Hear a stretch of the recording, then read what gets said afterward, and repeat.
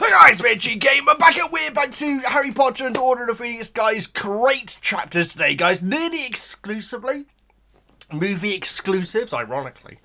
They are represented in the movies, but they are so rushed done. They really are, guys. It's such a short amount of the movie, but you know, we're used to that now. You know, very often we're covering stuff which is completely movie book exclusive. And there are some. Oh, I ain't got my scarf on, but there are some fascinating exclusive. Okay, I am going to start again just because I got to remember to do this.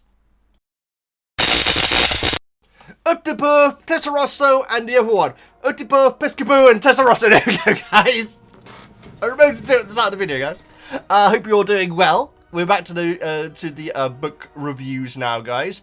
It is the June-July edition, and so this scarf may not be staying on for that long, guys. Because it is blooming hot in this room. This is a new shirt, by the way, guys. Well, I say new shirt.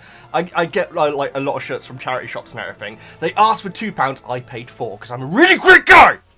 Sorry, I'm joking. I'm joking. Right, I did, but okay, shut up. Right. Back to the book reviews. Really good chapters, guys. Cannot wait to get into it. The first chapter is a chunky one, guys, and there's a lot of notes. The second one is definitely a little bit more streamlined. There's a lot of, I don't know if you'd call it exposition, but sort of like, you know, in between stuff. So my notes are a lot shorter.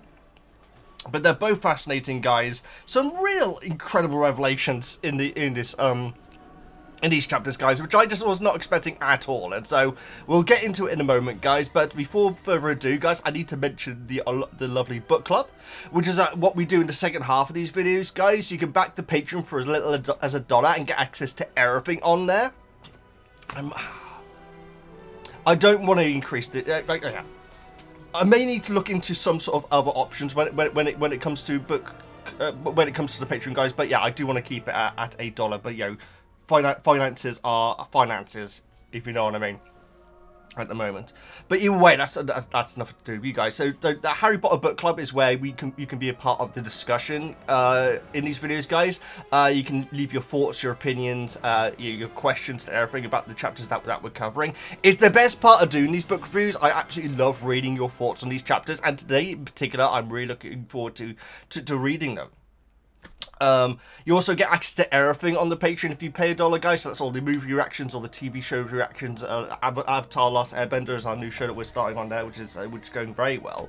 And yeah, guys, you'll be supporting the channel. And so if that sounds like the sort of thing you want to do, then you can. You also get access to 2 more of these. And so if you're watching this on YouTube, and you get to the end of it, and it's the latest book review that's on the channel, over on the Patreon there'll be 2 more episodes already waiting for you guys. And so if you want to back it, you can. If not, then just wait, and they'll be all coming up for free on YouTube. Either way, guys,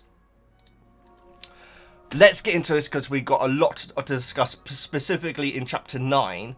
Thank you so much, Jones, for the side panels. Thank you so much, Max, for the summaries that I'm about to read out. Let's get over to chapter 9 of Order of the Phoenix, The Woes of Mrs. Weasley, which that is such a crazy name for this chapter, guys, because it leaves it late to get there, to just the reason why it's called this. But yeah, it's a great chapter. By the way, we were discussing, I can't remember exactly what we said, in fact, but we were discussing the situation when chapters get longer than an hour. I don't know if there are chapters that get longer than an hour. I think there are in future books, or maybe later on in this book, I don't think. And I got some really good feedback, guys. Thank you so much for the feedback on that. I don't really know what to do because I really don't. I've had suggestions of just doing one chapter in some videos. I've had suggestions of doing 1 chapter in videos, but then doing 2 videos per month and everything. But that kind of limits. It does it though, Veggie. No, because it does limit what else I can do. It's very difficult to work out what to do, guys. So what I'm going to do is just completely ignore it until we get to that point, and then we'll discuss it again, I think, guys. But this is a long chapter today, guys. But the second one was a shorter one. It's so crazy that in the first book, like, the chapters are like 15 minutes long, and now they're like 55 and 40 respectively in this one, guys. But this is a long book, and it's and they are excellent chapters. I have not changed the side panel. Thank you so much, Jonas. They look wonderful today, as always. And obviously, Max, thank you so much for your wonderful summary, which reads: Harry leaves the courtroom a free man, to which everyone is delighted, except Sirius, who was looking forward to having a mini James be his companion over the school year. They get their letters for school supplies, and to absolutely no one's surprise, Hermione has been chosen as a prefect, and to everyone's surprise, so has Ron. We'll get to it, guys, but I was so confused at this point. I really was. Harry wants to feel happy for his friend, but he's too much of a teenager to let it go completely. Which I've got something to discuss about, guys. Ron asks his mother for a new broomstick when she says that he can have a gift. They throw a shindig, great word there, to celebrate the achievement, to which some of the Order members attend. Harry feels a bit better to learn that neither his father nor Sirius were prefect, were prefect either. That it was the Professor Lupin who was the prefect. Do the prefects get re-chosen each year for a year, if you know what I mean? No, I guess that Hermione and Ron are now going to be the ones throughout the rest of the thing, unless anything goes wrong, of course. I'm guessing that's how it works, yeah. But yes, the Professor Lupin was Remus John Lupin, who was the prefect. Moody gives Harry a photo that both delights and depresses Harry, as seeing all those smiling faces that no longer were us, including Molly's twin brothers, Fabian and Gideon Pruitt. I did not know that they were twins. That's fascinating. And Max actually goes on to say George and Fred's middle names respectively. Fascinating. That is awesome. 14 years ago.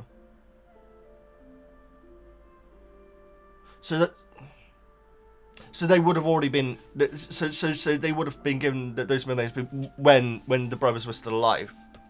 I don't know. Harry heads to his room when he hears Mrs. Weasley crying, and to his shock, she is crying over Ron's dead body. This chapter is so good, guys. I cannot even explain to you the feelings I had at this point. It turns into each family member one by one, except for the twins. I'm not sure if that's true, but we will discuss it. Who appear together dead. It's a Boggart, and Mrs. Weasley can't get rid of it. So the Professor Remus John Lupin steps in to save the day. It's Molly's worst fear to lose a member of his family, including Harry. A member of her family, including Harry. So yes, guys, what a roller coaster this chapter is. It's so and it's not just me. It's Harry is absolutely going through this crazy roller coaster of emotions in this chapter. But my goodness, the reader does as well, doesn't he? I'm going to say this right away, guys, just so I don't forget later on. Obviously, back during the Azkaban book review days, which are not my greatest time, I do apologise about that again, guys. It was a very rough period of my life. And I was kind of like lashing out in a weird way, at the book. But during those times, I was saying how Harry can be pretty pathetic sometimes. And I'm sure that was with the Hufflepuff bias and everything like that and everything. But I think that the more that the books go on, the more I'm being proved that I was right back then, guys. Because there are times here which are absolutely Harry actually catching himself being pathetic in certain ways, or like not pathetic, sorry, but like Max says, like a teenager, being grumpy about stuff that they shouldn't really be grumpy about, or being jealous and all sorts of stuff. It's stuff which I used to call out, and maybe it wasn't there, and I was just imagining it. But that has definitely started to be the case now, where we are getting moments where Harry absolutely is being like that. The great examples are in the last book, guys, where with Cho Chan, where when Harry like says, You touched the trophy, you deserve it and everything. And in his head, he's thinking, oh, great, he took Cho Chan to the ball and everything. So I really like that, guys. And I feel like it has been there longer than some other people think, because I remember quite a few people disagree with me back then, but I feel like that has at least become the case if it was not the case back then. It's certainly less subtle now, that's for sure. But we start at the Ministry, guys, which I was not expecting. I thought we were going to be popping back home, but no, in the movie it pops straight to 9 3/4. Sirius has a coat. Who cares? Let's not discuss that. Anyway, the Wizard Boggart are leaving. Okay, the person with the frog face, because I can't say Umbridge because she hasn't been revealed to be Umbridge yet, so it may not be her, is staring at Harry as they all leave and everything. Whereas Fudge and Percy are absolutely not looking at him, and Bones is I think discussing something with someone else and everything. Some people say hello to Arthur, some people don't, which is very, very interesting. I think the majority don't, which is very interesting. But then again, you know, it's very possible they don't know who he is, or don't know him in that sort of capacity. But yeah, sorry. So so they're starting to leave, guys. I've got my notes in the wrong order here, and so Harry is still, you know, he stands up from the chair whilst everyone's like, you know, packing away and discussing everything and leaving everything, and he like sort of like slowly walks to the door, towards the door, and then he power walks in, like, and he's pretty much running by the time he actually gets to the door. Opens it up, and Arthur's right there, looking concerned as always. Arthur like says that Dumbledore didn't say anything that had happened, and so he was probably even more worried about that. Unless he knows why Dumbledore has been like this, I mean that's a possibility. But yeah, Harry says all cleared of all charges. Arthur is shocked by the fact that it was a full trial, in like a full courtroom of people for Harry's case, which is obviously draconian, which is a word that I love using. I'm sure you've already noticed. Yeah, some of the wizards are saying to Arthur, but most don't. Percy's the last to leave. He completely ignores Arthur and Harry, which is, God, guys, I love this story arc. I got to admit it, guys. It's breaking my heart, but it's so freaking well done, and I love the discussion that we've had about it, guys. You know, a lot of people, I'd say some people still see Percy as completely and utterly, without reproach, is that the term? You know, like, just he is absolutely just evil and wrong and everything. But I feel like most people do see like the grey areas of the fact that he probably actually was really expecting Arthur to congratulate him. I don't know, guys, but we've discussed that enough. For now. So, and yeah, I know obviously Arthur doesn't say anything to Percy either. Arthur's going to drop Harry off back at the Black household. Well, going to go on his way to the toilet. To the toilet. I apologise. To the toilet that we heard about last time.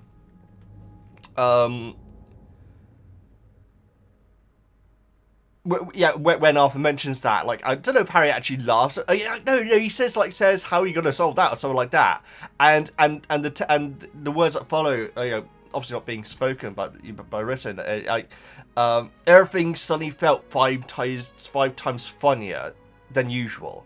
I absolutely know that feeling, guys. And I've got it down here as giddy, which is actually the term which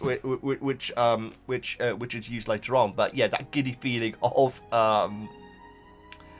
like, you know, nothing can go wrong, you know. And unfortunately, it does, guys. Like I say, this chapter is so rollercoaster-esque for Harry, but at this we just get absolute sass Harry, and it's a sort of Harry that we just absolutely wouldn't have seen in the movies, and it sucks, guys. And again, it is not Daniel Radcliffe's fault at all. I think he was brilliant in the role, but give Harry some personality. Jeez, it's like he's been let off, he smiles, and he's, oh, Dumbledore's not speaking to me, and then it cuts over to the train station as if nothing had happened.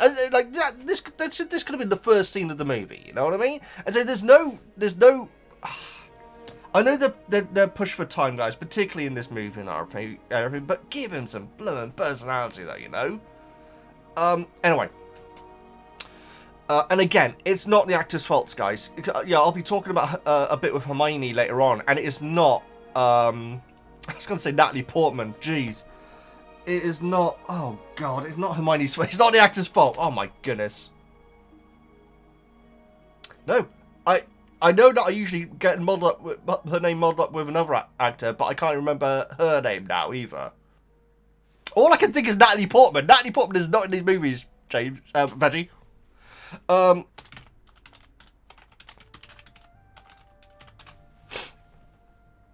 that's right. Emma Watson. I just remembered. Right. Yeah. But yeah, it's one of the bits which really stand out to me in the Harry Potter movies, and it probably doesn't for anyone else, but it's such a strange moment. You know, when we were doing, I may as well talk about it now, guys, but you know, when, it's not so funny, I don't go on tangents or anything, but you remember back in the day, when we were doing Chamber of Secrets, and I discussed the scene where Harry, like, says, hey, why don't we take the car? And the way that Rupert Grint. The way that Rupert Grint says, the car? I get the impression it's meant to be, the car? Like that. But the way that Rupert Grint, and maybe it is the actor's fault in this situation, but he was very young, guys, so it's certainly not his fault. But the way that Ron like goes, the car? It's like he doesn't even know what a car is, which I guess is possible in the Wizarding world. Unlikely, but it's like completely and utterly baffled by. It's as if like Harry's talking parcel tongue. Ironically, too, it's like the car. the way he says it, it's interesting. But there is a bit later on which genuinely almost gave me chills in the move in a Goblet of Fire, guys. When Hermione introduces Luna to the group and calls her Loony by accident. Because I didn't know her name is Luna Lovegood, and there is this bit where like she pauses, because Ginny's the one who says, "Oh, it's only Loony Lovegood," and then goes and says, "Hello, Luna," which is a much better way of doing it, because we established that is her nickname in that way. But in the movie, they decided to say, "Oh, this is Luna Lovegood," and it's not Emma Watson. Yes, it's not Emma Watson's fault, but. If it was so creepy, guys, because I didn't know I didn't realize that Hermione was saying the wrong thing. It was almost as if she'd seen something and was like tried to. It was really weird watching that scene for the first time. So I didn't understand what had happened because I didn't know her name was Luna, and I didn't know her name was her nickname was Loony Lovegood. And so because that isn't established, it was just completely baffling when she says it's Loony Lovegood. Seriously, that's if you're watching this rather than just listening to it, that's the face that she pulls, and so it's like a creepy pasta, guys. It's like, what the hell's what's happening? It's like some sort of horror scene, because I didn't understand why she was looking so worried. So I'm going to watch my reaction back to that moment, guys, because maybe it wasn't evident, but genuinely I got chills from that moment because I didn't know what was. It was really scary. The way she goes, Lovegood. Like, and again, it's not the actor's fault. The car! I can't even do it. I can't even do the way he says it. Anyway, I'm sorry, guys. And again, not criticising the acting at all, guys. They're brilliant. But anyway, let's get back to notes, guys, because we need to get through these, because this one, this is a big chapter. Like I say, the next one, not so much. Oh, by the way, guys, you guys pointed out I'm an idiot. Well, no, you didn't point out I'm an idiot. I mean, you did. But Arthur was wearing Muggle clothes because he had to walk Harry to the Ministry. It just didn't occur to me. I think it's because I'd seen the movie scene, and so I didn't think about the fact because Arthur's looking completely respectable in it, which is one of his biggest. Arthur's wacky clothing is one of his most important key aspects to his character in a book. And it's just not there at all in the movie. So crazy, so crazy. But yes, thank you so much for pointing out, guys, because that went completely over my head. So yeah, Arthur talks about Muggle baiting and says how it can seem funny, but it is an expression of something much deeper and darker, which I really like, guys. I really like that line.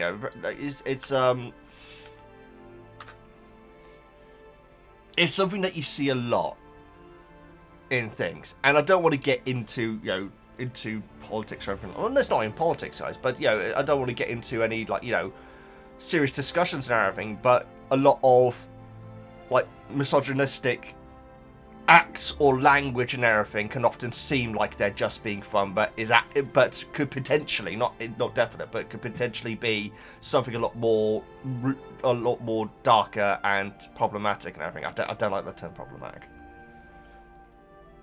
I don't like the term problematic because it's an avoidance of saying what you want to say. It's like saying that's problematic. Well, say what it is. Anyway.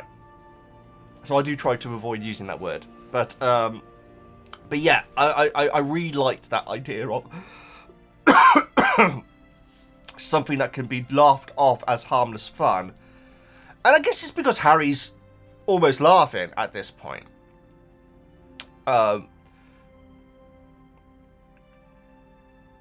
It's interesting because it's very interesting, guys, because obviously Harry has no affection for Muggles, but Hermione's Hermione, obviously, but someone who does have affection for for her roots and everything. Although Harry is born to a wizard, but does have a real loving connection to the Muggle world, would probably see these things as actually being bad, but because Harry is actively against that sort of thing towards Muggles, but with good reason, his experiences with them, he probably would see it as like a jovial thing. And so it's cool that Arthur, of all people, is telling him that. Fudge is talking to Lucius, so we do get this scene, guys. I was saying last time, where is this scene in the movie? But we do get it. But we actually get more. We actually get genuine discussion and everything.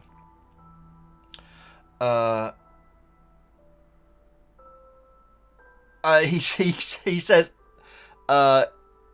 says, well, Patronus Potter. And I got on it. That's not really much of an insult, really. It's like kind of weak. This is the first dip, guys. Harry gets an instant flashback to the graveyard, remembering that Lucius was there, which is kind of crazy, guys. The fact that he's not bold as brass out in the open. But of course, I don't think that the majority of people have been obviously the majority of people haven't been told that he was involved. Lucius says that Harry's ability to escape dangerous situations is almost snake-like. It's very interesting, guys. I'm not even sure what he means by that. And Harry just says, "Yeah, I'm good at escaping." I look at that here. Movie Harry would never say something like that, guys. I love how patronising, sassy Harry can be. It's just like completely different characters. Movie and book Harry, they really are, guys. And it's book is so much more realistic. Again, guys, I understand it's linked from the movies, and it has nothing to do with the acting. The acting is excellent. Luna Lovegood really creeped me out, guys. I don't know why. Going back to the part of the movie, guys, and the way it's because I didn't understand what would happen. The fact that she had gone to say the wrong thing. Because the movie hadn't set that up to be able to work that out. It's so uncanny. It's creepy. The way it's like it's enough. Anyway, I'm sorry. And Neville looks genuinely terrified of Luna, which is a bit ridiculous, guys. I mean, he didn't want to stay in the cabin with her. I don't know. Neville's a strange one with me, guys. I do feel like sometimes they go a little bit too heavy with the humour, and I think that the vast majority of people disagree with me when I said about the part of the last book where it's meant to be kind of funny that the fact that he's like saying words wrong and everything when talking about dinner and everything like that, and I think that everyone in fact said no, that Veggie, that bit wasn't meant to be funny. Part of me still thinks it is kind of meant to be funny, You wouldn't have a moment... Like, Harry's been through some horrific trauma and everything. We haven't had him, like, accidentally bumble his words and say the wrong thing and everything, And so I do feel like that is a Neville exclusive, that sort of moment. And sometimes I feel bad for him, guys. I genuinely do. And so, yeah. Anyway. Patronus Potter. Oh yeah, I'm good at escaping. Lucius asks why Arthur is there. And it's actually a good question, guys, because, you know, it's, Arthur can't exactly, Arthur says, I work here, and this is, well, not on this floor, but, you know, why Arthur would be escorting Harry there could mean that there is something more going on, and obviously they want to keep everything very, very secret and everything. But Harry, like, right back up and, like, says, well, what are you doing here?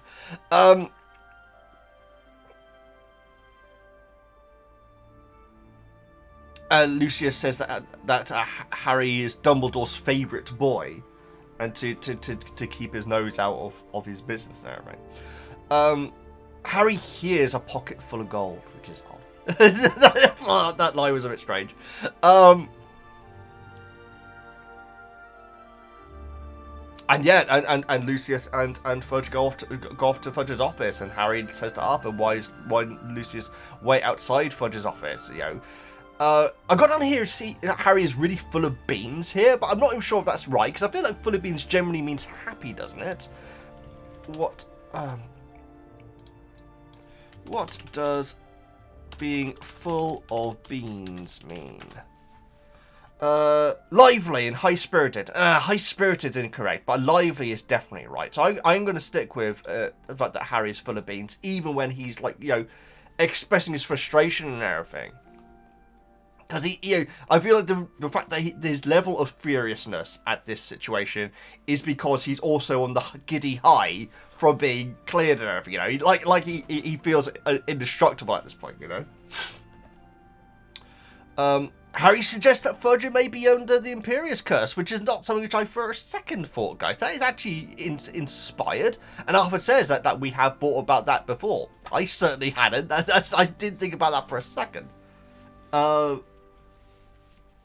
Harry donates to the fountain, so I don't know if I brought it up in the last video, guys, but Harry, like, promises to himself that he'll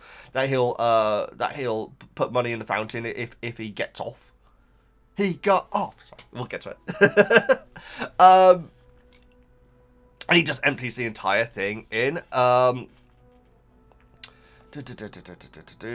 need to be deleting these as I go, or I get lost. It's so interesting, guys, because Harry looks again at the statue, and it says it's because he's up close this time, but I don't think it is. He says that how like the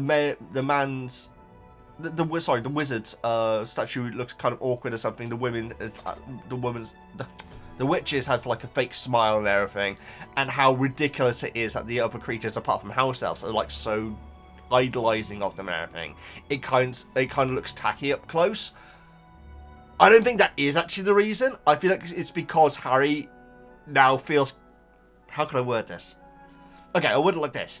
When he walked past the statue for the first time, he felt very intimidated about the situation that he was going towards. He was fascinated by everything, but he was like, it was a bad situation. He's like, oh, am I going to be in trouble with these people, sort of thing, you know? But that's gone now. And so that's why he looks at the fountain is like, say, this is a stupid statue, you know? I feel like that's the reason. It says in the book that it's because it's up close, but no, I think it's actually because Harry now doesn't see it as a symbol of authority over him. You know what I mean? Which I love. I think that is so cool. Again, sassy Harry. Sassy Harry is the best Harry. It's great. Ron says, yeah, I knew it. You always get away with stuff, which is such a brilliant line, guys. We're sort of back at the house now, obviously. Yeah, I absolutely adore you always get away with stuff. And you know what? It reminds me. We're going back to the past a lot in this video, guys. But you remember back at the start of Azkaban, where Ron's like saying, "Oh, we'll just defeat Sirius Black if he comes along." You know, it's that sort of attitude of you always get away with stuff, Harry. Brilliant.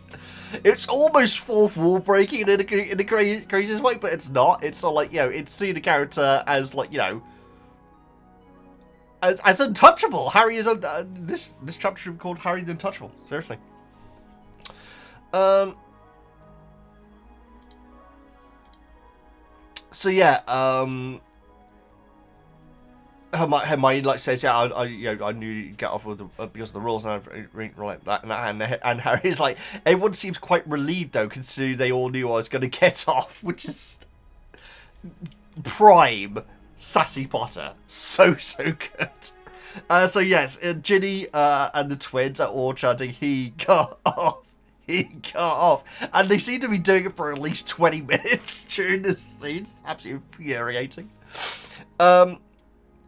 Ginny is definitely becoming like Fred and George, isn't she? She really is. They kind of always have been her inspiration, really, haven't they?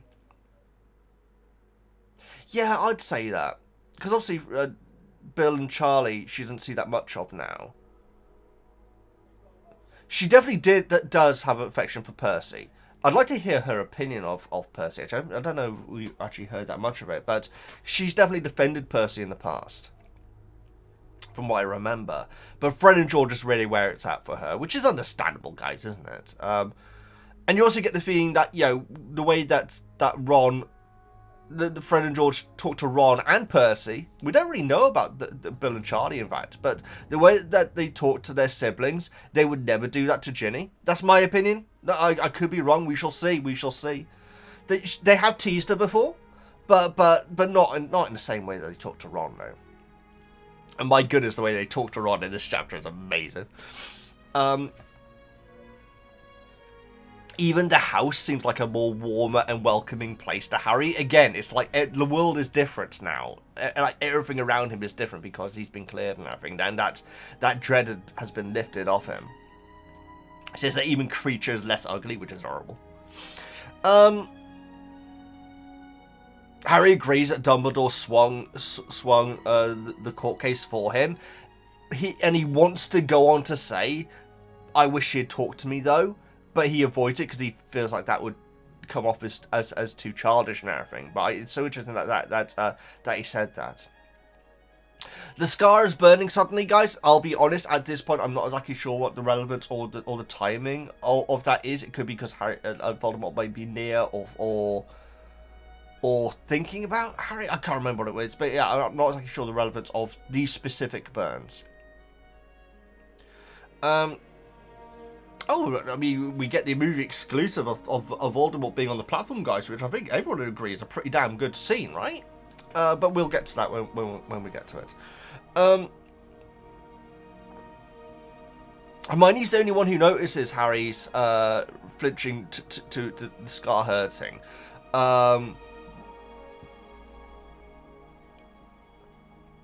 Which is you know, very Hermione. Ron expects Dumbledore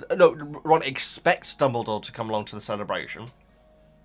To celebrate with them. I don't know if they're going to have a celebration. I think they're just having meatballs.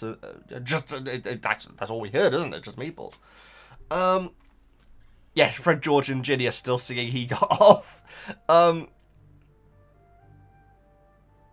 B and L. Oh, Black. Yeah. I'll jump on the line here, but my note says that we don't hear of Black or Lupin's reaction to Harry getting cleared. But then immediately we do hear Black's reaction, which is clearly not happy. He's not really even trying to fake. Yeah, he's not even trying to fake it and everything. And I mean, we'll get to it later on, but no, we'll get to it here. And you know, time passes. Meatballs have been consumed, presumably. And Black is spending most of his time in his room with Buttbeak. Hermione says that he's being selfish, which I'm kind of with Hermione here. But the thing is that... And Ron says that Black doesn't want to be left alone and everything. And you got to take into... Do you, though? You do. I would want Sirius Black as the adult, as the godfather and everything, to put on a happy face for Harry, because it is a really important... It's absolute heaven or hell for Harry, this court case was. And so I would want Black to put on a happy face, but yeah, at the same time, Black has spent so much time in Azkaban and everything. He was very young when he went in. And he has that rage anyway, which I think he's always kind of had. the loyalty aspect of him as well being part of it, that he is acting selfish. I feel like that he's acting selfish, but in an understandable way. Kind of. I would want him to be putting on happy face at Harry, though. Either way. Hermione says that Black got his hopes up that Harry would be coming to live with him. But that does mean that Harry would be losing out on Hogwarts, though. Yeah, I don't. Yeah, it seems. I feel like childish is almost the word that I want to use. But again, it's understandable because Black is not your average person. What he has been through and everything, you know. Harry says that she agrees with Molly that Black gets confused between Harry and James. And Harry says, you think that he's touched in the head, which I'm pretty sure is a new term for me, guys. I'm guessing it means that he's insane. I never ever heard that term before. Touched in the head is an interesting one. So they're all cleaning mold out from a cupboard and everything, and Ron says that he feels like a house elf doing this, and Hermione straight in there brings up S.P.E.W. and actually says S.P.E.W, guys. Now I don't know if this is an audiobook error. I've brought up audiobook errors in the past, guys, and most of the time it turns out that I was wrong. But at least here with Stephen Fry, Blackadder. Stephen Fry definitely does say S.P.E.W with Hermione saying it, so maybe she's just started to use that term. Annoying. Hermione says that it might be a good idea to do a sponsored scrub of the Gryffindor common room to, like, you know, to show what it's like for house elves and everything. House elves at Hogwarts would absolutely hate that. Even I can see that they would absolutely be furious about that. And Ron quietly to Harry says, I'll sponsor you to shut up about S.P.E.W, which is such a Ron line. It's such a Ron line. And the fact that it's unrelenting, this whole thing of Ron not mocking, but sort of, you know, being a counter to Hermione. It's like, you know, it's constant. It's always there, and it's always adorable. I feel like we've moved past all our major falling outs, haven't we? Maybe not. We shall see. We shall see. Move forward a few more days. I think it's actually cutting it close to actually being September the 1st, in fact, where the book lists have arrived.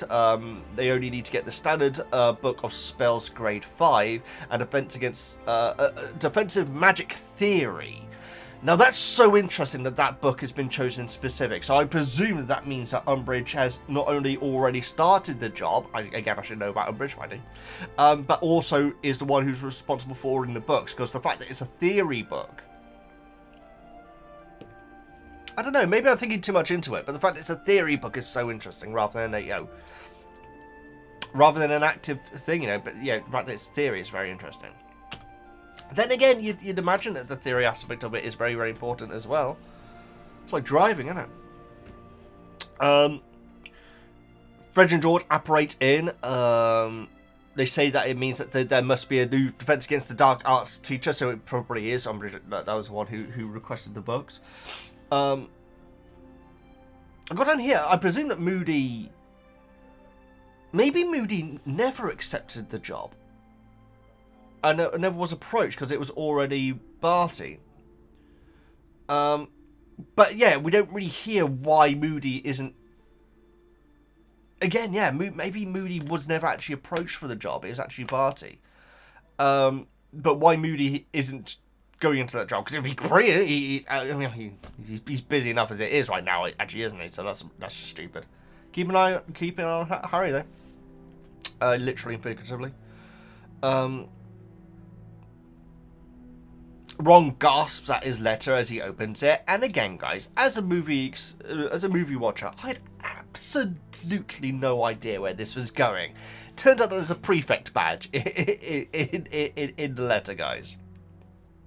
I I got on here, this is a book exclusive, right? And I am absolutely sure it's a book exclusive. There's no way that there's not even a hint of this in the movies, is there? I do feel like it would have been cool. I mean, we talked about, you know, having a subtle S.P.E.W reference in the movie would have been cool. Where, like, maybe in the background, whilst Ron and Harry are talking about something, Hermione's just going in the background with, like a collection tin, like, which says S.P.E.W on it. And leave that in the movie, and for people to like say, hang on, what's Hermione doing? And was, well, you need to go and read a book, don't you? But having Ron with a prefect badge would be so weird. That would be such a, like, hang on, that can't be right. That must have been that's Percy's robes. They made a studio error there. Yeah, that would be a bit too much of a strange situation. Fred and George thought it would be Harry because of the Tri-Wizard tournament, and that to me seems odd, but it does seem like that sort of accolade can also get you Prefect, but surely Prefects, you want to be the people who are going to be taking things seriously, paying attention, and not messing around. So obviously that's run out as well, but you know, I don't think that just because you win the Tri-Wizard tournament, you'd be appropriate for a Prefect. And this is just seen as a reward, but it's a reward where you're given power, though. So I don't know if that's a very healthy thing to do.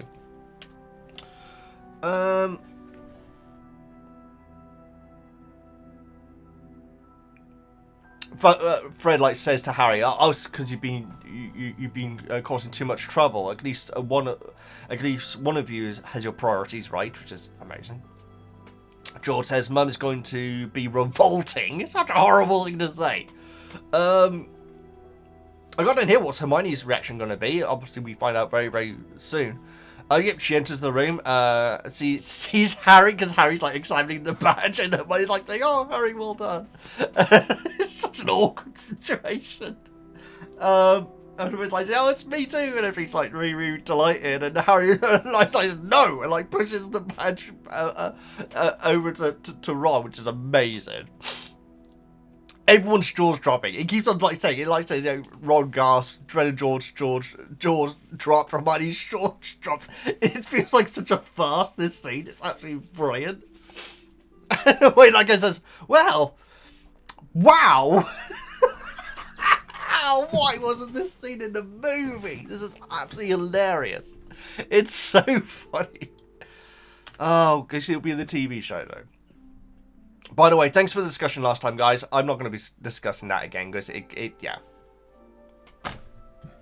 Let's move on.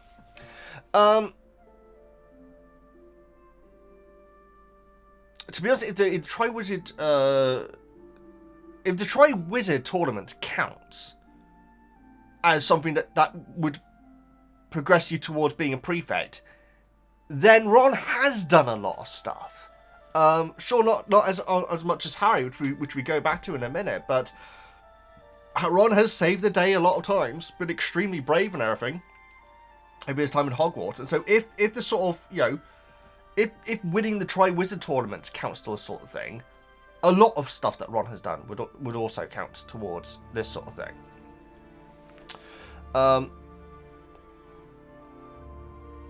Molly arrives. She'll be going to Diagon Alley on her own to collect all the stuff for them. That surprises me, guys. I would have thought that... Oh, no, because Harry can't go because of the situation, can he? I guess he could, but he'd have to be very heavily supervised, wouldn't he? No, yeah, it'd be a mistake, actually, for Harry to go. So that's why they're not going. Okay, because I got down here. I would imagine that Diagon Alley is like a really... particularly for Harry and Hermione, being like a really exciting, amazing place to be. It was almost like Harry's first portal into Hogwarts, you know, into that world, I should say. But they're not going to be going, and Molly's going to be going on her own, which makes sense now I think about it. I didn't think about it before. Molly asks what colour pyjamas Ron wants, because he needs wants replacing because they're 6 inches too short just to watch his image. George says, "Well, why don't you get him red and gold ones to match his badge?" And Molly's like, "What?" And Fred says, "Shiny new prefect badge." It says that Fred's words took a moment of a moment to penetrate Mrs. Weasley's preoccupation with pajamas, which is such a great sentence. I absolutely love that sentence. Yes, well, I did say Mrs. Weasley. I don't normally say Molly, but I wanted to get that quote accurate because that is a brilliant sentence. Molly's staring at Ron now, like says, but Ron, you're not. I don't believe it. She says twice. It's her best Victor Mildrew impression. And she says that's everyone in the family, which is a blooming cheek. George says, what are Fred and I, next door neighbours? Which is amazing. And he says this as Molly like pushes past George to get to Ron. So disrespectful. I don't know, guys, because the thing is, as Max pointed out, Fred and George should appear later on in this chapter in the Boggart. I also don't think Ginny did, though, and I think that's what I got on my notes. So the fact that she says that's everyone in the family is so interesting to me. Yeah, I really don't know. That's so bizarre that she says that. Obviously, she's having a bit of a moment. But it's so odd that she's basically forgotten Fred and George, you know. I mean, you know, I guess it's possible that she associates Fred and George with her brothers. And so maybe they were prefects, or they couldn't have both been because they were twins. That was very smart. Very smart of me just then. They could have both been prefects. But yeah, what are we next door neighbours? It's a brilliant line. But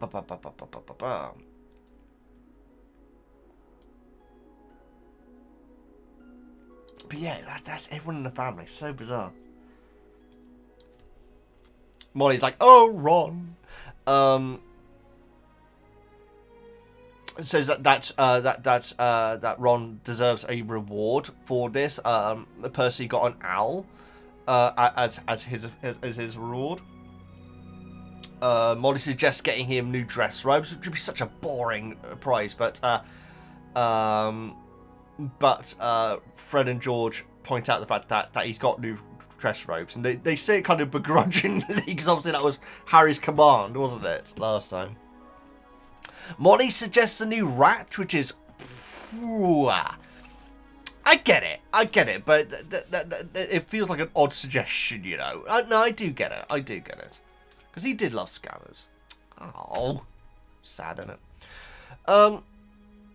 On sees what he... On? Ron! Ron, as, pushes to see what he can get and asks for a broom. That was actually what I was expecting him to ask as well. And reading Molly's reaction, he immediately says, "Not a really good one." So it's so bloomin' Ron. It's so bloomin' Ron, guys. I love it. And Ron bloomin' says yes.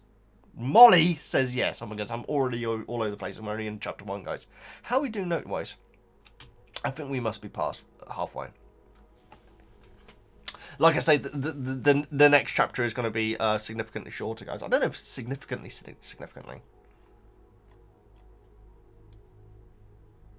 Yeah,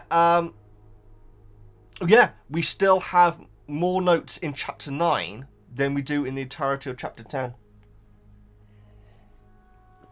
But we still have lots of notes, guys. Don't worry, it's not going to be blasé. So Molly obviously gives Ron a big kiss and goes off to head off to Diagon Alley. And Fred says, "Don't mind if we don't kiss you, kiss you, Ron." And George says, "We could curtsy," and Ron tells him to shut up. Fred and George like say, "What, are you going to give us to put us in detention?" Which he now has the power to do, guys, which is wild. It really is. It's also insane. Because specifically Dumbledore's choosing everyone. Because, it said Dumbledore chose Ron and everything. I'm pretty sure it did. So that means that he also chose the other ones as well. And so, yeah. We'll discuss that when we get to it.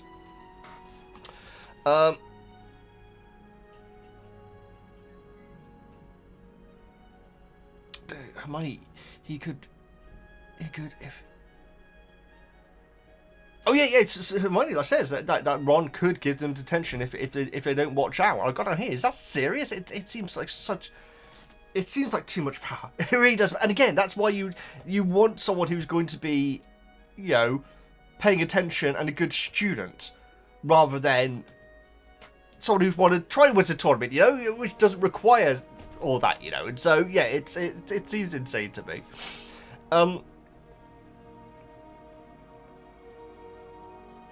George says that it looks like our law-breaking days are over. I'm not sure who it is, but it says only Pratt became prefects. Brutal. I'm not sure who's that. I mean, it's obviously one of Fred and George, isn't it? But yeah, only Pratt's become prefects.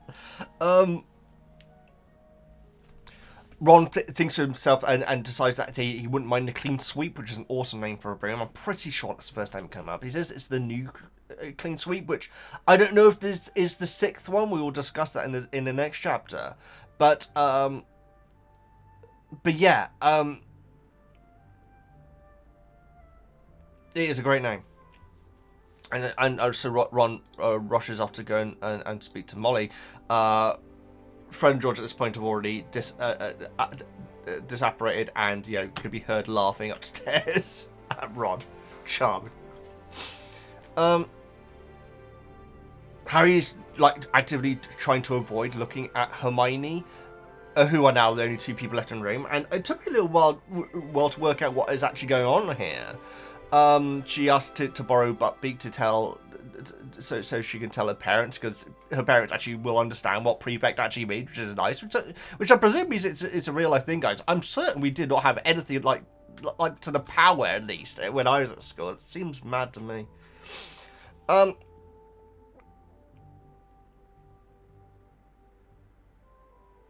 With everything, he had forgotten about the badges. Oh yes, so everything that you know Harry's been going on about, going through and everything. If he wasn't going through that, he may have actually been thinking about the badges. I'm not sure if that's actually true, because obviously he's probably more focused on Voldemort and everything, wasn't he? Like he was at the start of the book. But if everything, I guess, wasn't there, then he would probably be expecting one because of the Triwizard Tournament. I think exclusively, because even Harry thinks to himself that he's no better than Ron when it comes to schoolwork and everything.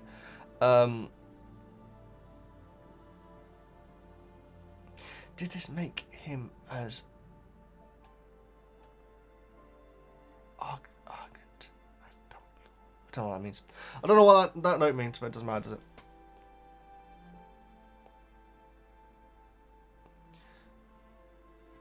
Did this make him as arrogant as Dumbledore down here? I feel like I've written the wrong name down here, guys. But Harry's thinking to himself, does this make him arrogant? The fact that he's now thinking about the badge so much and everything, and he thinks to himself, did this really make him?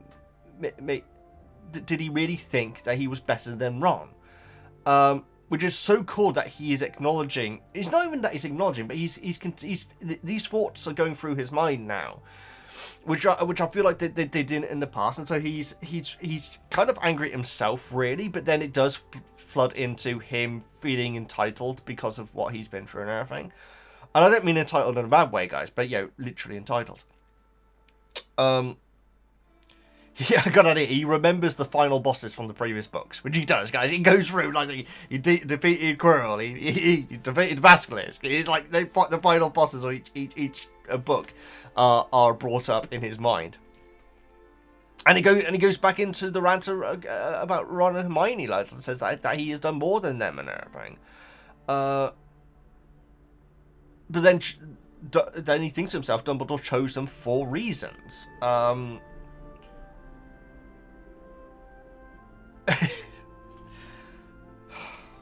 Okay. Here's a new feature, guys. Guess what Veggie is about to say. Okay, oh no. Guess what note Veggie made. Okay, guess what note Veggie made, guys. Okay, so this is the first edition. Welcome. You're very welcome. This is the first edition of Guess What Note Veggie Made. When I read the line in the book, Ron must have something that you don't.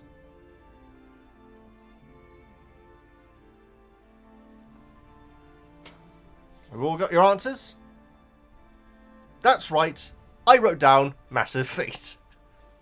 Harry feels sickened at himself, and it's brilliant. It's so refreshing to see this side of Harry, guys. And the thing is, you still get the feeling that he's still kind of on the giddiness. I know it's been several days and everything, guys, but he kind of is still on this giddy thing of, I'm going back to Hogwarts and everything. And so, even when he's jealous or upset in this chapter, it seems to be an extreme because of the giddiness. Like that's at least how I see it. I could be wrong there, guys, but that's certainly how I interpreted it. For the first time, Ron had beaten him at something. Now, I really appreciate this line as well, because despite the fact it's kind of graceful, it's also kind of bitter at the same time. The way that it's written, I do appreciate the fact that Harry is having these thoughts. It's brilliant. And you know, maybe some people reading this are like thinking, no, absolutely should have been Harry. This is unfair, and it's completely understandable that Harry is like this. That is not my interpretation of it at all, guys. Maybe it's because it's not. I don't think that winning a Triwizard tournament should put you into a role of authority. That feels like a very bad idea. It's like the top scorer. Oh no, the chaser at the Quidditch World Cup will now become the Minister of Magic. You know, it's two very different things. It's not just about winning, you know. And so yeah. Ron returns, and because Harry's had this thought process and everything, he then does congratulate him. He kind of congratulates Hermione before, but like his voice is like is broken, and he's really trying to hold down the rage, and even Hermione can tell that something's up with the way that Harry is acting, and so yeah, I really feel sorry for Hermione not being congratulated more. I'm sure she was between the pages, but because you know that she would actually been gunning for that. Ron certainly wasn't gunning for it.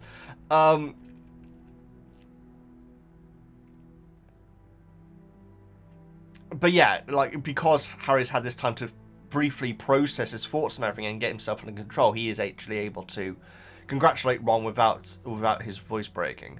Fred and George offer to put the badge on Ron's head, put the badge on Ron's forehead with a permanent sticking charm. Brutal. I'm pretty sure that's come up before, hasn't it? I swear there's been a line about Percy about having the Prefect badge on his forehead. Maybe I'm wrong. I feel like that's come up before, though. Molly got the clean sweep, which I was not expecting, guys. I'm actually blooming delighted for Ron. That's freaking cool, especially, you know, considering that he probably really thought it was very unlikely. He, like I say, it felt like he was chancing his arm when he asked for the broom, and like immediately backtracks on that. Not a really good one. And it seems like the clean sweep, if what is to believe from the Quibbler, is an incredibly good broom, but we will get to that.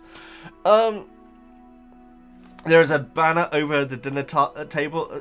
They're going to be having a party instead of dinner. I've got down here, what about the meatballs? But that was obviously several days ago, so I don't know why I'm still thinking about meatballs at this point. When do they have chicken and mash? Is that later on? No. Maybe that was another time. Or maybe it is now. Maybe they're having chicken and mash at the party. Doesn't matter, does it? I'm only interested in breakfasts, which I've not had today.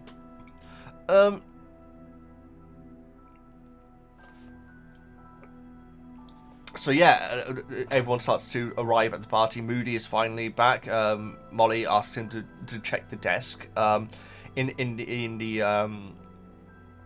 The writing desk in the study, I think it is. I can't remember where it is, but and he does it from there. It's actually really cool, because I was expecting him to at least go to the room, but then he just his eye just goes straight to it and says, "Oh yeah, it's Boggart." It's kind of crazy. It seems to have very little limitations, that eye. It really does.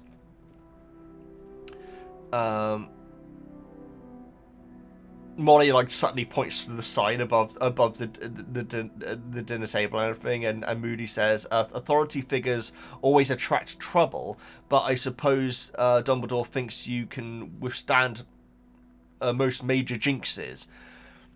I've got down here, wow, thanks. But that's Moody though, isn't it, guys? You know, Moody is not.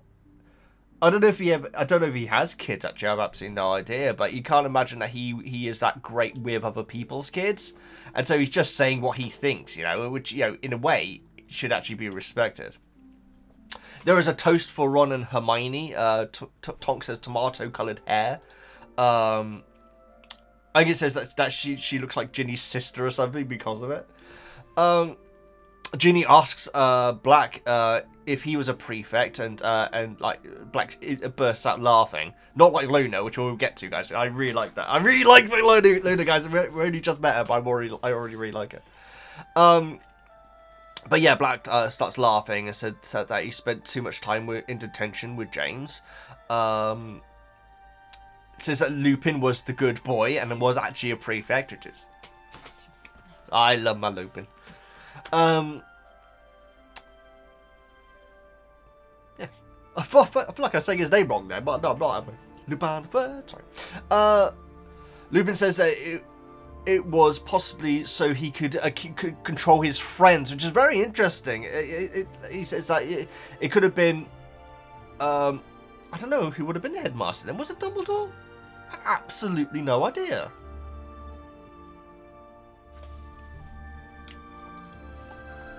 Who was headmaster when James Potter was at Hogwarts? It would be Dumbledore, wouldn't it? Yeah, in the 50s. Dumbledore became headmaster in the 50s. Okay. Yeah, so yeah, easily then. I've always assumed it was, but I don't know what I was really basing that on.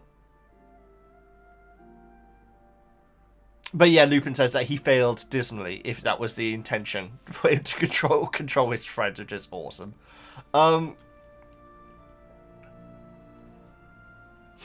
Harry, hearing James wasn't a prefect, like, cheers him up massively. It, like, puts him, you know, it almost feels like a badge of honor to him now, ironically. Ron is telling people that the clean sweep does 0 to 70 in 10 seconds. Which, I wonder what the firebolt does. How fast does the firebolt get to 70 miles an hour? I doubt there's going to be an answer for that. It can go from 0 to 150 miles per hour. Oh, it can get to 150 in 10 seconds. My goodness. Okay, according to this, anyway. Jeez Louise. So yeah, that explains the scene in the movie when Harry gets on it for the first time. But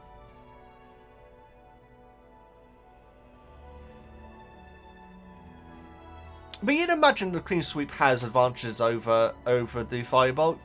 You'd imagine that the firebolt just isn't the best at everything. You know, having that speed can obviously be a detractor as well sometimes. Hermione's talking to Lupin about S.P.E.W. Really wish we heard more about that. Compares it to W.W. Now that could be Wizarding World. World War. No, wouldn't we? World War. What is it that Hermione compares it to? Because I've got down here, wow. I'm not exactly sure what it is that she compares. What is it that Hermione compares the plight of the House Elves to? I need to go and look this up because I can't remember. Werewolves, of course. I just remembered it. Werewolves, of course. Yeah. So that's why I got down. Wow, it's like, wow, Hermione, that's a bit rude.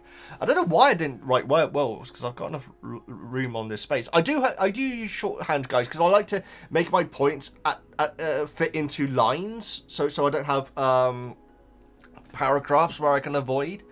And so sometimes I do write shorthand. So I didn't know what I meant by WW, but now I understand. Sorry, guys, I'm just going to quickly check a YouTube comment because someone's asking me how my movie reactions work. Okay, that's fine. Right. Anyway, back to this.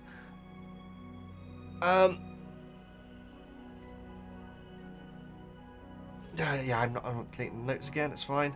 Yeah, we don't hear what Lupin's response to that is. I'd imagine he was very cordial and polite, and he's probably just nodding at Hermione and everything. But I'd like to hear his thoughts on the house elves. I think he'd be very measured, wouldn't it? Like everything that he says, unless he just hates them. It'd be amazing. He just absolutely despises house elves. Fred and George hang out with Mundungus. Who has shriveled black pods, which are venomous tentaculous seeds, which are going to be used in the sick sweets, or what they're called. But they're Class C non-tradable, which surely is going to get Fred and George into trouble if, like, in the ingredients. I don't know, because it says non-tradable, so maybe if you grow your own, you're allowed to do it. Maybe that's it, so they're just going to be pretending that they're going to be growing their own, maybe. But yeah, non-tradable is a very interesting term. Harry worries about them getting found out, as he is their financial backer and everything, and, you know, he would see it as his responsibility if there was to be any sort of rip between another rip between the Weasley family, if Molly, like, really goes nuclear at them, or Arthur. It sounds like we're getting into legal issues now, guys, and so it could be Arthur that could end up being really angry at Fred and George about this, and Harry worries that his money and his actions are may potentially lead to that. Kingsley says he's not to Harry. I thought it was to Harry, but Kingsley says that he would have thought that Harry would be a prefect. And again, Harry instantly feels down again. It's so the roller coaster that Harry goes on in this chapter is so good, guys. It's so well written. Ron is telling, I think, Tonks at this point that the clean sweep is made of Spanish oak with an anti-jinx varnish on it. And Moody shows Harry a photo, guys, which is the photo which Sirius gives him in the movie. And Harry isn't given the photo here; he's just shown it, I believe. And yeah, it's the Order of the Phoenix picture, guys, which I was wondering when it was going to come up. Several of the people in the photographs start waving at Harry, which is amazing. Everyone's like giving him a cheers and everything, which is so nice. We hear about Marlene McKinnon, whose entire family were killed 2 weeks after this picture. Apparently, Mrs. Longbottom looks very, very, very much like Neville. And we get all the lines. It's Sirius Black in the movie who says it's fate worse than death that happened to them, but it's Moody who says it here.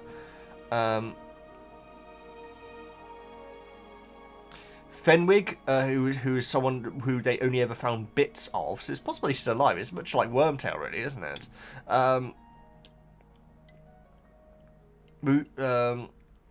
Moody tells the people in the photo to shift out of the way and move around and everything. I'm pretty sure that's new, right, guys? I don't think... I can't remember the actions of a photo being dictated by someone who is holding it or looking at it. I guess you could say that with the chocolate frogs and everything. The cards, the trading cards, I should say, but that's not like, you know, this. I'm pretty certain this is the first time, because photos and paintings are very different, guys, from what I gather when it comes to their lore and everything. But for Moody to be able to tell them to move, I'm pretty certain it is the new president, which I've never heard before. That definitely does seem like it to me. Edgar Bones, the brother, I'm guessing, of Bones that we met in the last chapter. Podmore, Caradoc Dearborn vanished 6 months after the picture and was never seen again. He may still be out there. It'd be very interesting to see if that name crops up again. Gideon and Fabian Pruitt, Molly's brothers, which I did actually remember by. I remembered by memory. I remembered by memory that they would be related to Molly. I didn't know they were twins though. That's very, very interesting. Going on Max's summary. Aberforth is there, which is not someone who is expecting at all. Dorcas Meadows, who was actually killed by Voldemort, and Lillian James. And it seemed to be a revelation to Harry that they were in the Order. So, is this the first time that he finds out? Because in the movie, like, Harry doesn't say, my parents were in the Order of Phoenix. And so I feel like I've always assumed that Harry just always knew, but how would he always know? He didn't just find out about the Order of Phoenix. And so, yeah, for some reason I've always assumed that he knew. And Wormtail is there, guys. I actually forgot that Wormtail is actually in the photo in the movie, but he is there, though. Good old Timothy Spall. Oh, we're getting through it, guys. We're getting through our notes. I didn't realise how well we're doing. Harry tries to make an excuse about wanting to leave, but Black interrupts to speak with Moody. I don't know if that's on purpose. I feel like it's possible that Black could actually see the way that Harry was reacting to the picture and wanted to give him an out. I feel like that is actually possibly what happened. And Harry rushes out, guys. The pick really affected him in a very bad way. That isn't represented at all in the movie. I don't think. I'm pretty certain it isn't. It may come up later on, because he now has the picture in the movie, but I can't remember that happening. He's thinking about the fact that everyone looked so happy in the photo. I guess you could compare it to the fact that everyone in the Order right now is really, really happy, and so it could be. What was it? 2 months later, we could have absolutely horrific things happen to these people that are all cheery and happy and everything. Brutal stuff, guys, but not as brutal as the next thing, guys. So this is I've certainly had moments in these book reviews, guys, where I've said that I got serious chills when I got to this part of the book. Now, granted, I immediately worked out what was happening immediately, but that didn't stop the chills, though, guys. It was absolutely, because I was able to envision what it would be that Harry would feel in this moment, in knowing it's Boggart or not. And so, as he's presumably going back to his room and everything, he hears someone sobbing in the drawing room. I've got down here, is it Molly? I'd already assumed that it was Molly. I didn't realise it was anything to do with the Boggart, though. And when Harry looks into the room, he sees Ron dead on the floor. Guys, like I say, I immediately worked out what was going on. I immediately did, because obviously the Prefect thing was a bit of a big swerve. Ron dying at this point would be a gigantic swerve, so I did immediately work out what was going on. And also, if Molly genuinely thought it was Ron, then she wouldn't just be sobbing. She wouldn't just be crying, guys. It'd be pandemonium. And so I did immediately work out what was going on, but it didn't make any lighter, guys. I think it's said how the moonlight is reflecting on them as they lay on the floor and everything. I really like the way inside Harry's head it goes, it couldn't be. Wait, it couldn't be. I really like that. Because like I say, I immediately knew what was going on. But, when you see, when Harry sees it, there is going to be a moment of him processing it, Molly is trying to use ridiculous, but each time that she does, it changes towards a different member of her family. It goes from Bill to Arthur. It does have Fred and George. Okay, so I don't know. I feel like. So I think that Max said in the summaries that Fred and George weren't represented here. Everyone except the twins. Whereas in my notes, I've got everyone except for Ginny. And so it's not a big deal anyway. It doesn't matter at all. But because Percy is definitely one of the people that appears, not Creature, which we will get into in the next chapter.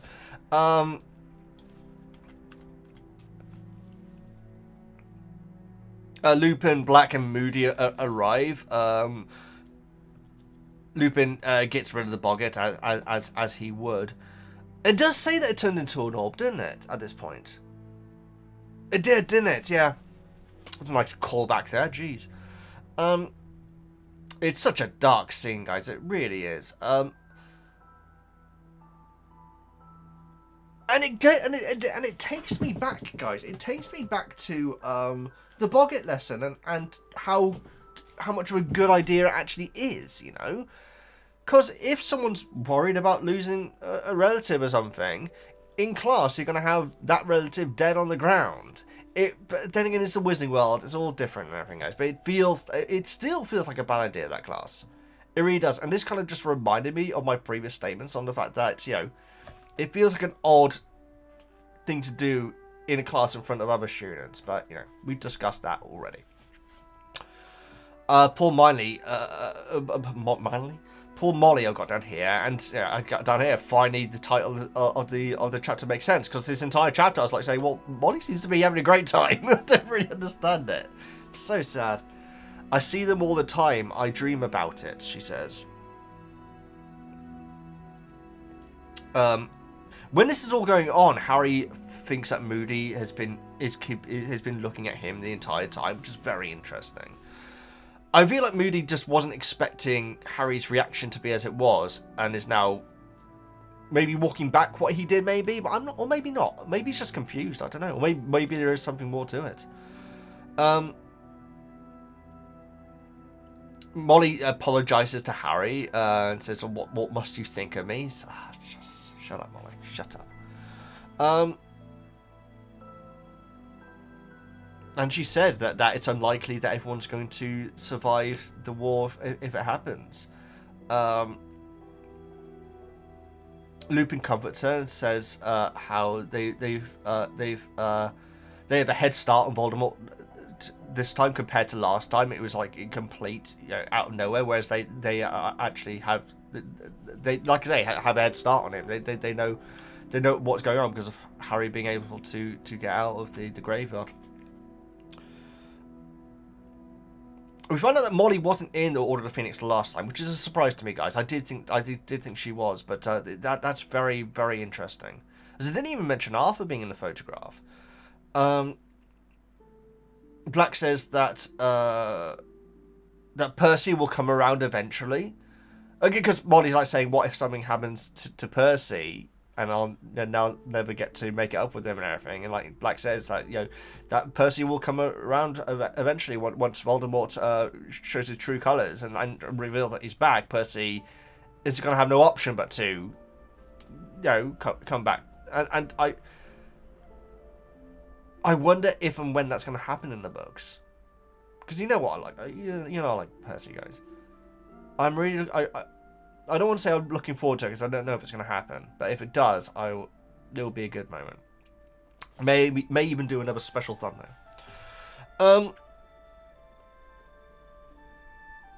Lupin says that if anything were to happen to Arthur and Molly, that they would be the ones to look after Ron and Ginny.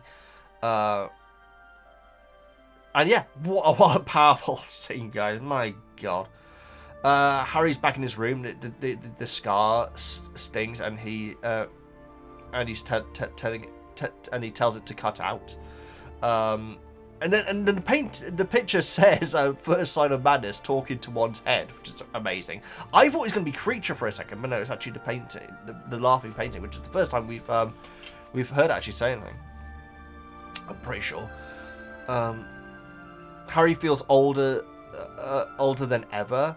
I presume that is related to the photograph and the fact that they're all having a good time, and everyone in photographs having a good time. It's like, oh god. And he remarks upon the fact that an hour ago he was worried about a joke shop and a prefect badge. It's so sobering. Ah, god, guys, what a good end to this chapter. Blooming powerful stuff. Fantastic chapter, guys. I'm going to say this. I do feel like this chapter was better than the next chapter. But that's no real... You know, the next chapter is excellent as well, but this chapter was absolutely brilliant. And so we'll get into it now, guys. Like I said, my notes for the next chapter are relatively short, but I think they're probably longer than average chapter notes, though. Again, guys, this is where I come back to the whole thing of, like, you know, potentially doing videos one chapter per video. But the thing is, this series is going to take it long enough as it is. If you're happy with it, then I'm happy with it, guys. But at the same time, I do need to keep these videos under 6 hours, because if, like, maybe it's a coincidence, guys, but the only ever time that I've had people say, "Hey, Veggie, I can't watch this video isn't loading," has been the one time my videos went over 6 hours, and that was a Harry Potter book review. And so I really do need to keep them under 6 hours. And so if we get to it and we had to do one chapter per video, the thing is, guys, is that you guys are all so sweet. You really are. And I did get a lot of comments saying, "Hey, Veggie, if that's what we got to do, then that's what we got to do." But the thing is, guys, I know that you guys are really polite, and so if you don't like that idea, I also need to hear that, guys. You know, I know it's easier to tell me what I want to hear, you know, but at the same time, you guys are, particularly on the Patreon, I should say, you guys are funding this series, and so I do need to hear your opinion on it. But once we get to the point where we're doing 2 chapters back to back, which are both 55 minutes, I can either skip over a lot of the detail.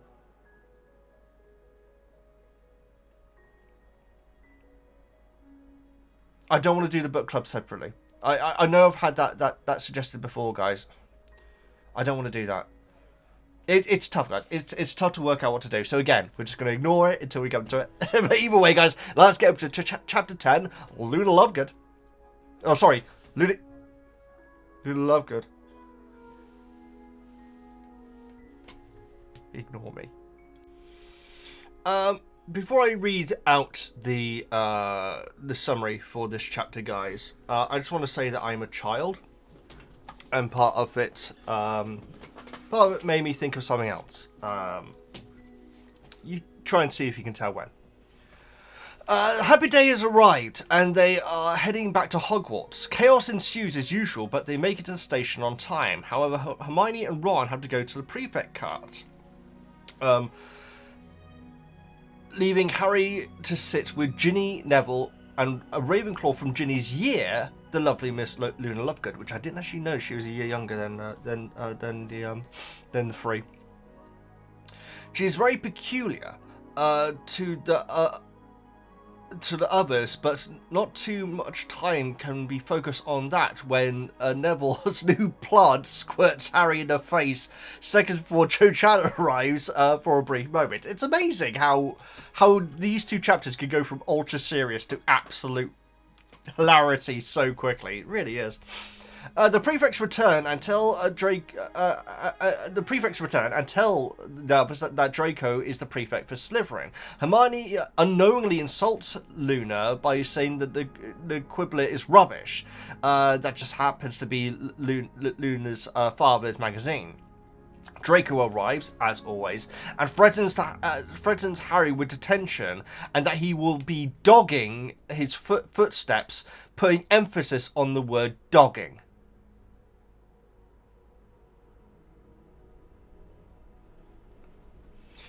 When they get off the train, they see that Hagrid has been replaced by planks, which I was not saying that coming at all. Harry notices that creepy horses are now pulling the carriages. However, no one else can see them. No one except the as sane as Harry, Luna Lovegood. Great meeting Luna in this, guys. It really, really was. And so let's get into it, guys. So Harry is dreaming of Lily and James. Also of Molly mourning over Creature, which is such a brilliant... we've had dreams come up before in these books, guys, and that's such a brilliant... It almost sounds hilarious, but it isn't. It's actually almost incredibly dark. Ron and Hermione are wearing crowns. It's amazing. Yeah, I really like. It's only brief, but I really like the description of this this dream that Harry is having, and he wakes up to Ron saying, "You better hurry up," and everything. It's odd that you would have thought that Molly would absolutely make sure that everyone is awake and up and everything, but obviously, I guess Harry had a really bad night. Fred and George have bewitched their trunks to fly down the stairs, but knocked Ginny down 2 flights of stairs. Jeez, that's bad. Not just my grammar, that is bad for Ginny. Both Molly and Mrs. Black are screaming, which is such a great image. By the way, guys, I can't remember who sent it. I'm so sorry. I think I know who it was, but I'm not going to say the name just in case if I'm incorrect. But someone sent me the creature scene, the first creature scene from the movie, guys. And the audio in it is much better than the version I have, because you can hear Mrs. Black talking. I didn't know that was there. I swear, guys, on my edition, Creature is talking extremely quiet compared to the music. And that's it. But no, you can hear this voice saying, "In my house," and it's like, wow. Oh, God, I love it. I love the fact that Mrs. Black is in the movie, guys. I didn't realise it. And also, I don't know, guys, maybe it's just my edition of it, but also, I thought he was cleaning a window. No, the painting's there behind curtains, guys, and so yeah, I had no idea that it was there. But what a brilliant! I'm so glad it's in there. I really respect it for including it, because it seemed wild that there was not even any reference to it. And again, it'll get people to want to read the book, you know. Hermione says Harry needs to go with be guarded to get to 9 3/4. It's interesting that Ron and Hermione didn't go along with them, but I guess it's because they don't want to say, oh, they're already together. Maybe that's it. Because we already know that well, not yet, but we will be finding out that Draco will be dogging Harry. Everyone ignores. Everyone is ignoring Mrs. Black. They don't have time to close the curtains, which is amazing.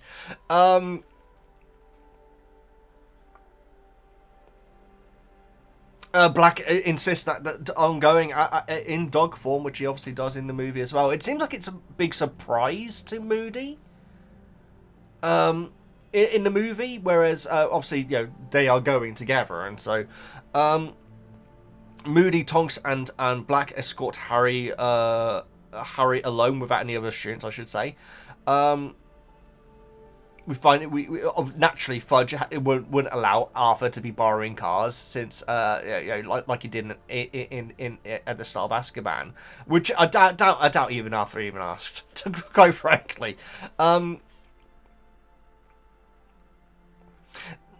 It's so interesting because Black is acting like an excited dog. And I'm sure he's been cooped up in this house and everything, so that's probably partly why. I don't know if he's also just trying to make Harry laugh as well, or when he's in dog form, he does instinctively act doggish. Because he's like chasing his tail and like leaping at birds and everything, and scaring cats and everything. I don't know if that is completely Sirius Black just being wacky or trying to have fun or anything, or because that doesn't sound like really in his nature, even though he is, you know, he's been let out literally. Or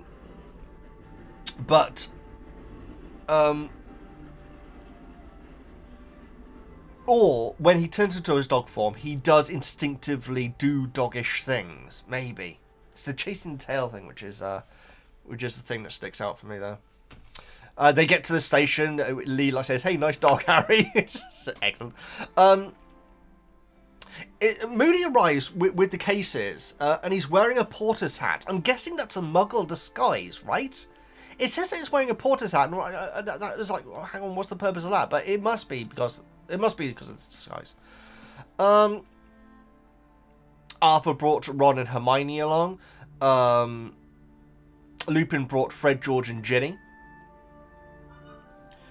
What was that? What really odd noises going outside. I don't know if you can hear them, guys, but they're like heard up. Bup, bup.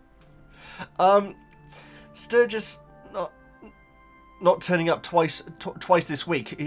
Who's Moody was waiting for to I think to relieve him of watch duty potentially. So I don't know what's going on with Sturgis. I have to listen out for them.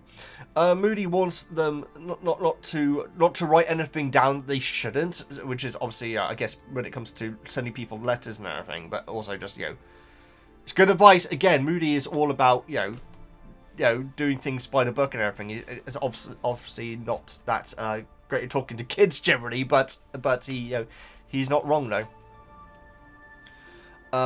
When the train leaves, Black starts running alongside it and everything. I got down here. It feels very un-Sirius Black. It really does to me. But again, it could be the excitement of it, or maybe he's actually really distraught about Harry going. Maybe that's why he's running alongside it, or it could be the dog aspect of him taking over potentially. I'm not sure. I've always assumed that, despite the fact that the animal that you turn into is a representation of who you are, he's the loyal dog and everything. That once you do turn into it, you're still just you. You just happen to be in that form. Whereas this is starting to try and suggest that it actually changes your personality a little bit as well. Fringe says that they have business to discuss with Lee, which is intriguing. I hope to hear more about that. Ron and Hermione are meant to go to the Prefect cart. I got down here, do they have to? But I feel like Harry kind of gives him his blessing for them to go in a weird way. Although it's very weird. It feels weird as the reader for Harry to be on the Hogwarts Express without Ron and Hermione. It feels really, really alien. The Prefects will be patrolling the corridors as well. And so at this point I got down here. So Harry's on his own then, and how this just feels really wrong. Just before going, Ron says because of the Prefect thing and everything, and his new roles and everything, says I'm not Percy.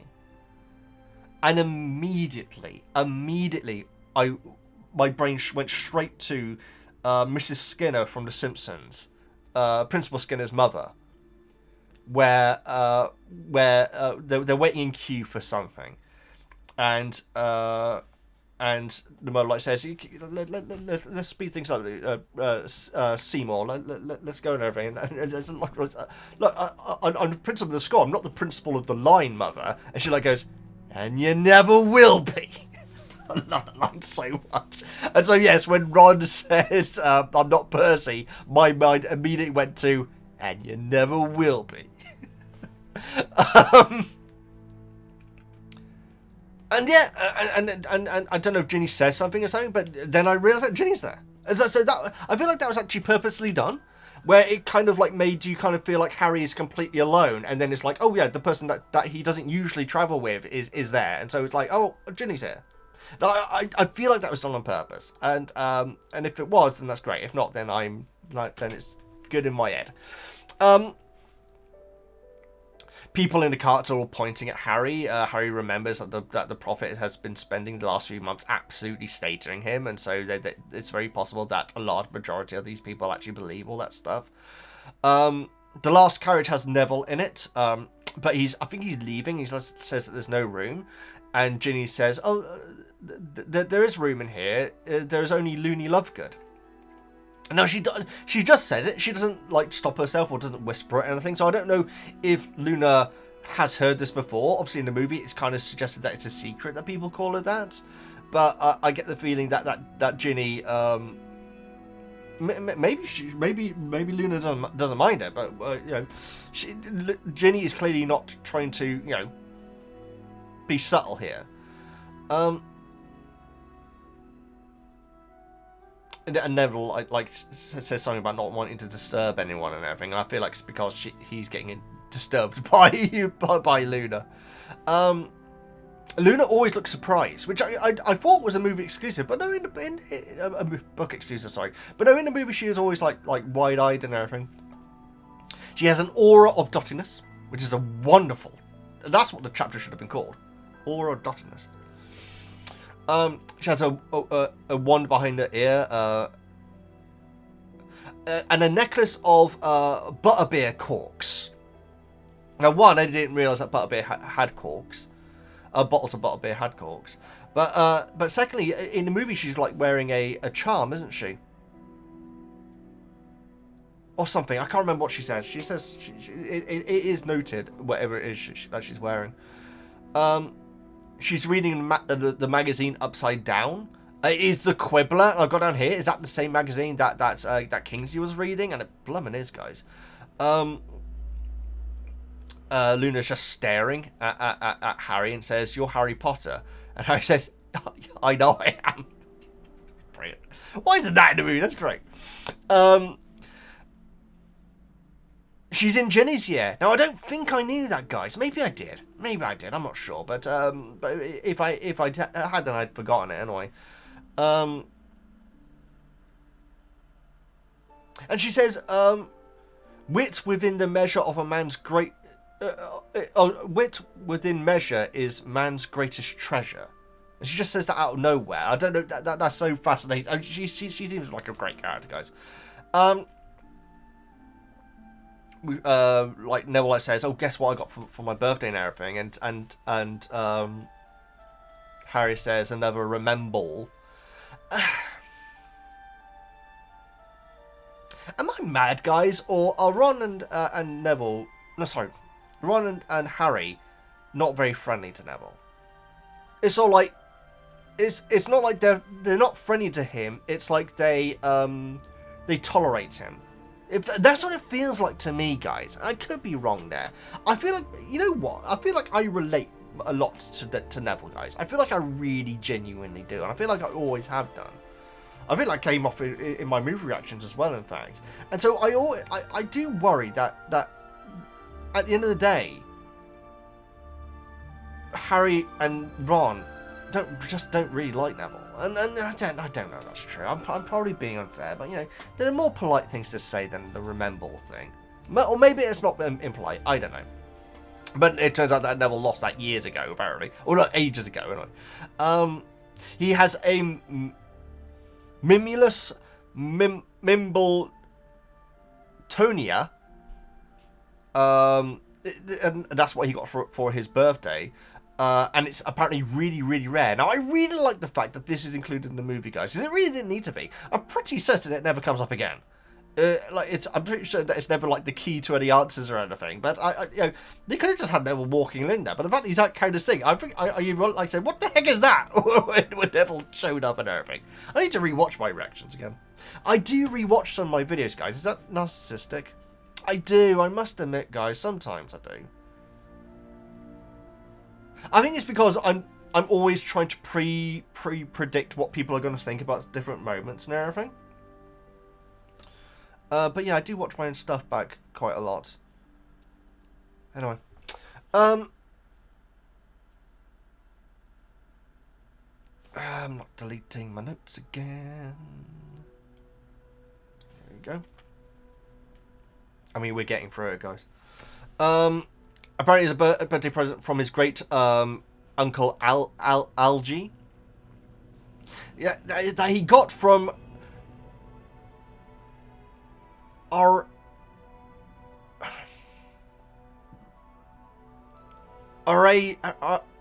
Eurasia. I'm not. I can't remember how to pronounce it, guys. I'm terrible. I'm reading my notes. I have no idea.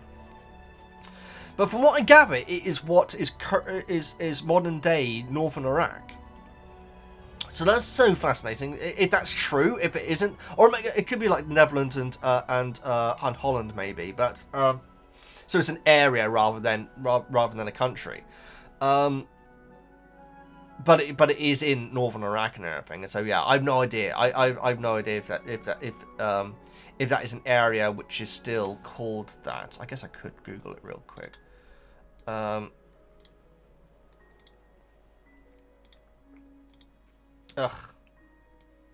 Sorry, guys. As long as I did spell it correctly, which I did not. Fantastic. So yeah, I can't. But yes, I believe that the area that is mentioned is what is considered northern Iraq now.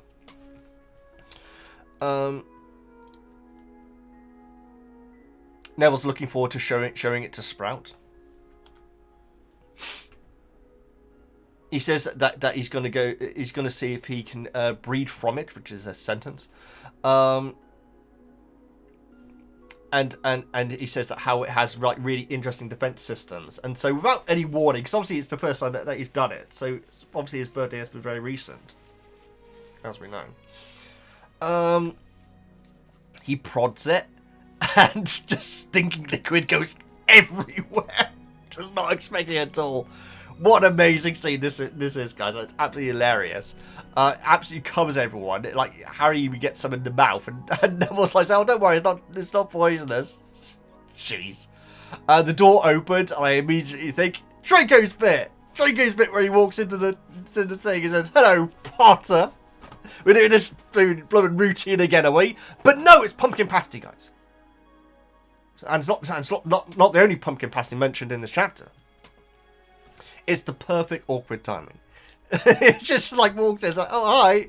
And just, I just want to say hi, and then just leaves. It's amazing. It's the worst absolute possible timing. It reminds me of one of the funniest bits from Persona 4. I'm guessing it's in the Golden Edition, guys. I have no idea. There's a fully 3D remake of it coming out, guys. It's a good game, guys. It's a good game. It has some odd topics in it. I'll warn you there. But I absolutely love it. I think the characters are brilliant in Persona 4. It's my favourite Persona game. My favourite character is Kanji, who I have a tiny little figurine of somewhere. I think he's with my Cornish Pixies somewhere. Oh, there he is. But there's a bit where there's like a festival going on at the school, and for some stupid reason, Yosuke recommends that they do a date cafe thing at the festival where people can come in and date and everything, and it's like, it's very, very awkward, and naturally it doesn't go well at all, and so it's an action game, right? It's an RPG game, guys. It has like it's like a fantasy world, but it's also a real world where the characters all go to school and everything. And obviously this is part of the real world part. And all the characters, well, no, most of the characters in your squad are trying to make it work, and it's just not working at all, and it just gets really embarrassed, where everyone like just looks really foolish and just like looking down, sitting around this table with all these hearts and everything, like looking really, really embarrassed and looking really dishevelled. And Arise, who's one of your squad, who's in the year before, like walks into the room and says, "Oh, hi, Senpai," and then just immediately just walks back out. Like, it's just so awkward. It's amazing. So yeah, so it reminded me of that. Good game, Persona 4. I reckon the 3D version will be worth checking out. Like I say, guys, I didn't play the Golden Edition, and some of the things that they added to the Golden Edition, I don't like the look of at all. Like, there's a bit where they're all in a band for some reason. That feels so alien to the characters from Persona 4, but most people will play the Golden Edition, so I'm in the minority. But the 3D version, they've only put out a teaser for it, but it looks really good. Being able to walk freely around Inaba sounds like an absolute dream come true, guys. Inaba, which is the small town where the game takes place in Japan. When I found out it wasn't a real place, I was actually genuinely devastated, because you really feel a part of. The game's brilliant, guys. The game is good. Like I say, there's some topics in it which are not particularly well handled, I guess you could say, but the story itself is brilliant. It's by far my favourite Persona game, and I love Persona 3, and I did enjoy Persona 5. I never actually finished it, actually. But yeah. Anyway, that's enough about that.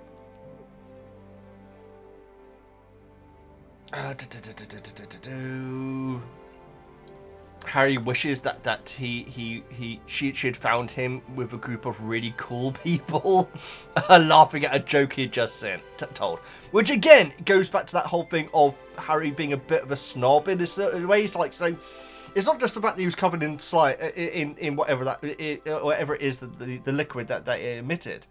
But it's the fact that he was with Luna, Neville, and I guess Ginny is included in that as well. He sees that as being part of the problem as well. So he can definitely be a bit of a snob, especially when Cho's around. But yeah, I like that line.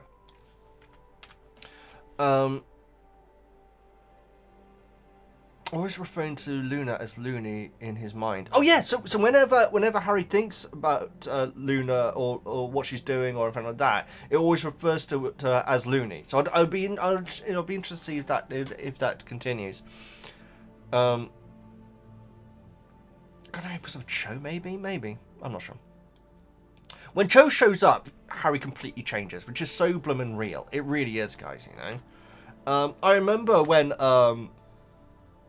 my friends and everything at school and everything, we're like, you know, starting to date and everything like that. And whenever their girlfriends were around, or whoever they were wanting to be their girlfriend and everything, their personality would completely change. And I don't know if it's something to do with me being autistic, guys, but I just cannot do that. I can't. You know, I can't flick a switch to change myself into another person, you know. Unfortunately, there's just me. That's what you get with me, which I know is a disaster. Harry's a bit of a snob. There we go. Take that note. You already know what I mean. I'm not being nasty about Harry, guys. You know I've had a turnaround on Harry as a character, but I still feel like that he is a bit of a snob. So hours later, Harry, Ginny, and Neville have had their pumpkin pasties. The two prefects, Ron and Hermione return. They say how there's two prefects per house. Makes complete sense. But unfortunately, it's Draco and Pansy, typically. For Slytherin, Hermione calls her a complete cow. Which you'd imagine is like the strongest insult that Hermione could say, you know? I feel like she said some before, in fact, actually. It is Dumbledore's decision who gets picked, so God knows. Maybe it's Lucius putting pressure on the school or something, but yeah, if the buck stops with Dumbledore, he's the one who chose these two. Hufflepuff are Ernie and Hannah, of course, and Ravenclaw are Anthony, Goldstein, and Padma. I mean, I could have. I mean, the Hufflepuff ones, I pretty much knew it was going to be Ernie and Hannah. Quite frankly, you know. Draco and Pansy, I could have guessed. I reckon. Ravenclaw, I mean, we've already recently met Anthony, haven't we? But Padma, getting in there. So good for her. Luna says to Ron how he Padma went to the ball with her, and Ron's like, saying, yeah, I know. It's like, it's amazing. Absolutely. This whole thing of Luna just stating the obvious, or stuff that people know. Pretty certain that's not in the movie. I'm pretty certain it isn't in the movie. I could be wrong though. We shall see. I'll be watching the scenes alongside the movie. Luna says how Padma didn't enjoy it. She said that Ron wouldn't dance with her, but Luna says that she doesn't like dancing.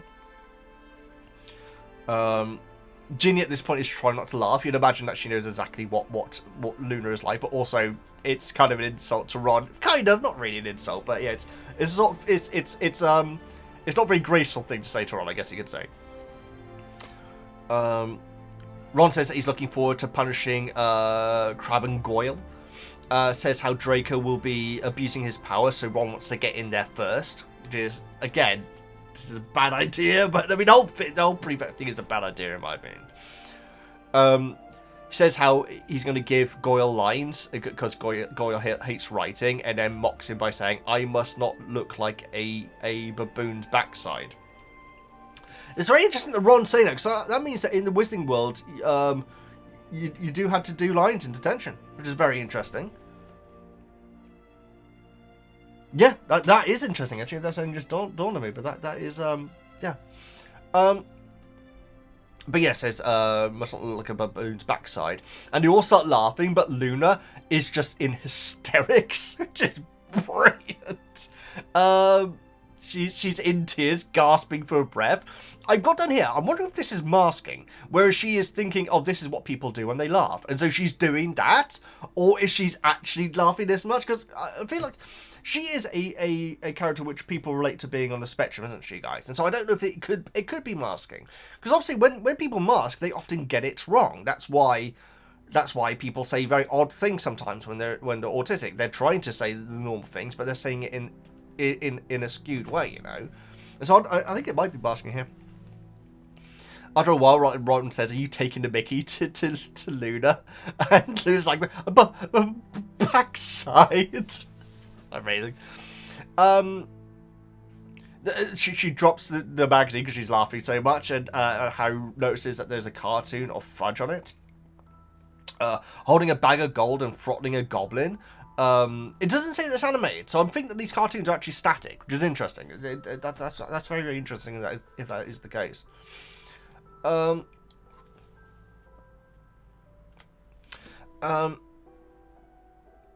article says, how far will Fudge go to gain Gringotts? Corruption in Quidditch, tornadoes taking control, secret of ancient ruins, Sirius Black, villain or victim. Oh, that's it. And Luna's still laughing. I've got on here, guys. Is this meant to be like the private eye? I don't think it's like meant to be the private eye. We'll continue on. I'll explain what I mean by that in a moment. There's a cartoon of Black standing on a pile of bones. The article says Sirius Black as painted, mass murderer or innocent singing sensation. Amazing. Yeah, I've got on here, is it meant to be like the Private Eye, guys? But I don't. So the Private Eye is like a magazine that you can get in the UK, guys, where it satirizes politics, and so it's usually very mocking and like, you know, making jokes about politicians and everything like that. It's very jokey. It is a magazine rather than a paper. I think it's weekly, possibly.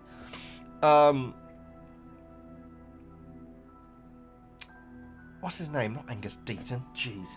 Oh, that's ironic because it's the same show. Ian Hislop is the editor on it, who you may know in the UK if you watch panel shows. But then I'll get to it when I get to it, guys. But I do think it may be something else in a bit. So the biggest. So it turns out that Sirius Black is the biggest manhunt in Ministry history, which I didn't actually realise. That's kind of crazy.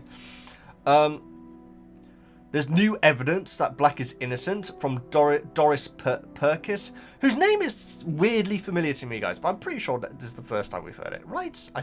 If it isn't, I apologise. Black may not have been present at the killings. Sirius Black is a fake name. His name is Stubby Boardman, who is the lead singer of the Hobgoblins. Great name, by the way. He retired after being hit in the ear by a turnip in Little Norton Church Hall, which I looked up, guys, because I have a few Nortons around me. Yeah, which are very close to me. By the way, guys, I only found out a couple of weeks ago, Voldemort's house is like a 20-minute drive from me. Now, unfortunately, it's private, so I can't actually get to it. I think there might be a footpath where you can get closer to it, but I didn't want to risk it for a biscuit. And so I might do again. But yeah, the house in Order of the Phoenix that Sykes runs up to and everything, that is very close to me, guys. It's like 20 minutes drive, like I say. I had no idea that was in Oxfordshire. But yeah, there are several Nortons around here. So I looked it up, guys. But no, it's not Oxfordshire. It's actually in Somerset. And so it is a Muggle place, it seems like. I mean, there is a place called Little Norton. And you know, and that doesn't sound very Wizarding World, does it? And so, I mean, Somerset's. I think that Google Maps says it's like 2.5 hours drive. Somerset's lovely. It's in that direction, guys. I love Cornwall. I love Devon, and Somerset is just before those two. You know, it's my favourite area. If I could retire anywhere, guys, it would probably be Cornwall. Although I must admit, since I've been doing All Trails, guys, which is a walking app, where you basically get it and it shows you all like loads of different trails, like loads of different trails that you can walk nearby. It's worldwide as well, guys. So if you wanted to,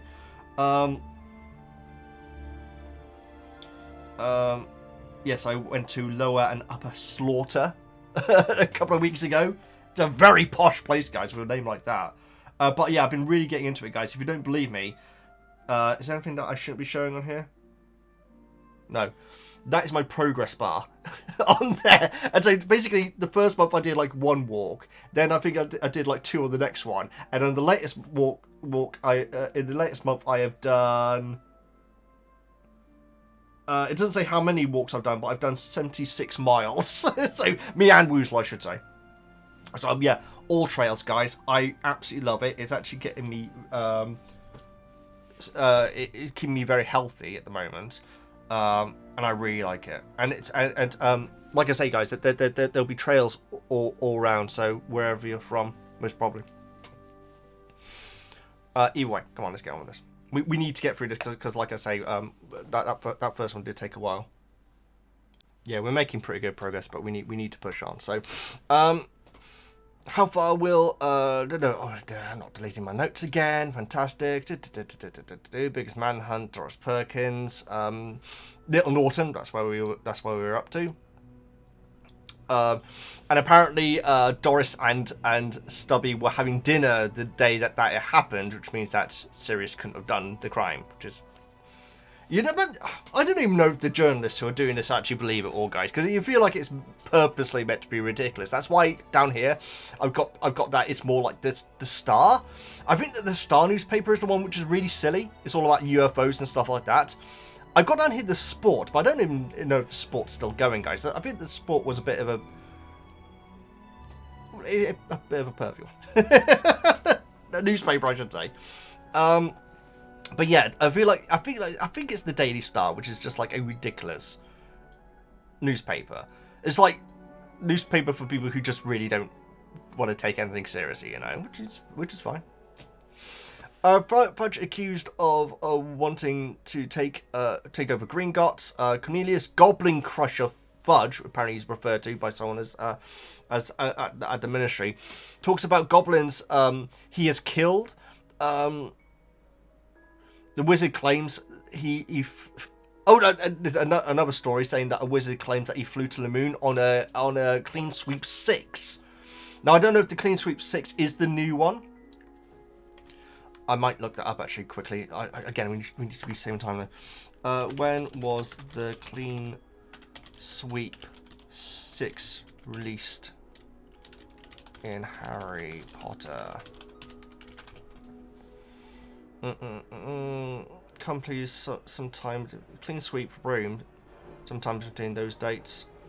In 1995 edition, we claimed that it was eventually succeeded by the clean sweep 7. So I'm not sure which one that Ron has. That's very interesting. Maybe it'll come up. And he brought back moon frogs, which sounds like he may have actually done it because of that, guys. I was going to look up in Fantastic Beasts if moon frogs are actually included in there, but I'm not sure where my copy is right now. Maybe I'll do that. You know what? I'll try to remember to do that for the book club. Because yeah, I'm not sure what my Fantastic Beasts book is right now. The runes, so the ruins, which is the part where Luna was reading, is the reason why she was actually reading it upside down, which is very interesting, guys. I've always wondered that. It contains a spell that makes your enemy's ears turn to kumquats, which is amazing. Hermione is not a fan of the Quibbler at all, and like says that is just complete rubbish and everything. And Luna says, "Well, my father is the editor," and Hermione goes to say, "Well, there's something interesting." Hermione's brilliant, guys. I was trying to explain to my brother why Book Hermione is so great. I couldn't really put it into words, but she's so freaking hilarious. She just immediately backtracks. Luna's annoyed at this and snaps the magazine back from Harry, who was looking at it, and continues with her reading. I was really kind of expecting Hermione's ears to turn to kumquats at this point. It's brilliant because of what she said.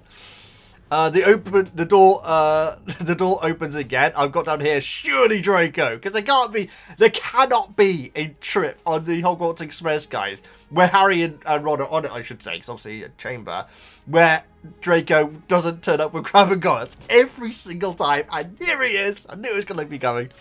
And even Harry, like I said, he knew it. He thinks himself he knew it was coming. Surely Ron and Draco wouldn't last a year in these roles. Yeah, I don't think they're going to, guys. It seems insane. And Hermione's already planning on reporting Draco, in fact. But yeah. Oh, hang on a second. Woozle's sounding upset. So that's quite different. So Woozle's in here with me now. Next door, having some work done on their guttering. And one of the guys has asked if they could use this side of my house to put their ladder in to gain access to. But it's only going to take 10 minutes, and so I will be stopping again in a moment, unless I can get my notes done in time. But yes, that's what's going on. So that's why she's here, because that's why she was barking, because there was someone in the front garden. She's getting very confused. I'm out of breath. I know I didn't answer the door with this on. I didn't want to look completely and utterly insane. So,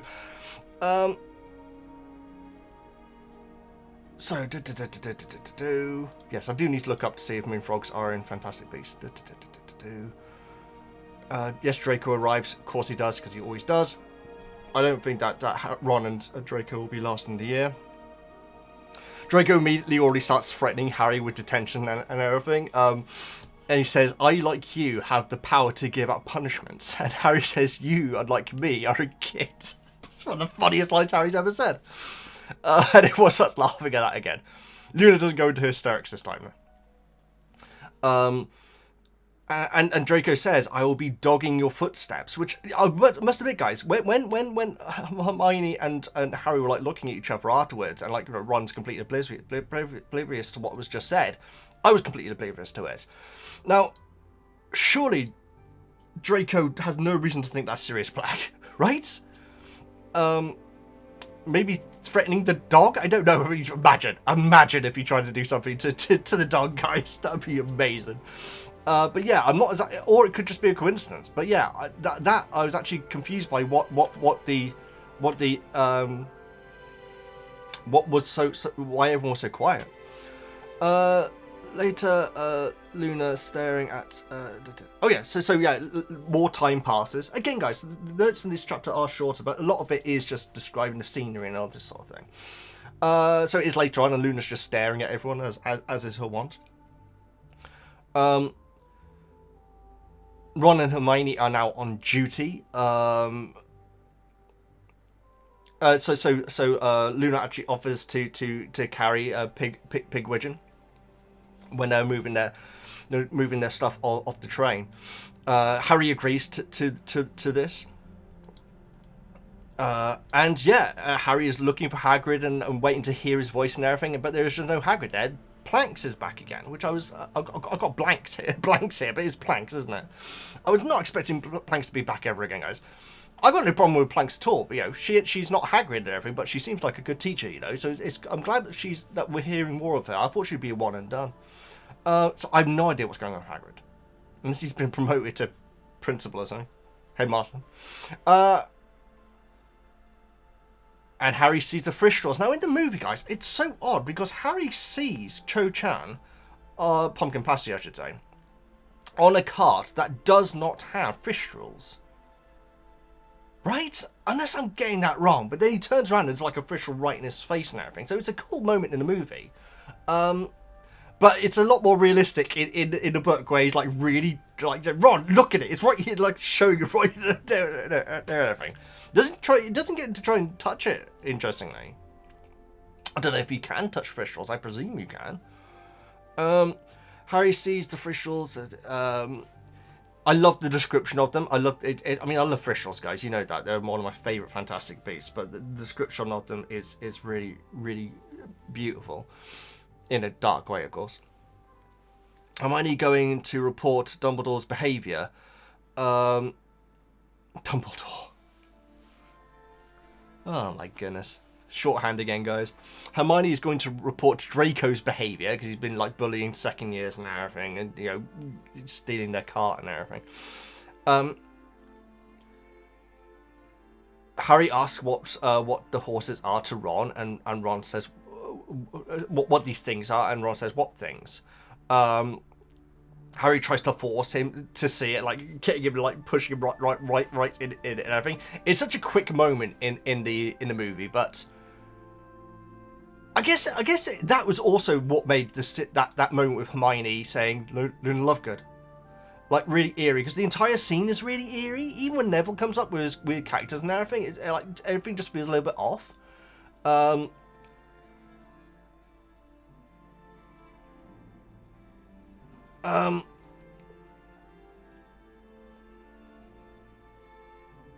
But yeah, I like the movie version. Like I say, I don't know if Harry could actually like get Ron's hand and put it on it, but then it may go straight through. I have no idea if they're actually. I think they are physical to an extent. They have to be, obviously, but that would have been a workaround maybe. And also the sound they make as well. Surely you'd be able to hear them, or maybe not. Maybe not. Maybe it's sight and hearing. Luna, though, reassures Harry that she's always seen the horses and that he's just as sane as she is, which is it's just in the movie. I didn't realise it was in the movie, guys, but that is one of I think that is actually her first line, in fact. Great stuff, guys. Excellent chapter. Like I say, not as much notes as the first chapter, but the first chapter was spectacular. So good. Such a roller coaster. But now we're going to go over to the book club, guys, where you'll get your thoughts out. And I'm glad that we got that wrapped up. So we'll allow this worker to do his work. And yes, we'll do the book club. Looking forward to it.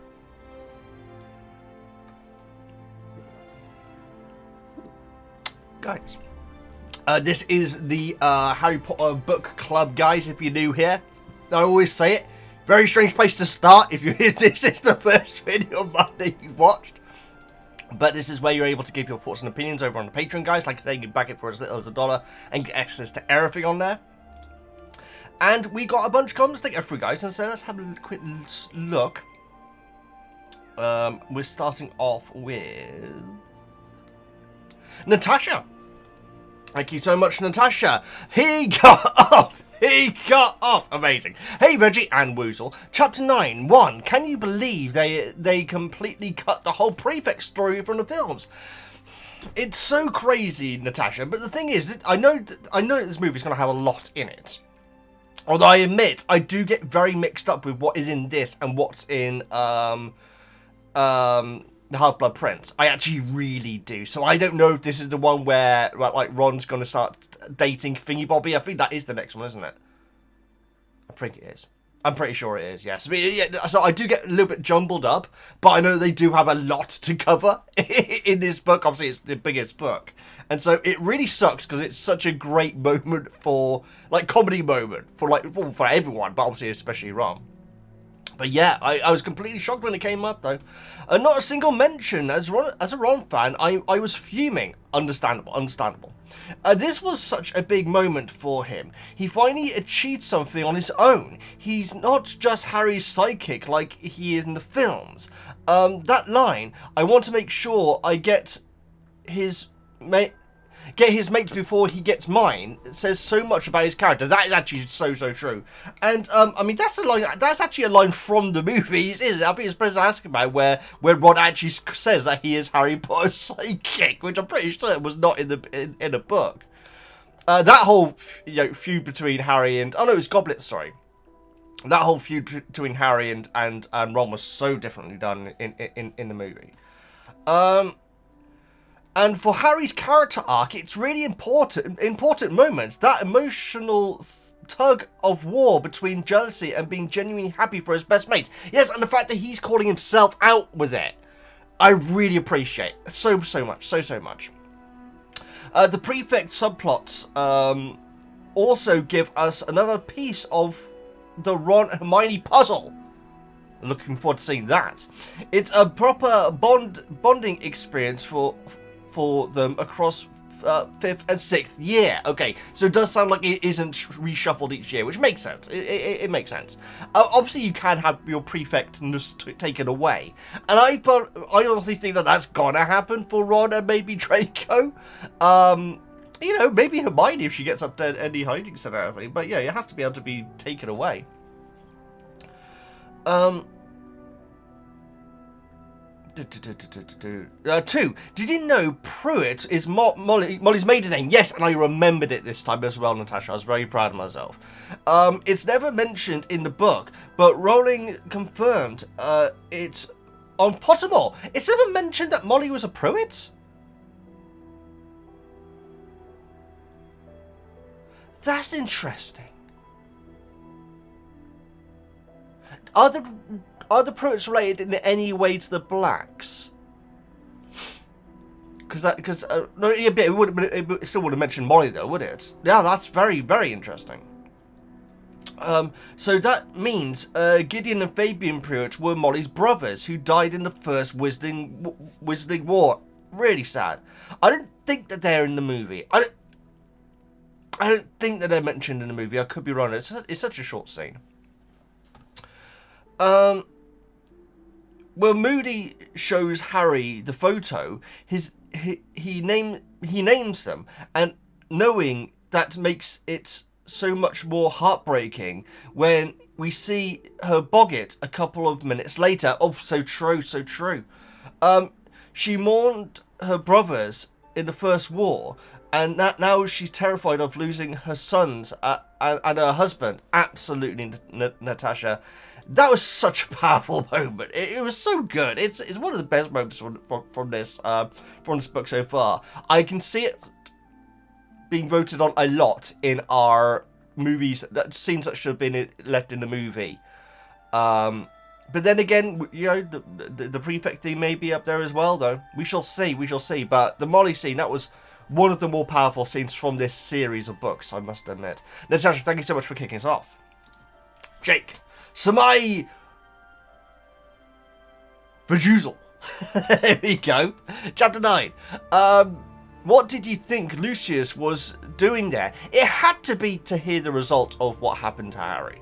Because like Harry says, why didn't he just wait for Fudge in his office? He wanted to be there to find out what's happening and then presumably relay it immediately back to Voldemort, I guess, maybe. But, or maybe to gloat and everything, but I think that's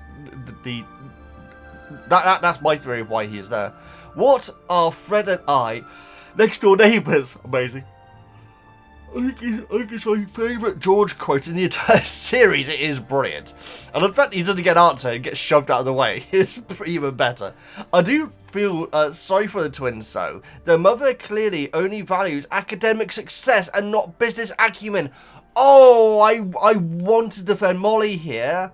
That's interesting, Jake. My instincts are to say, well, Molly is appreciating the good behaviour and the hard work of her children, and I don't think there's anything wrong with that. And the fact that Fred and George didn't get it, you know, it's their fault. The fact that she seems to have temporarily forgotten they exist is problematic, though. Absolutely. Even had they been made prefects, only one of them could have been. I've already made that point, Jake. Ha! Well, you made it 4 weeks ago. Balls! There seemed to be one male and one female per house, and I doubt Dumbledore, McGonagall would have changed that just to appease Mrs. Weasley. Well, I don't think they're not doing it to appease Mrs. Weasley anyway. But yeah. This is a very anti-Molly comment, which is understandable. I just feel terrible for her at the end of this chapter, so maybe that's why I'm defending her.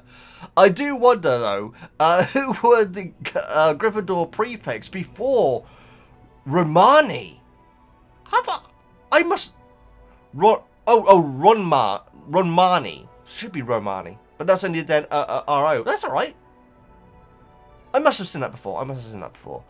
But after Weatherby.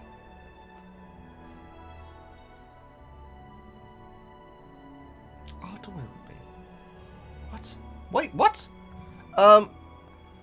Before Romani and after Weatherby. Oh, I see. Okay.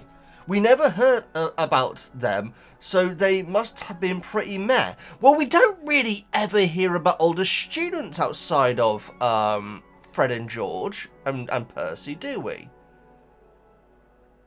Do we? Not often. I mean, there must be in Gryffindor common room all the time, but we never... That's such a really good point. All the students at Hogwarts are all the same age, right? Am I insane? I'm talking about the movies right now. Like, when it shows other students in the common room, they're all Harry's age, right? Am I mad? Apart from Fred and George. And Percy. Am I making this up, guys? Are they all meant to be the same age or younger? All younger, definitely need to bring that up. Oh, Colin and stuff. Oh, Colin. I'm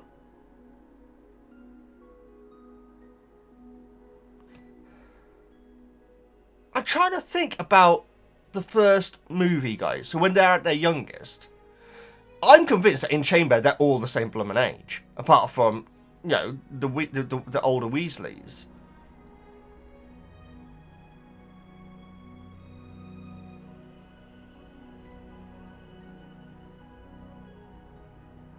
I mean, in the first couple of movies, there should be students at Hogwarts that are on the verge of being adults. But they're not, are they? There aren't, are there? I'm talking about in like the Great Hall and everything. I'm not talking about in lessons, obviously. Okay, let's move on, because I'm not going to get an answer to this. I'm just going to drive myself insane. Chapter 10. My favourite character has arrived. Your favourite character? Good to know. You're just as sane as I am. Amazing. As you point out in the Goblet of Fire book club, movie Harry should have been able to see the winged horses earlier, given he murdered Quirrell. Yes, now you're talking about the movie Harry. Yes, because obviously he doesn't see Quirrell die. In the book.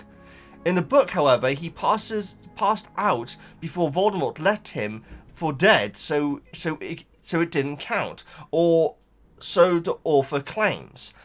But also, we're seeing Ron or Hermione's viewpoint when we see Pumpkin Passy being not taken off, but you're riding the cart towards Hogwarts, taken off, getting arrested.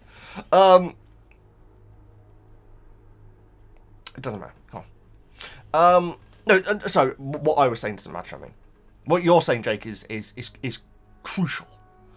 I'm up against it, guys, because I need to export this video before the next Hell of a Boss short gets posted. It's gonna be a busy day. It's gonna be hot as well, and I want to go to a flower show. Maybe a bit too hot for Weasley though. And I'm not going on my own. Anyway. Pardon me. Hope you both had a great month. Any garden plans for the summer? That's weird. I'm going to potentially be going to a garden show. Not so much this summer, Jake, because I have a lot of other stuff that I'm having to do as well at the moment. And so I'm trying my best to maintain it, but I'm not really revamping much though. That's currently where it's at. I want that to change, but right now it doesn't seem like it's going to change. Basically, I'm not going to go into details, guys, but my life really sucks right now, okay? And so that's why I really enjoy making videos, because I can forget about all that stuff. But yes, I have like very annoying things at the moment, which I will not discuss. Jake, thank you so much for your comment. Greatly appreciated. Josh. There are some sobering things in these chapters that remind you of the stakes. I went into a butcher's and I said, I bet you can't pick up that bit of meat over there. And the guy said, I'm not going to take that bet because the stakes are too high. Ignore me. Molly totally emotionally yeah, sorry, I'm just making jokes while you're making a very good point. Molly's total emotional breakdown and Harry realizing that so many people in the old group photo are dead, and so soon after as well. And how stupid his petty jealousy is. All great moments that sell the dangers of what's happening now. Yeah, absolutely. And the fact that it's, you know, clearly the picture was taken at some sort of like celebration or like a gathering, and they're having a party right now. It really, I completely get what Harry is. I wish he hadn't, but I completely get Harry's reaction to the photo. I wasn't expecting it because there's pretty much no reaction to the photo in the movie because there's no time. Luna is way more of an odd and quirky character in the books too. Although Ivana Lynch was wonderful. Oh, she's great. She's absolutely brilliant in it. It felt like a big milestone getting to her scenes whilst watching back the movie, you know. And so yeah, I absolutely, I'm looking forward to more. She sounds funnier. I feel like they may have just gone for the more mystical and creepy.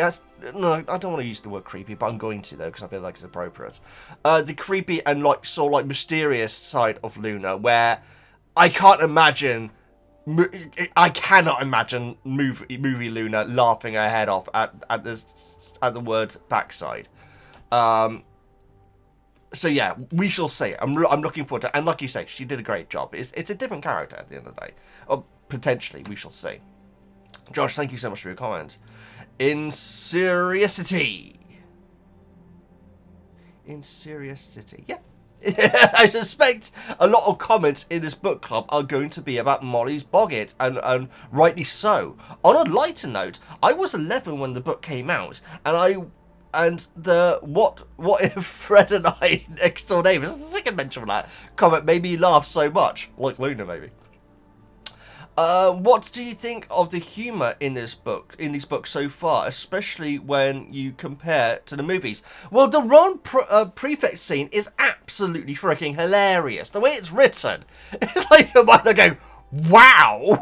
It's like such.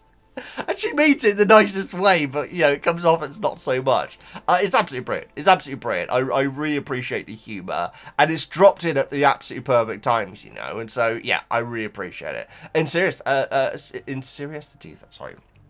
Thank you so much for your comments. Okay. Hi Veggie and Woozle. Based on what we know about the Prefect's duties, do either Ron or Hermione seem like good fits in the role? Well, this is the thing. I think that in the same way that Percy is promoted, I do feel like that maybe Ron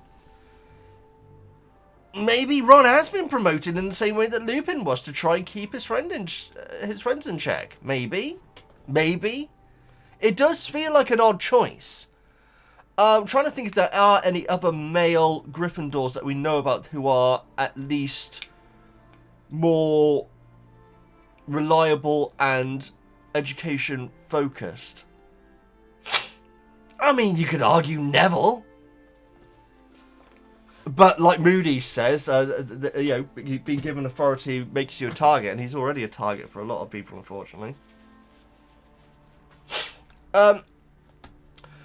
Up until now, neither of them take any interest in helping out younger students, and sometimes Ron is somewhat rude towards them. That's actually a fair point. Not to mention, neither of them are rule followers. Oh, absolutely. My pick would be Dean, personally. Yeah, I don't know that much about Dean. I know that we're going to be know more about him, because I think that Ginny's meant to date him at some point. You guys told me long ago.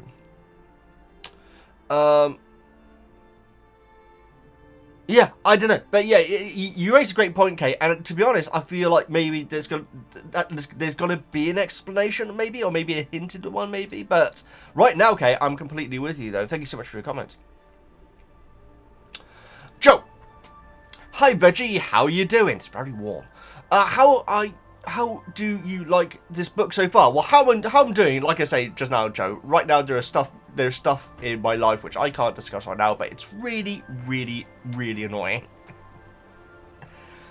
Yes, really, really annoying, and that's the way I would put it as well. Obviously, it's not something like absolutely deadly serious, but there is a frustration in my life, and I'm not going to put it in any way. And it's not Woozle. It's not Woozle. How do you like this book so far? It's absolutely great. I'm absolutely loving it, and these chapters wouldn't absolutely no exception.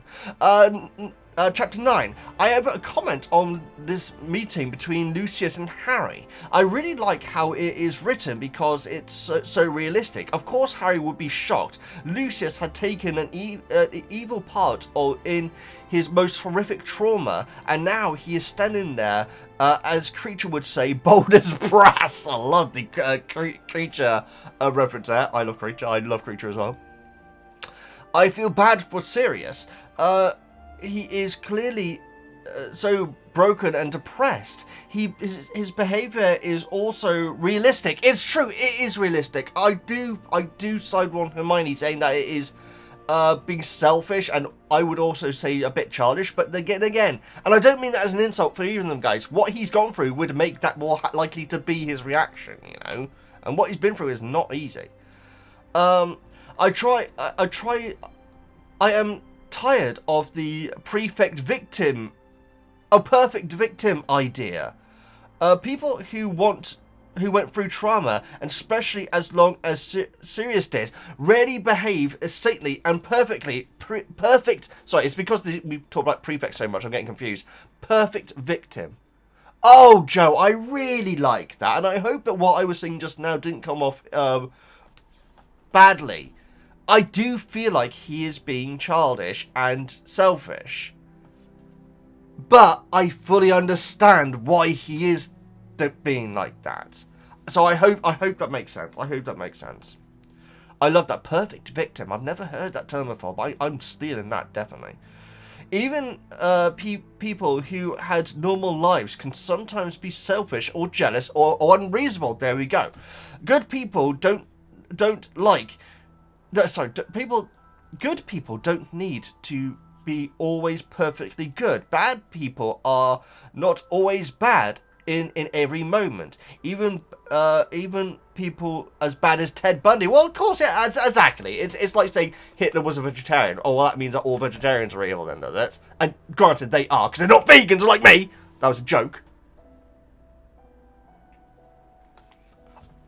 I have one thing up on Hitler, guys, and that I'm vegan and he wasn't. That was obviously a joke. Gordon Bennett, what am I doing today, guys? Seriously, it's the heat. It's the heat. No, but I completely agree. It's insane to think that bad people are always everything about a bad person has to be bad is obviously insane. The whole storyline, yeah, you know what it was? I remember there was a podcast with Richard Herring which I used to listen to ages ago, and he was reading an article in a tabloid newspaper, let's say the Daily Prophet, essentially, and like the story was this guy murdered someone and was he CCTV footage of him going to the store to collect some equipment to get rid of the body, and he also bought a sandwich, and it really put over the fact that he bought this sandwich as being this like, he bought a sandwich while doing this. What an evil person! It's like, that's not the worst thing that he's doing in this video. You know? And also, I feel like his name was something like Joseph Fritzl or something like that. Someone who like kept his daughter in house or something like that, like a prisoner or everything. And like a picture of him at the beach, like holding a fork with a sausage or something, was being put around as if like, look at this person eating a sausage. It's like, I feel like that's related to what you're saying, Joe. And if it isn't, I am so sorry. But you've just popped those two things back to my mind, and he bought a sandwich for himself. So that was the focus of the article. It's terrible, especially how serious the subject was. But you know, that's tabloid newspapers for you, isn't it? Anyway, sorry, I got very sidetracked then, as you may have noticed.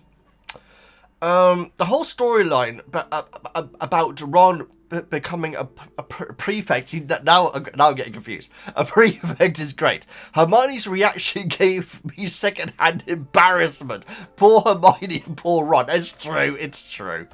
But Molly obviously has no embarrassment with her, because she's like, Ron, you're not. You haven't, or something. I can't remember what she said. Harry being envious about it is something that makes him more realistic and humanizes him a lot. Absolutely, and I feel like he's had these moments since Azkaban. But they're definitely getting more regular though. Especially realistic for a teenager. Oh, absolutely. I'm sure you mention it in your video, but just in case, what do you think about Harry's reaction to the photo? It's quite different than in the movie. He is very unhappy to see it. Yeah, I said it just now. I wanted it to be happier for him, but now I think about it, I completely understand, especially with what's going on around him. This gathering where everyone's like, you know, having a great time and everything. It's basically like saying this is gonna happen to you as well, and also obviously showing Lily and James as well. The scene with Mrs. Weasley is something I think about a lot, and was my first thought when Boggart and Ridiculous were first mentioned. I'm not surprised. I seriously, the second that it said Ron's dead body, I saw it in my mind's eye, guys, and that often isn't the case in these books, and that's not a criticism of the books, it's a criticism on my mind. But as soon as it said that, I pictured it there, and it was shocking. Despite the fact that I immediately knew, there was never a point where I was confused, guys. I was thinking, oh, the Boggart. Just like straight away, it still really freaking chilled me.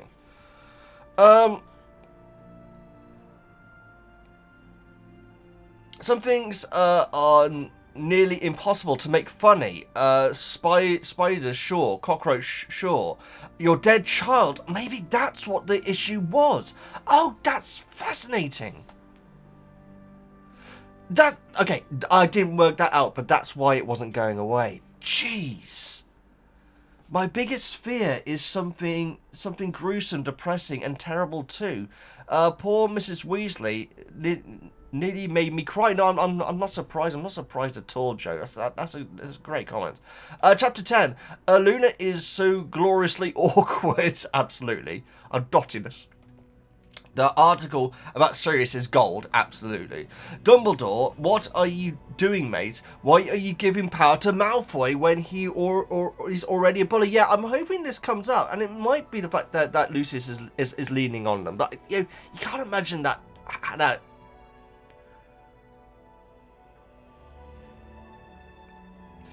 Maybe he thinks that giving Draco the authority might change him, but that's an insane way of going about it, though. How do you like the new magical creatures in this chapter? I'm quite fond of them. I don't know why. They're also one of my favourites. Well, the Thestrals, absolutely. The Thestrals are my number 2, I think. Cornish Pixies. I really like. Oh, God. Pickets. I really like those dudes. I know that's a character rather than the species. But I feel like Thestrals are just above that, though. I really love them. I really do. Oh, by the way, moon frogs are apparently, I looked it up, apparently are potentially mythical creatures in the Wizarding world. So they may not exist. Yeah. Apparently there's no real evidence for them, apparently. So, yeah, I want to look, because I didn't actually expect them to be in the book, but they were there. Well, I admit, guys, I couldn't find my book. It's somewhere here. It's somewhere right here, but I just couldn't find it. And so I looked up the wiki page, and apparently they are a fantastic beast. And so, if they're in the book, I have no idea, I'm afraid, because I can't blooming find it at the moment, which is very annoying. I'll get it for next time, guys, because it's nice to have that as a reference to hand. Brilliant. Joe, thank you so much for your comments. John. I think it's interesting how this time Harry is jealous of Ron for a moment rather than the other way around. How the tables have turned. It's true, and we saw a lot of that in the last book, obviously. Luna is definitely more eccentric and weirder in the books than in the movies. And I think a lot of people forget that. Luna is a bit odd in the movies, but is definitely toned down compared to the books. Well, correct me if I'm wrong, John. I may have this wrong, but wasn't the actor like a pen pal of the author? And so I don't know if the character was written around her, but she was chosen for it because of that. And so because if that's true, if that's wrong, guys, I'm sorry. I feel like I've heard that before though. And so, but if that's true, then it had to be very different because it had to be fitted around the girl rather than the girl fitting her performance around the actor, around the character. Sorry. But I think she's great in the movie. Also, in the book, it was Ginny who introduced Harry to Luna, not Hermione. Absolutely. And she says it, bold as brass, as a creature would say. This is another example of the movies giving another character moment to her. It makes more sense that Ginny would already know Luna because of the trio would because Luna is in the same year as Ginny. That's actually a very good point. Well, I guess you could say that Luna could be in the same dorm room as Hermione, so that might be why she would have a. But she's more likely to be in a room with Ginny, though, isn't she? Ginny isn't in that scene, is she? No. I'm sure she isn't, no.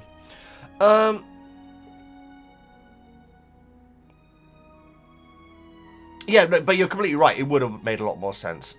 John, I completely agree. Thank you so much for your comment. Redimax of the descriptions. Thank you so much. The summaries, I should say. Maybe watching Night of Champions later on. Even in Molly's darkest fear, she couldn't see the twins being a part of. Being apart is absolutely heartbreaking. Oh wow! Do you reckon that's why, Max? Oh wow, maybe. Jeez, that's crazy. I think that's a great theory, though. My goodness, Ron, because becoming prefect is such an amazing shock to me since I saw the movie first. I absolutely loved it for him. Oh, absolutely. I know you're a big Weasley fan in general, but I know you do love the Ron. Not as much as Fred and Georgia. Max, thank you so much for your comments and your help with these videos as always. Sandra. Hi, Veggie. I love Ginny standing up for Neville when he puts himself down. That's so true. It's so true. Because she's defended him before with Blum and Harry and Ron mocking him, haven't they? And being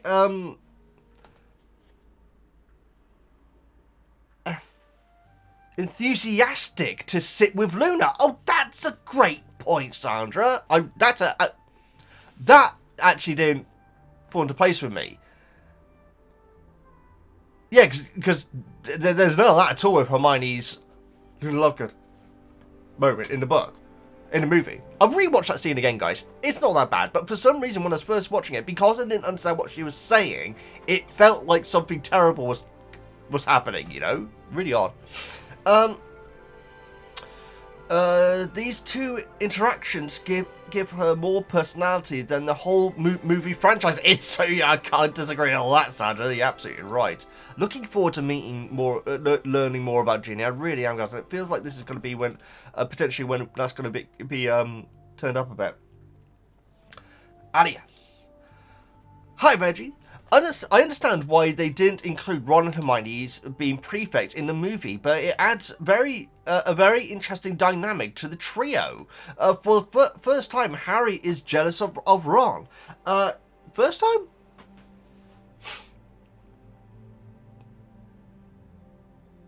I'm trying to...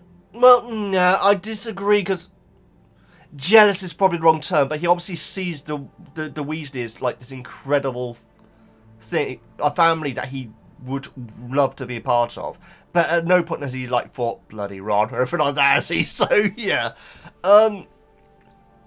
he has always been envious of Ron's family. Okay, there we go. but more in a I wish I had it too. There we go. Way and not it should be me and not him. Absolutely, Alice. This is why I need to read the comment rather than just pausing to give my thought in the middle of it.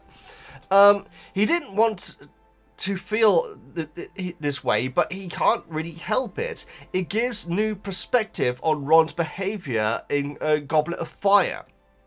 Absolutely it does. Moody showing the old Order of the Phoenix picture to Harry is so different from in the movie. It's not a touching moment rather than a disturbing one for Harry. Yeah, and I was absolutely expecting it to be a touching moment.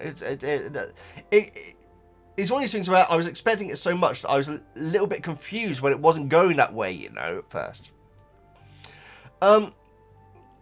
Luna feels very different from her movie version already. In the movie, she seems like nothing can really affect her, while here she gets upset that Hermione insults her father's magazine. Actually, that's actually so true. Which, by the way, is much more on Hermione thing to do rather than accidentally call Luna by her nickname in front of her. Oh, I see what you mean. Yeah, that's the comparison, isn't it? I mean, the thing is, Hermione is being rude anyway. It doesn't matter about the father being an editor, because Luna is reading the magazine, and no, she's not. If Hermione said if everyone who reads that is a moron, then that would be an issue. But she's saying that the magazine is rubbish. It kind of is basically saying, Luna, you're an idiot. You know, kind of, maybe not. But she said it without thinking, anyway, in my opinion. Do you think this Luna would have minded being called Loony? I don't know, because the thing is, movie Hermione, like, catches herself while saying it, whilst Ginny, we don't know if Luna heard it, but she just says it. She doesn't whisper or anything, so maybe she doesn't mind it. Did you ever expect to hear about Fudge cooking goblins in a pie? Oh, that's true. That's one of the ways that he gets rid of them, apparently. Or about Sirius' secret identity as a singing sensation. This is the thing, Alias. Last book club. I got several comments saying, "Hey Veggie, what do you think it is that's in the Quibbler that's going to give Sirius Black a smile?" Did any of you expect me to get it right? Because that would have been incredible if I had. That would have been grounds for saying that I'm faking my reaction to this, guys. Am I able to guess that? Alias, thank you so much for your comment. Greatly appreciate, as always. Amber, hello Veggie. Chapter 9. Wow.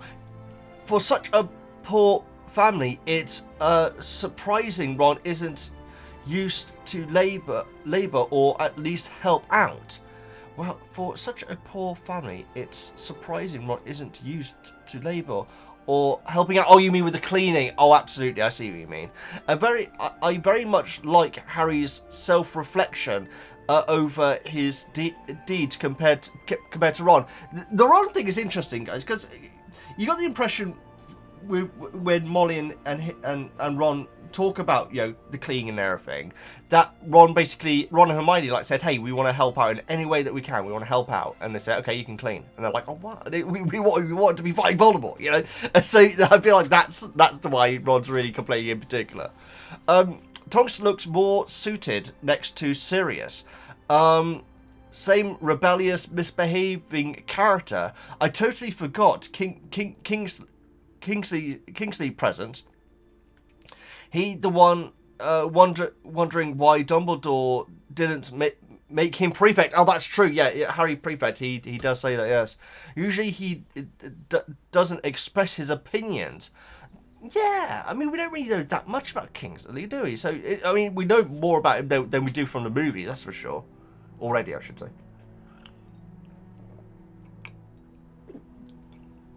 Oh, that's nice. Mad Eye checking the food made by Molly for poison. Absolutely. Very, very moody. In more ways than one. And now I feel like he only readily accepts consumable gifts by Dumbledore himself. Well, and maybe, you'd imagine, yeah, probably, but, you know. Yeah, probably. Chapter 10. Book Luna even more treat. And now I wonder how the actress would have sounded translating from aloof dream state to a laughing fit with then serious when someone scoffs at her father's pride. The newspaper. Yeah. If I heard was right, guys, about the actor, then it completely explains why the character had to be very, very different. But also it's fine. I feel like Luna's great. I feel like, you know what it is, guys. There's certain characters that it's very, very difficult for child actors to play. One absolute classic example is Edward from Cowboy Bebop. Which is, I'm rewatching Cowboy Bebop at the moment, guys, because there's a reacting channel which reacting to it at the moment, which I really like. And Edward is such a bizarre character. She's kind of like the cat in Red Dwarf. I've only realised that recently, but she kind of is. No one can play a live action Edward. It's especially a child. A child. There's no way they'd have the abilities to play a character so unbelievably insane as Edward. Now they tried it in the live action. I didn't get that far into it because I gave up with it before then. It's a shame, guys, because I feel like there's so many YouTube videos that say that everything was wrong with the live action series. No, everything was not wrong. Seriously, like there's one video which starts off by saying that they hate the camera angles in it, and all the camera angles are all janky. Why are all the camera angles all janky? And by the way, all these janky camera angles, I'm not picking them sparingly or anything. I'm just showing you the show. Why are all the camera angles like this? And then for the rest of the documentary, the camera angles are the rest of the YouTube video, the footage that it shows don't have janky angles, and so that guy's just lied, you know. And so, I don't know what it is. It's just like, I feel like because it had negativity, it had, for good reason, guys, particularly what they did to Faye's character. I should preface this because they changed a lot of Faye's character. I'm absolutely fine with her being a lesbian, guys. I think that actually really adds to her character. There was no need for her to be heterosexual in the anime, and outside of one storyline. But yeah, I feel like that was really, really cool. I liked the fact that I didn't mind the fact that they upped her ability a lot. The shame about that is Faye's my favourite character, I should say, in Cowboy Bebop, the anime. She's absolutely hilarious when she screws up. And we didn't really get that because they had improved her so much. But again, I'm fine with that. I feel like she looked absolutely brilliant for the part. She was never going to be dressed like the anime one, because the anime one is very 90s anime, if you know what I mean. But believe me, she is the best character on it, guys. I highly recommend checking out the anime. It is so good. It's so good.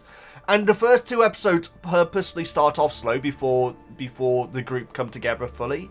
But the soundtrack is the soundtrack in Cowboy Bebop is genuinely incredible, guys. In fact, I actually imported a Japanese special edition of the soundtrack that cost me a pretty penny. Yeah, what I didn't like about the thing which made me basically stop watching the show is when Faye just completely openly explains her backstory to someone that she just met. And Faye wouldn't do that. Faye is basically against, like, the universe is against Faye. That's essentially how it is for Faye. So there's no way she's going to be relying on someone that she's just met and telling her all this. Sure, she tells it to a dog in the anime. That's a dog. Yeah, so that's how we find out her backstory, because she tells it to Ein, the dog. Spike is overlisting, but by accident, and he also actually doesn't want to be as well, because they do not get on. And so yeah, for Faye to rely on someone was the moment where I thought, well, this isn't Cowboy Bebop anymore. They've ruined my favourite character. And they did so much right, guys. It's insane to suggest that everything that they did in the live-action show was bad. It wasn't. Big Shots, the show which they watched to find out what the latest bounties are, they did an unbelievably good job in that. It's just absolutely perfect, in fact. Yeah, you can look up on YouTube. If you look up Cowboy Bebop Big Shot, you should see a live action. The thing is, there was only like a couple of scenes of it, but they got it perfect, in my opinion. Also, the show was weirdly, the live action show was weirdly mean spirited. It's like very often like making fun of people who've lost limbs and stuff. It's like, how is that funny? Yeah, it was weirdly mean spirited in places, but they definitely did some stuff right. Vicious was absolutely terrible. Sorry, I will get back to the book review in a second, guys. I apologise. Vicious, who's the villain of Calvin Bebop, although he only shows up very, very sparingly. I was never a big Vicious fan, guys. I'm not particularly interested in his storyline in the anime, and so it really didn't bother me. Anyone who was a fan of the anime character, my God, what they did to the live action one. God knows what they were thinking. That was insane. They completely ruined his character. And for what reason, I have no idea. It's so ridiculous. They made him completely useless and embarrassing and, like, pathetic, The main villain. Anyway. But to say that everything in the live-action show is incorrect, it was bad, it's incorrect, guys. Like I say, the big shot segments, and like I said, I know a couple of them, they did such a great job. It's just so good, so good. It's stupid. It's a really stupid TV show that they watch to find out about the bounties. But like I say, guys, no one. So they did have Edward in live action, but I didn't get that far into it, so I don't know how well she did. But I can tell you guys, you can't do Edward. You can't act Edward, especially as a child doing that. And so I feel like Luna Lovegood is also the same. You could get a child to act that eccentric, and maybe I'm being unfair, guys, but I just don't see it being possible. You know what? Prove me wrong. HBO series, but seriously, I just don't see it. Anyway, sorry, that's the longest tangent that we've had today, guys. Let's get back to Embren's comments. Watch the anime. It's so good, guys. It's so good. I'll say this. Some of the camera angles around Faye and everything, it's very 90s anime. But believe me, she is the best character in it. And her story arc, in my opinion, is by far the best part of the show. But I think most people say Spikes is. Edward was my first character when I first watched the show, but check it out, guys. It's worth it. It's and just for the soundtrack, seriously, every single scene has such good music in it. Back to this. A bit odd. One is expected to stay in a separate prefect compartment where it's for the meeting, isn't it? And that Ron follows up on that. Percy, Malfoy, and Hermione, of course, whether out of sense of responsibility or superiority. Yeah, they're meant to go to a meeting with the head boy and girl, and then they're meant to be patrolling, aren't they? Which doesn't really happen. I think it might happen. I'm not sure if Ron and Hermione actually did. Till next time, give my love to Woozle. I will do. Embren, thank you so much for your comments. Sorry about getting so sidetracked during it, but thank you so much for making it. Nessie Bobs. Hi to all. Percy being a poo-poo head for blanking his father and Harry. Well, Arthur doesn't say anything back, but Patronus Potter is good at escaping snake-like, absolutely. The fountain gets fed a crap ton of money when Harry empties his wallet into it. I love the mental image of the kids prancing about with red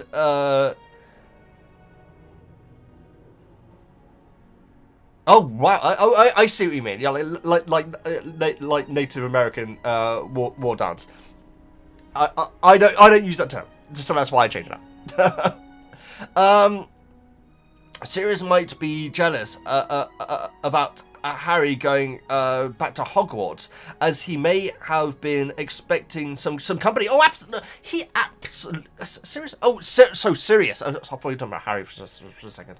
Sirius might be jealous about Harry going back to Hogwarts. Oh, jealous is an interesting word. It could be. because he's losing his James. He's literally losing his James, isn't he? And so yeah, that's actually a very good way of putting it. Burping waste paper, burping waste paper basket. It's a toilet, at least in my version. I wish I had one. Oh no, there was a waste paper basket. There was. Sorry, Nessie Bobs, you're right. Sorry, I put my hands up. I got that wrong there. Yeah, there was a burping waste paper basket. I wish I had one. It would make tidying up more fun. The twins counting off the bad things happening to all the previous Debates Against the Dark Arts teachers. Absolutely. Ikoronsky is now a prefect. Mum's going to be revolting. I know, such a terrible thing just for George to say. I used to disbelieve and shock, lol. Fred and George are now the next door neighbours. That line is getting a lot of love in this book club. Molly wobbles, nearly having a heart attack when Ron asks for a new broom. Twins offering to curtsy to Ron instead of kissing him. Lumping lump-coated dung trying to stiff the twins on the contraband. Oh, you reckon they were trying to stiff him? Oh, maybe. Ron enthusing about his new broom, mentioning the witch broomstick. Oh, absolutely, yes, a witch broomstick, very good. Sounds similar to Witch, Muggle Consumer Magazine. Yeah, I don't know if that's outside the UK, but there is a Witch Consumer Magazine and website where it basically, like, recommends stuff, I think that's it. Harry fretting about Molly finding out he funded the twins' venture. I found it odd, Harry getting irked about having a photo of the Phoenix members flouted on him by Moody, but it was okay in the film when Sirius gave it to him. It's there. I feel like, I mean, Sirius in the movie is very, very different as well, but you get the feeling that he's giving the picture as something that means a lot to Sirius, and now he's giving it to Harry, whereas Moody's like saying, hey, look at this, a picture of your parents. Yeah, maybe that's the difference, but also, Harry's a very different character in the book. Lupin reassuring they won't let the kids starve if anything happened to Molly or Arthur is heartbreaking. Well, of course, yeah, and I feel like Molly probably knew that deep down anyway. Lord Moldy Butt lurking behind the dustbin to pounce on an unsuspected Harry sounds funny.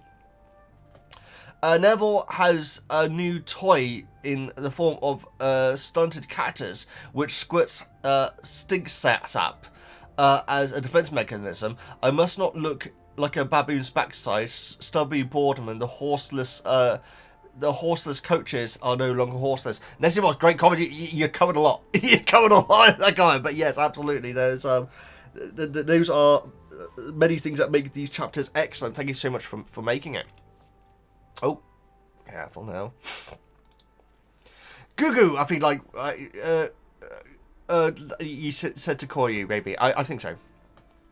Hey, Woozle and Veg. A lot of Harry's thought processes are understandable considering previous events, but one I won't give him a full pass on is that Harry seems to be developing a bit of an ego in this book. Oh, absolutely, but the thing is, he's calling himself out on it, and he kind of... Yeah, no, let's carry on. We begrudge Ron for picking over himself as a prefect being picked over him as a prefect is one of the ugliest moments in the book so far. He even knows it himself that he is being pretty rotten to think that way when he questions whether he is being as arrogant as Malfoy. I need to say Molly then. Ron actually makes perfect sense as the choice if you think about it. Harry was exempt from the first final exams in Goblet because of Barty put him in the tournament, and did most of the work for him. Ron and Hermione were not exempt from their exams, but that did not stop them from giving up their time to help Harry in the tournament. Ron ended up taking most of the stunning spells Harry was practicing for the third task because Hermione didn't want to. That's so true. Taking an extra responsibility aside from your own is the foundation of what a prefect is supposed to be. Ron being a wizard born and raised also makes him make even more sense because he will have information to help potential Muggle-born raised first years adjust to just like he did in earlier books with Harry and Hermione. Oh, that's actually very true. I was going to say Hermione would be great for that as well. And even how Harry, being a Muggle raised, wouldn't have learned nearly as much about the Wizarding world as someone who reads like Hermione. Well, absolutely, quite. That is so true.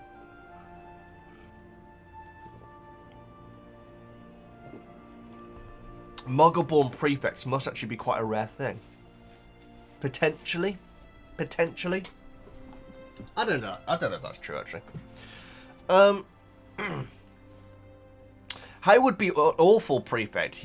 Maybe he not as bad as Fred and George, but he is overly emotional, impulsive, and sometimes avoids other students when they stare at him because he's famous, or there is printed about him in the newspaper. All not good traits for a prefect. Also, he just wouldn't be interested in it. But Harry sees it purely as a crown, hence the dream, doesn't he? Oh, Dumbledore was doing him a favour by passing over him. What Dumbledore was thinking by making Malfoy a prefect is another matter, though. Potentially, Snape may have actually had the final say on that because Slytherin, and if it was Snape, that was fairly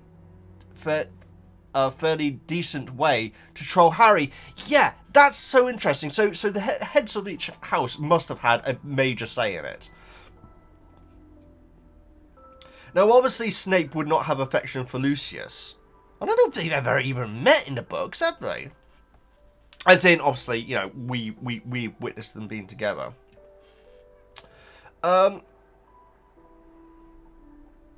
But you do get the feeling that he does have affection for Draco, and so maybe in a weird way he's definitely very biased towards Draco, but maybe he genuinely doesn't see the more negative sides of him. I don't know, guys. Or maybe he does it to troll Harry. I don't know though. That's very unprofessional. I mean, Snape's been unprofessional in the past with the Hermione thing and everything, but that is very unprofessional. I'd say that's worse. For Snape to decide that just to get at Harry. We finally get more Ravenclaw representation with Luna showing up, and thanks to her and her father's magazine, we know what Kingsley thought Sirius would find amusing in the Quibbler. Still have to wait to see if there's a payoff for the blank picture which even sassed Harry near the end of chapter 9, though. After this book was released, they auditioned over 15,000 girls to play Luna. Evanna Lynch was and is known as a massive fan of the book, so any differences were the script writers' faults. Oh no, that's interesting. So there was an audition process. I presume there would have been an audition process, but I feel like that she had written letters and received them back from the author before, right? I'm pretty sure that's wrong. If that's wrong, then I apologise. But yeah. Anyway, Gugu, thank you so much for your comment. I hope that's what you said I should call you. Savage Kim. Hi, Veggie. Chapter 9. Harry's humanity shows again in his initial reaction to Ron being made a being made prefect, but he quickly understands that he needs to show Ron he's not jealous, upset because he doesn't want to be a crappy friend. I see what you mean by humanity, as in his human nature, absolutely. I also liked how Hermione had a moment like that too. Yeah, it's true. Yeah, I mean, she's more baffled than anything, isn't she? Whereas Harry, there is actually resentment, unfortunately. Molly and Arthur weren't part of the original order, but in the hospital wing at the end of Goblet, Dumbledore asks Molly if he's right to assume he can count on their help going forward, and she agrees. And that's so interesting. I didn't pick up on that, but that makes a lot of sense.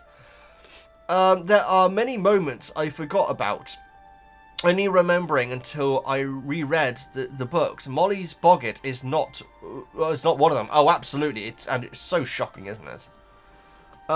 Chapter 10. Ginny gets to show more personality, and it's great. Actually, all the kids get so much more character here. It's great. Hope you're well. Thank you so much, Kim. Thank you. That's greatly appreciated. And yeah, I'm looking forward to more Ginny. I really am, guys. I'm already really enjoying her. Noam. Hi, Veggie and Woozle. Not a frequent commenter on here, as often most people have already covered my thoughts by the time I get to post. I appreciate that.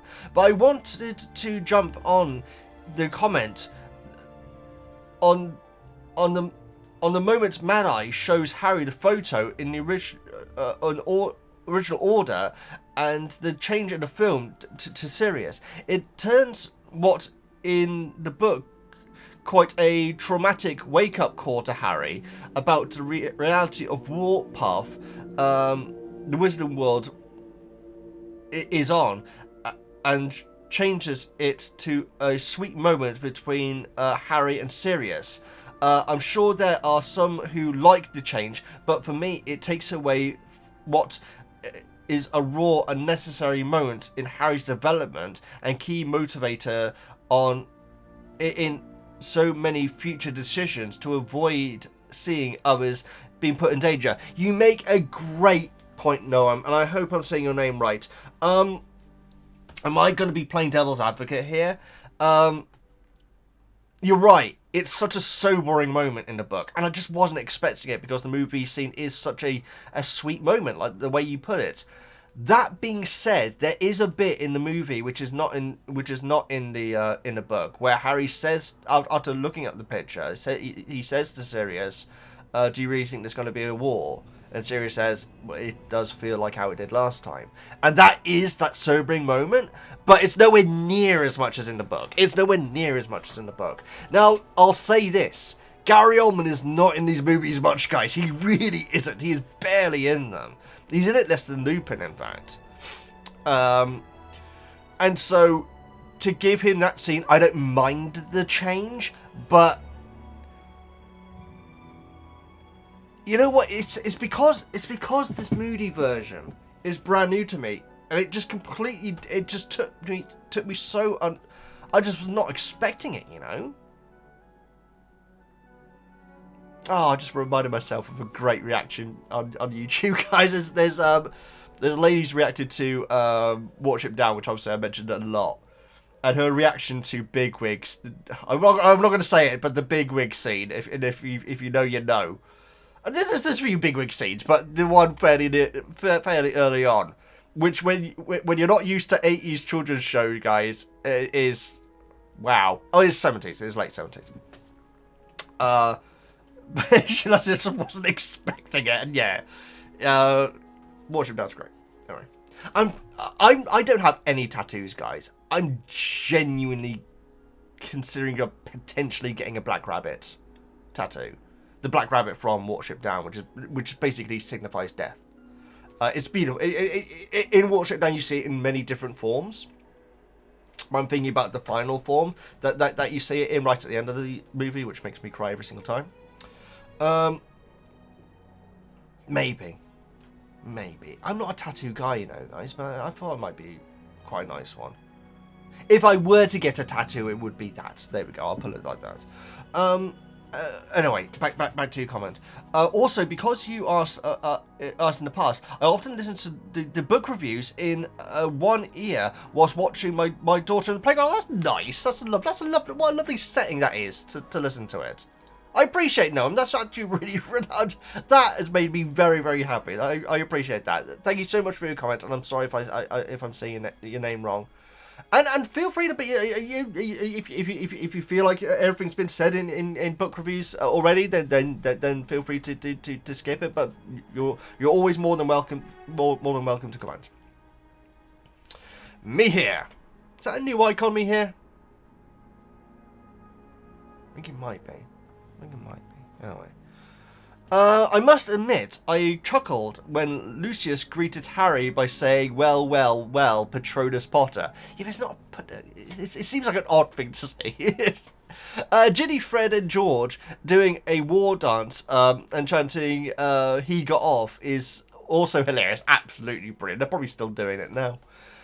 I like the Prefect badge moment and how Harry processes it in his head. I need to see that scene in the HBO series. Oh, that'll be in there. That'll be in there, I'm sure. I apologise about the yawn, by the way. But it's mainly in a dialogue. How can they do it? There is also that as well. Maybe that's one of the reasons why they didn't include it. No, I think that Daniel Radcliffe could have portrayed.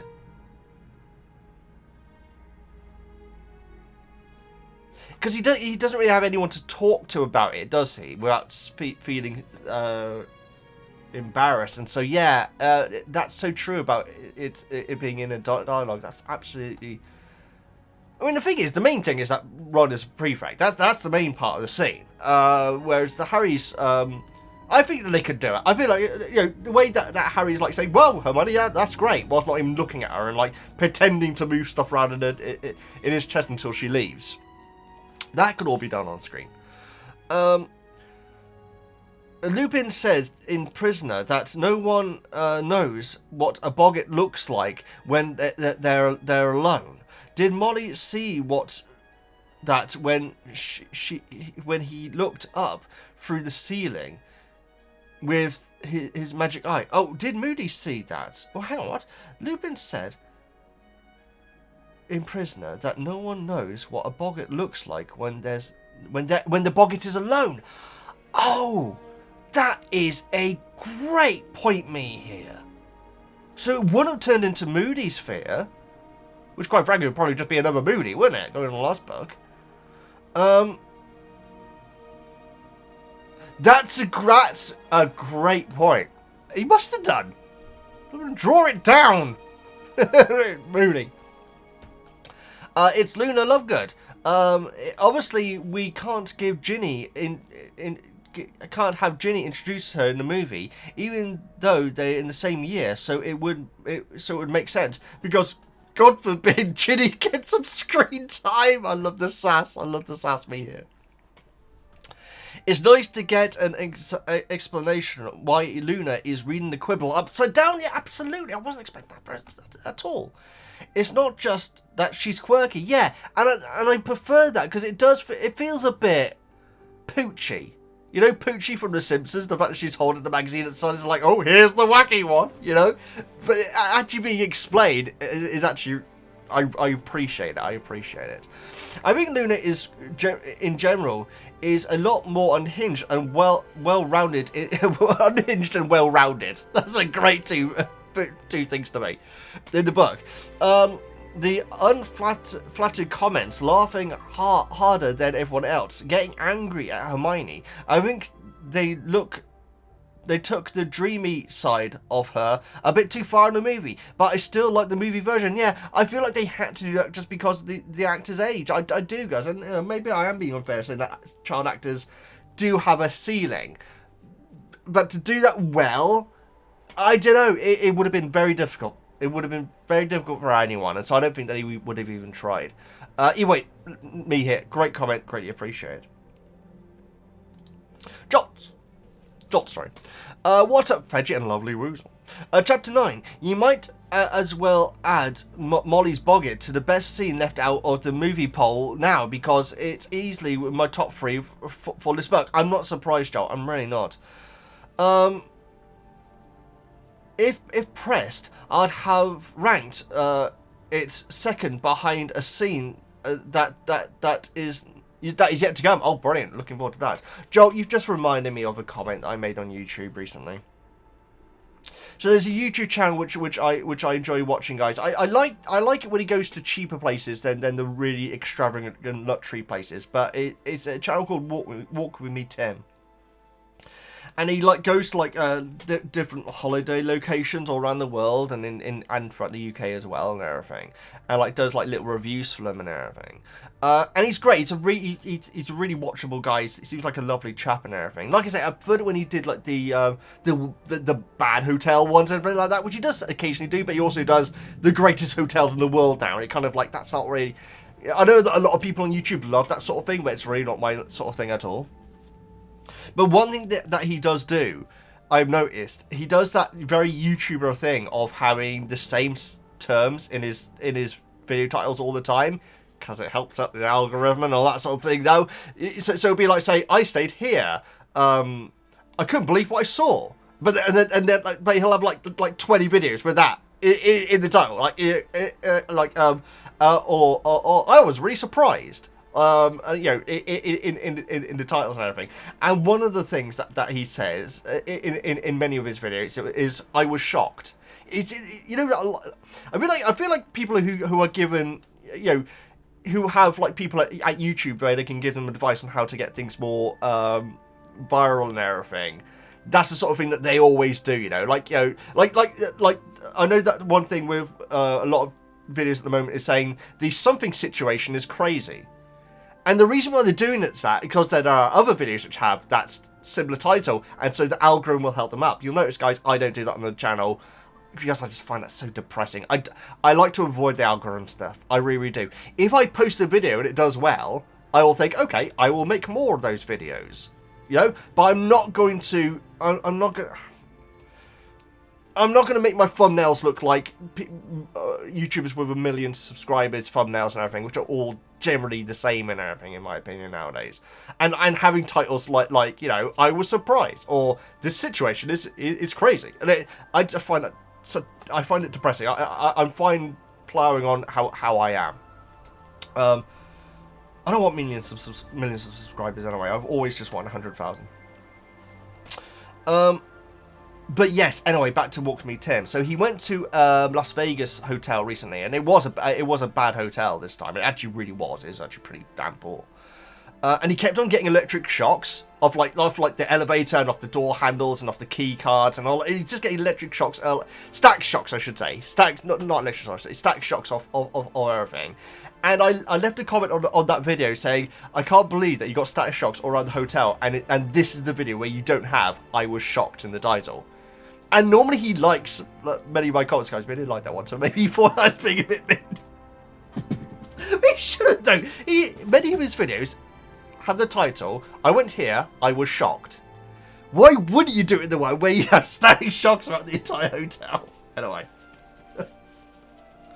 But he seems like a lovely chap, though. He really does, though, guys. I do recommend his channel. Like I say, I like it when he goes around the UK and he goes to the lesser good hotels. But then again, if he has the choice, because he's doing really well, he's doing very well, guys. And so if you have the choice, you're gonna want to go to the really expensive ones, aren't you? Really. Anyway, that was another long tangent. Let's get back to your comment, Jolt. From a narrative standpoint, it makes a lot of sense for this scene to be placed here. The gang is about to go back to Hogwarts, and oh by the way, this war is one where children will likely die. I feel like Rowling does a great job of luring you into a sense of comfort. Oh, that is the moral of chapter 9. It really is. And then re-establishing a sense of dread and anxiety over and over again throughout the last 3 books. No, if that's the case, this is definitely an absolute key example of that, Joel. The fear of a mother is an underused trope in war stories, but it is expertly portrayed here through Maury's dread. How can she make a corpse of her child or husband ridiculous? I didn't pick up on that, but that's so true. She simply cannot, nor should she be able to. Molly's fears are given great context by Moody's photograph in the prior scene. It wasn't number one. It wasn't just Order members that were killed last time, according to Moody. Families of Order members were targeted too. Absolutely. 2. Molly and Arthur weren't in the Order last time. When Voldemort fell, Ron was first year and 8 months old. Ginny was 3 months older. Was 3 months old. Oh, I see. Fred and George were 3, Percy was 5, Charlie was 8, and Bill was turning 11. He would be going to Hogwarts for the first time the following year. Molly and Arthur simply didn't have the time nor felt the need to endanger their family the first time around. Well, yeah, and also they just weren't a part of it. We don't even know if Arthur was in the ministry at that point, in fact. So yeah, that'd be interesting to know, actually. P.S. As you know from the comments in the past, Molly's maiden name is Pruitt. Moody mentioned 2 Pruitts that were killed last time. No word yet on if or now they are related to Molly. Chapter 10. Enter Luna. Neville is a menace. Wahaha. Fantastic. Oh yeah, all the characters are menace, isn't it? Joel, great comment. Greatly appreciated. Sorry about going on that old tangent. I need to have a quick drink, but I don't want to stop recording.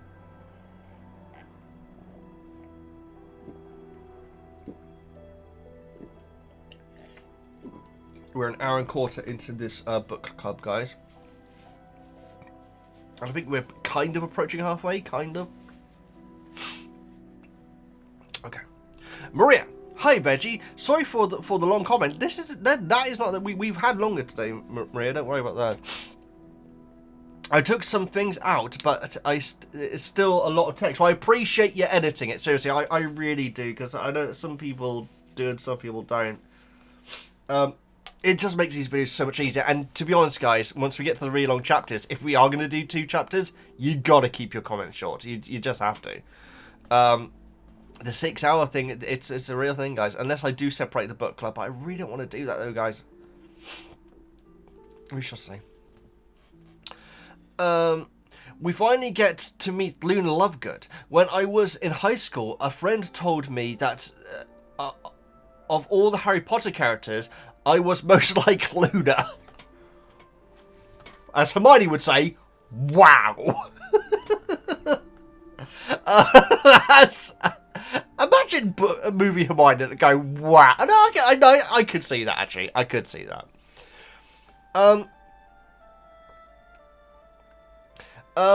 At the time, I was a little offended, but now I take it as a compliment. No, absolutely, Maria, absolutely take it as a compliment.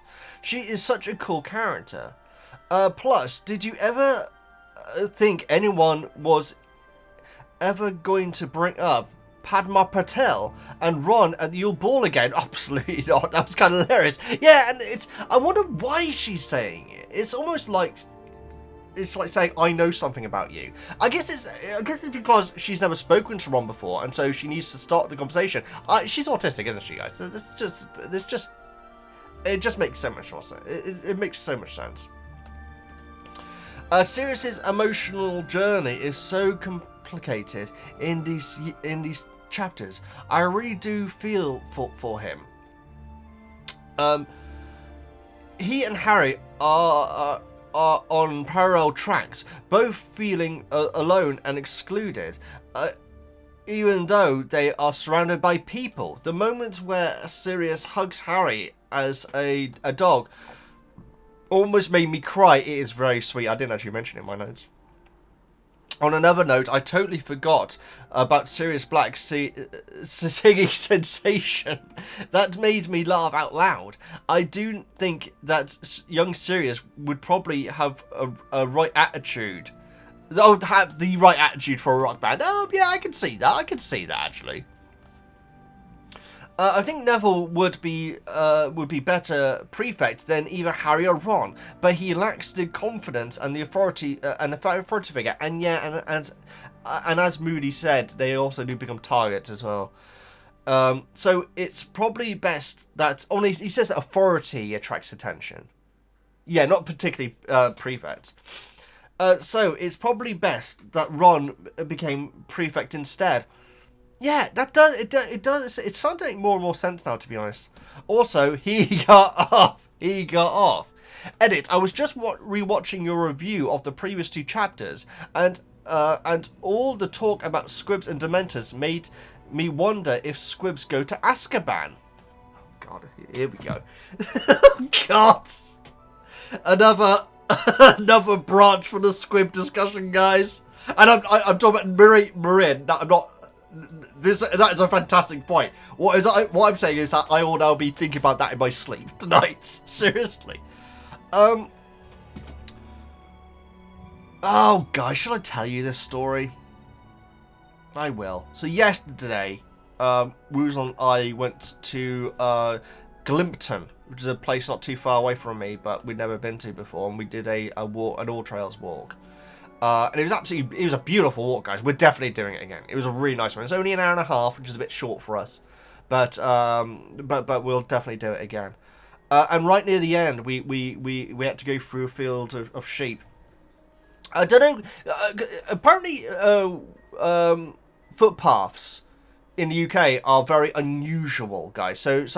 So you'll have a footpath, which is like an ancient footpath, so it has to be maintained and kept there. And so you'll have fields of wheat or of all sorts of different other all sorts of different other crops. And straight through the middle, there is a path from one end of the field to another, because that is an ancient footpath, so it has to be maintained. And so, from what I gather, like Americans watching videos about British, I don't know, I always say Americans, guys. It does tend to be Americans who post these videos. But Americans posting their reaction to videos about footpaths in the UK, and they're like completely baffled by it. Like the fact that you're allowed to walk through private property because it's a footpath, it's an ancient footpath, it has to be maintained. There's one not too far away from me at all, which is literally through someone's front garden. You literally walk through someone's front garden to get through to the other side of the footpath, which is very unusual. But I guess they don't mind it. There is a sign saying please keep your dogs under control and everything. But yeah, you literally walk through someone's front garden, guys. It's very unusual. And so yeah, we're walking through this field of sheep. She was on a lead, obviously. My goodness, responsible veggie over here. And then we got to a gate at the end, and like we went through it and everything, and we saw, and it's a really well maintained fence, guys. For the sheep, these sheep should not be able to get out, but we bloomin' saw a sheep that was out, guys. Now, lucky it wasn't a lamb. It was a fairly big thing. It wasn't. I'd say it was probably a teenager age, maybe late teenager, probably late. I'd say late teenager age. And it was trying to get back in and everything, and there was nothing really I could do, you know. I looked up the field and everything because it was next to an estate and everything, and there was no phone number or anything. Like, the local shops were already shut, they shut at 12, insanely, midday. And so I tried and scare it back into it, like to get to it where the fence was slightly lower and get it to try and jump and everything, but it just couldn't and everything. And in the end, it just ran off into another one of the fields. Now, the good thing is, guys, there are no public roads anywhere near this. And the field that it went into, I believe, is usually kept for cows, but there aren't any cows in there anyway. And so one of the people in the estate, I'm hoping, because they should have been able to see it, we'll see this sheep outside it and put it back in. But there was nothing I could do, especially with Woozle there. And there was no phone numbers I could call or anything. And so that's what I dreamt about last night. I actually dreamt about going back there today and seeing that there was loads of people there and say, oh yeah, don't worry, we solved that. I actually dreamt about that last night. Because it played on my mind, guys. I'm actually considering going back there today, but I don't think I will. I think that this is a well-maintained field of sheep, guys. Probably the best I've ever seen, in fact, quite frankly. Because some fields are awful when it comes to, the fences and everything. And it's a closed-off estate. It's literally, you have to go through two gates to get to where this field is, and around it is all other fields anyway. And like I say, it went into a field where cattle are usually kept, and so I'm sure it'll be fine. But yeah, it was very distressing, guys. And the thing is, I was trying to scare it to go back in. I wasn't like screaming or anything. I was just like that sort of thing, to try and get it to go back in and everything. But it did panic and went running. I'm sure they were. I actually looked up how often do farmers count their sheep, and apparently it is actually a very regular thing. There are a lot of sheep in this field, guys. It's a huge field. I'm sure it'll be fine. Very sad though, guys. I think it must have gone through the gate, because it's not looking at that gate and everything. It wouldn't have been impossible for it to get through, but to get back in, that's the problem. But like I say, this is a very closed-off estate with like a big house, like an estate house, And so I think that it'll be fine. But my goodness, that played on my mind last night. Anyway, that was another long tangent, guys. I'm still genuinely thinking about going back there today, but I feel like I just need to curb that. I really do. Yeah. Anyway. And also, loads of people all the locals there must have walked their dogs in that area, so one of them will know. I have cows out the back of my house, guys, and not my cows, obviously. And I do have a phone number somewhere for who I'm meant to contact if one of them get out, or once we found like a couple of baby cows that hadn't been found by the farmers when the cows were collected, and so the farmers went back and grabbed them, and saved their life. Absolutely, there's no way those baby cows would have been able to cope without that. But yeah, I don't know what that number is. Anyway, doesn't matter, does it? Moving on. Sorry about the sad story, guys, but I don't really want to talk about this sort of stuff, so I thought I'd get off my chest there. I'm sure it is fine. And if it was a lamb, for one, it probably would have been able to get through the fence because it would have been so small. But two, I would have. Because the thing is, there are private property signs walking up to the estate. If it was a lamb, I would have walked up the estate, and I'd say, sorry for trespassing, but one of your sheep needs rescuing. But this thing. It didn't seem that upset until me and Woozle turned up. Before then, it was just stood next to the fence where on the other side of the fence where some other sheep were. And so, yeah, I'm sure it's fine. And like I say, there's no way that it's such a lovely walk, guys. That must be walked every single day by all the locals there. So I'm sure it got found. But my goodness, I definitely dreamt about it last night. Squib's going to Azkaban, my goodness. Okay, let's read what you have to say. If a Squib committed a crime, I'm thinking they would go to Muggle prison instead. If there were Squibs in Azkaban, I think Fudge would know if they can see Dementors or not. I mean, a Squib could murder a wizard.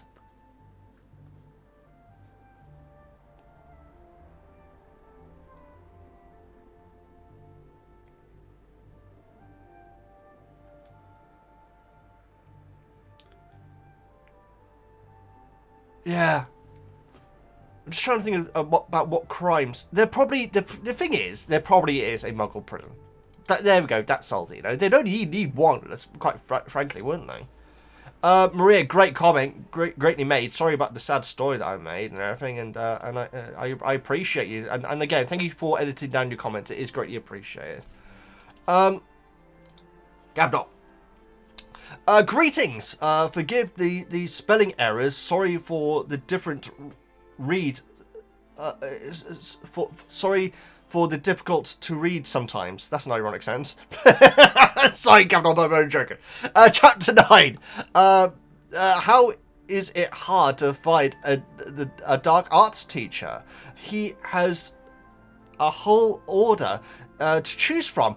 Yeah, but they're busy though, aren't they? But then keeping an eye on Harry, you know.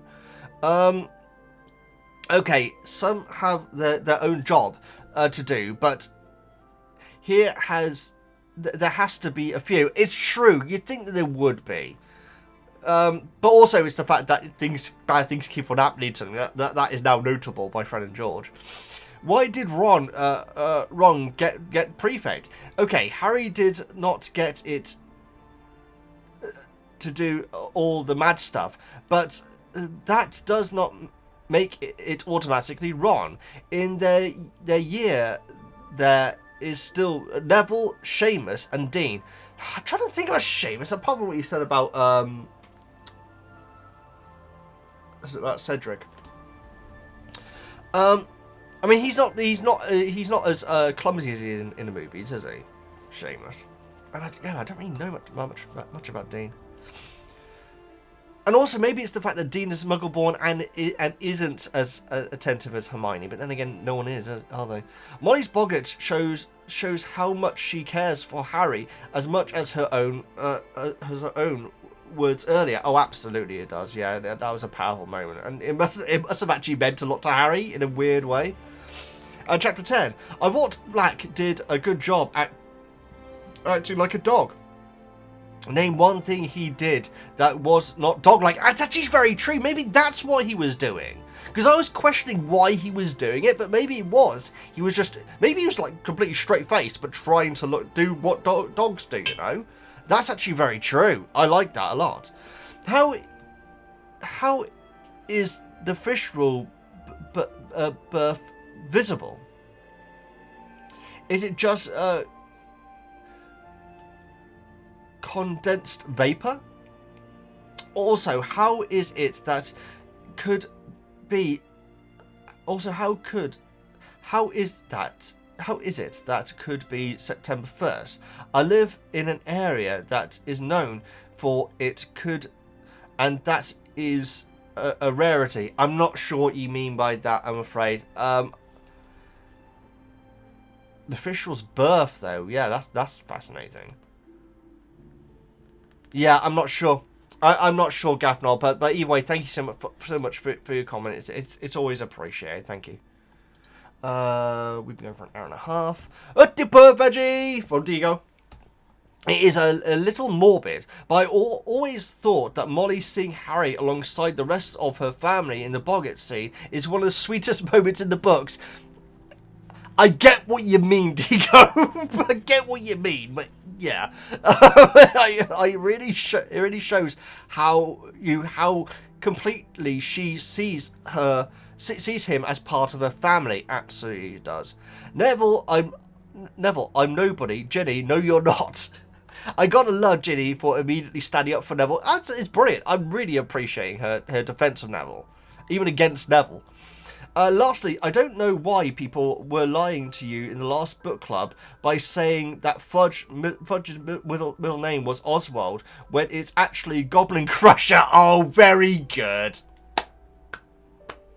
Very good, Diego. I see what you did there, and I appreciate you for it. Thank you so much. Greatly appreciated. Yankee Fetch. Hey, Veggie. Molly's woes brilliantly shows... Sorry. Molly's woes brilliantly show not only Molly's heartbreak. It's a very serious comment. Sorry, Yankee Veg. Molly's woes brilliantly show not only Molly's heartbreak, but the heart of most mums. Most people don't see that constant worry. Oh, that's very true. It's saying earlier on about it being a rare trope in shows. Still a Percy fan. I am. Yeah, this didn't even touch the sides when it came to changing my opinion on Percy. And I understand that what he's doing right now is not good. I feel bad for him though. My heart breaks for him. What happened to him and the Weasleys, and it's not just the good side. I feel terrible for Percy as well. So I am Yankee Veg. Yeah, what if he's going to just do some horrific atrocity in the next chapter? I don't know about it. Thank you for all the hard work and for our entertainment, Veggie. You're the best, Yankee Veg. Thank you so much. That's very kind of you to say at the end. Slim. Commander, they're only rookies. Come on, I train on level 9. This is a incredible obscure reference. Commander, they're only rookies. Come on, I train on level 9. I have absolutely no idea. Commander, I train on level 9. I train on level 9. Is it a sci-fi? Because obviously, you know, training on level 9 is a strange thing to say. Commander, they're only rookies. Come on, I train on level 9. I don't think it's a comedy, is it? Commander. It feels like it's a sci-fi. That's the best I can do. That's the best I can do, Slim. It's very, very interesting, though. During the previous chapters, Mr. Weasley talked to Boyd in the lift. He pointed Boyd out at the Quidditch match World Cup as someone who works at the Department of Ministry of Magic. Oh, wow, no way.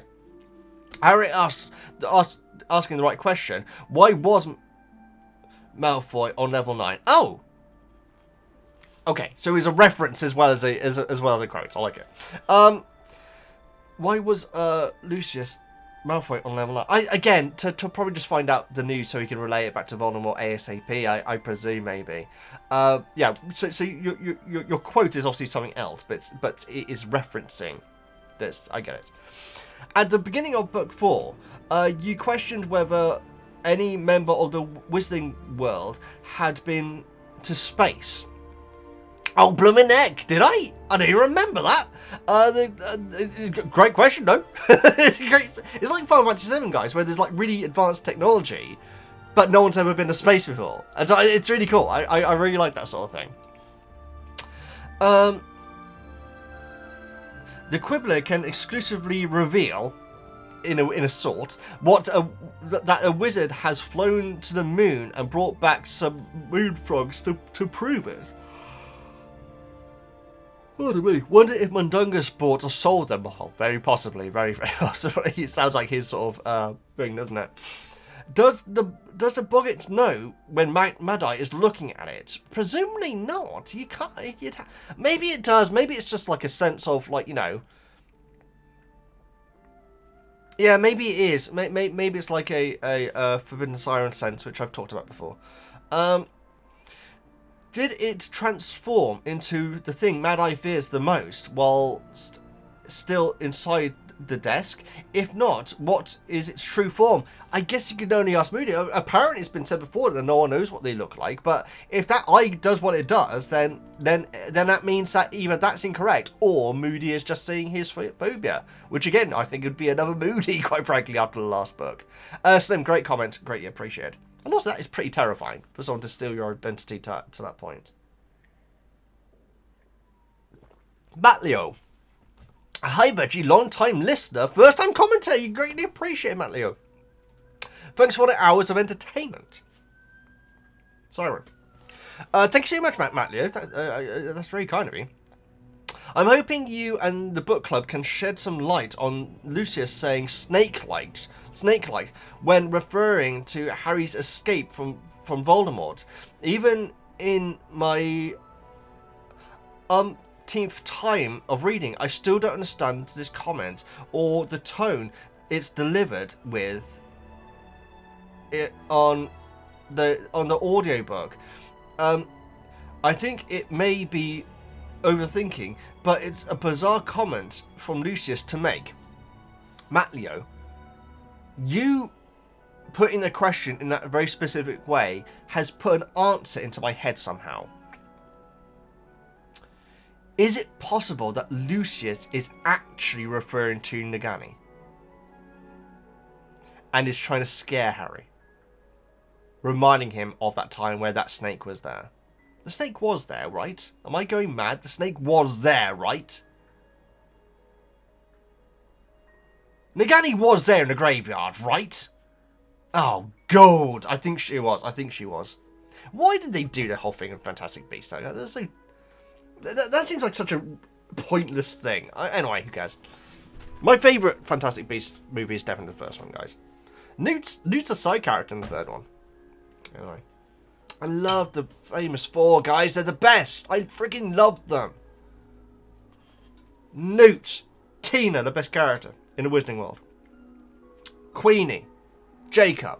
I love them. Why couldn't we focus more on them? Instead of doing this whole real-life politics thing that everything has to do at the moment. Anyway, I apologise, guys. It's just frustrating when you watch something for escapism and then it's just talking about real-life stuff. It's like, give me some escape, like Harry escapes. Yeah, I'm wondering if Lucius was directly referencing Nagini to scare Harry. Maybe.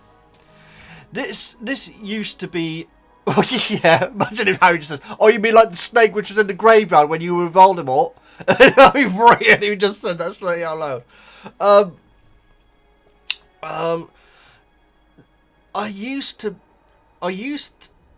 This used to be my least favourite book from the series, but it's now one of my favourites. Oh, I'd love to know why.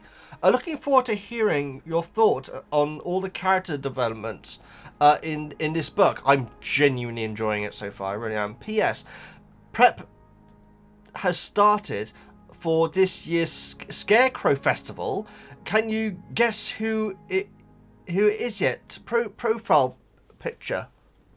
Scarecrow Festival. Oh, it's Dobby. Is it Dobby? It feels like it looks a bit like Dobby's face, but it's like collapsed, and so that would make sense. So maybe I think it's Dobby. Matt, that is awesome. Thank you so much for your comment. In fact, greatly appreciated. I hope to see you next time as well. And yeah, you raised some great questions, Dad. And yeah, like I say, I feel like you inspired the answer to pop into my head regarding Lucius's snake-like comment. Greatly appreciated, Matt Lowe. Nice to see you. I should say, guys, the whole sheep situation yesterday was around 4 PM yesterday. And so there would have been loads of dog walkers going around there who would have phone numbers and stuff like that. Maddy Kuma. He got off. What a friend and I, next door neighbours, is one of the funniest lines in the series. It was great. It was such a sassy line. I love the fact that Molly just completely blanked him as well. I also find out odd Ron to be a prefect. He's not exactly a model student, but maybe Dumbledore wants to give him some responsibility and self-confidence. Well, I feel like it's gonna work. I actually do.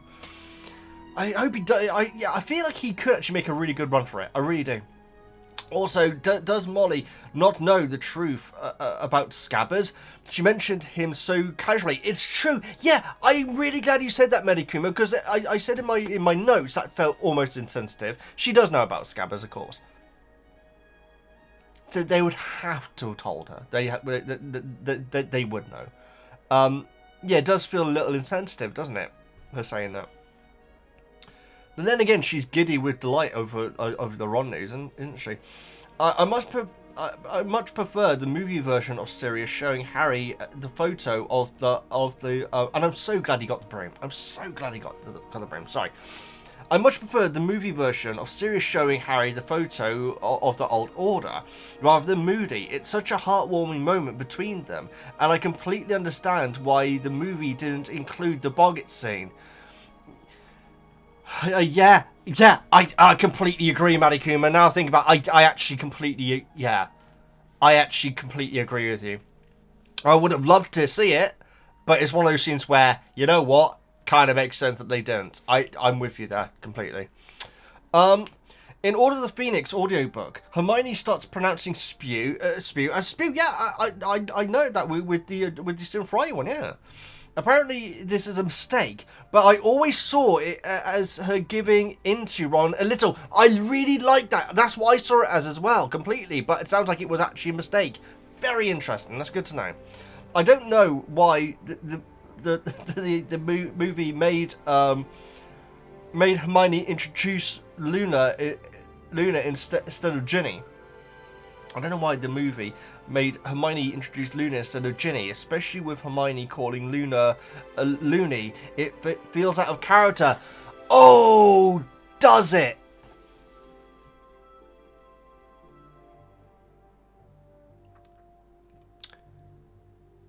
It does. I would say that maybe the mistake was made not because Luna's there, but because Hermione is used to people saying it. Maybe. Hang on, I'm an idiot. She's Ravenclaw. Why would she be... Okay, so earlier on I said that maybe Ginny and Luna are in the same dorm. They're not even in the same common room. Yeah, I'm an idiot. I bet I've already got loads of comments to point out. You know? I apologise. It does get confusing sometimes with Luna, though. It does feel a bit out of character, actually. That's so true.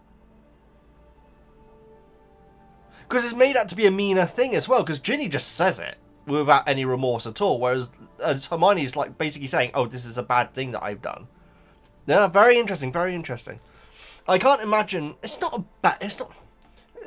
the end of the world, but I guess, you know, people who love Ginny, they want Ginny to be getting her scenes, you know? So, yeah, I can't imagine movie Luna showing anger or laughing loudly. Jim Dale's voice for her is very different from the actor, but being deep and slow rather than high-pitched and dainty. Oh my goodness, he hasn't done a blooming Winky again, has he? I did note that Dobby's voice is like this, oh Harry Potter. And then when it got to Winky, it describes Winky's voice as being significantly more high-pitched than Dobby's. And his voice goes, Harry Potter, alright! So maybe that's what Luna sounds like as well. I need to give it a listen. I actually do. I need to give that a listen. I want to hear that. I presume it's not Irish, because she's a Paddy in the movies, isn't she? And I can say that, guys, because I am half Irish. Well, I'm a quarter Irish. I have the most Irish surname in the world. That's correct, gamer. I have to make that joke every single time. But no, my RL surname is one of the most Irish in the world. And my dad would use that term all the time. His dad was Irish. Yeah, he would always say Paddy, and so that's why I do. I also just have to also add this little addendum every single time I do it as well, to say I am not being nasty. It's what my dad always called them, and he was one. He was one. He's one of them. Oh my goodness. Shut up, Veggie. Right. Usually Dale's voices are spot on to the movie. Also, the Dragon Horse is my favourite Harry Potter original creature. You're talking about Thestrals, right? Because that's the second time someone's referred to them as not Thestrals, as like a descriptive. I presume they are the Thestrals. I need to hear his tonks as well, because quite frankly, I'm still getting taken out of the scenes by Stephen Fry's. It's so sarcastic. It feels like it's meant to be sarcastic. Did you enjoy the articles of the Quibbler? Oh, they were great. What is Stephen Fry's voice for Luna like? It's kind of dreamy, to be honest. It's not a million miles. It's not Irish, but it's not a million miles away from the actor in the movie, quite frankly. It's rather like this and slow. Yeah. Yeah, I need to hear Dale's. I really do. Madaguma, thank you so much for your comments. Greatly appreciated. Ash. Utti Veggie and Weasel. I've been bracing myself for this chapter since we got to Grimmuald Place. I couldn't remember if it happened before or after the trial. I had to make sure I wasn't out for a walk whilst listening, because Molly's face of the Boggart makes me cry every single time. Ashley, I'm not making fun of your comment. I'm not making fun of your comment, but I was wondering where this comment was going. I know what it's going to be.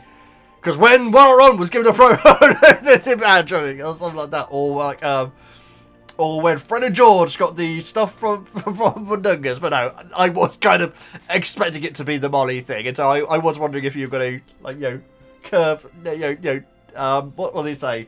What's the Last Jedi thing? Oh, what is it called? No, not suspend. Subvert expectations. There we go. But no, it's so powerful. My goodness. For me, it's the most powerful moment in the books. I'm not surprised. I'm really not. Give me serious chills. It really did. Molly's fear is so relatable, and her reaction is so heartbreaking. It destroys me every time. And then we fought, and the fact you had to be sure you weren't out and about. Wow. And then we followed it up with meeting one of the best Harry Potter characters in lovely Loony Luna. Say that 3 times first. I don't hear a lot of people complain about the changes, but she is already pretty different in the movie version. Oh, absolutely true. But I feel like the movie one was so good as its own thing, it just didn't matter, you know. We shall see. We shall see. Once again, the movie is reluctant to actually let characters be flawed. In contrast, it's so understandable that everyone feels a little awkward around Luna in this scene. Yeah, I mean, in the movie they're sort of like, huh? Ron's doing his. He's not. But everyone's just like, huh? Apart from Neville, who is literally like this, away from Luna. He's like leaning away from her, I should say. Yeah.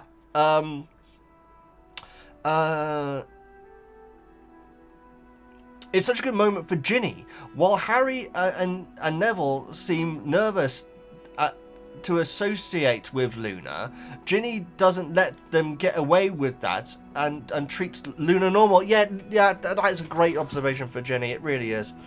The book is, in contrast to the movie, is really focused on the very human, potentially flawed emotions everyone is experiencing.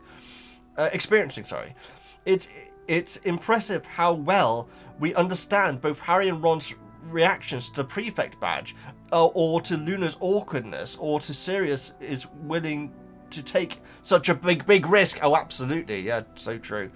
What do you think of the Quibbler? Which of the stories do you think is actually most believable? That's a tough one, isn't it? The runes? Oh no, that's the kumquat thing, isn't it?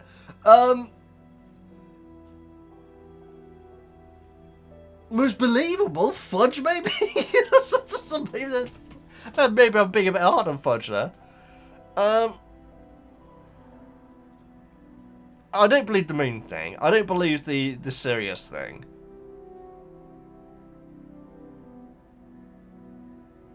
Maybe Fudge. That's bad, isn't it? That's bad.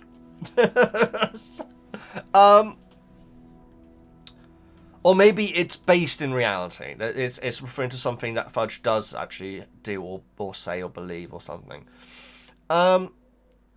Great comment. Actually, awesome comment. Greatly appreciated. I hope my comments didn't take away from your comments about how powerful you find that scene. I just felt like you were winding up for a curb. You know, like for a swerve, I should say, to say something else. But no, you were talking about Molly, and what a scene it was. Great.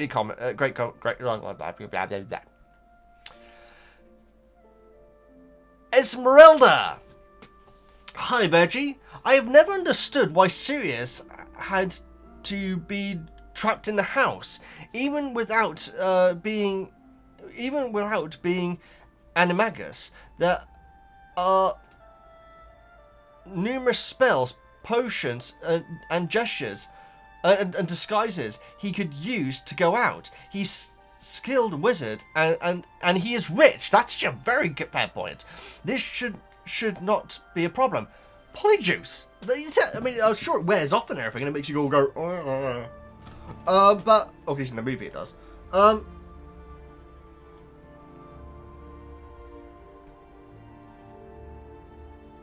Yeah.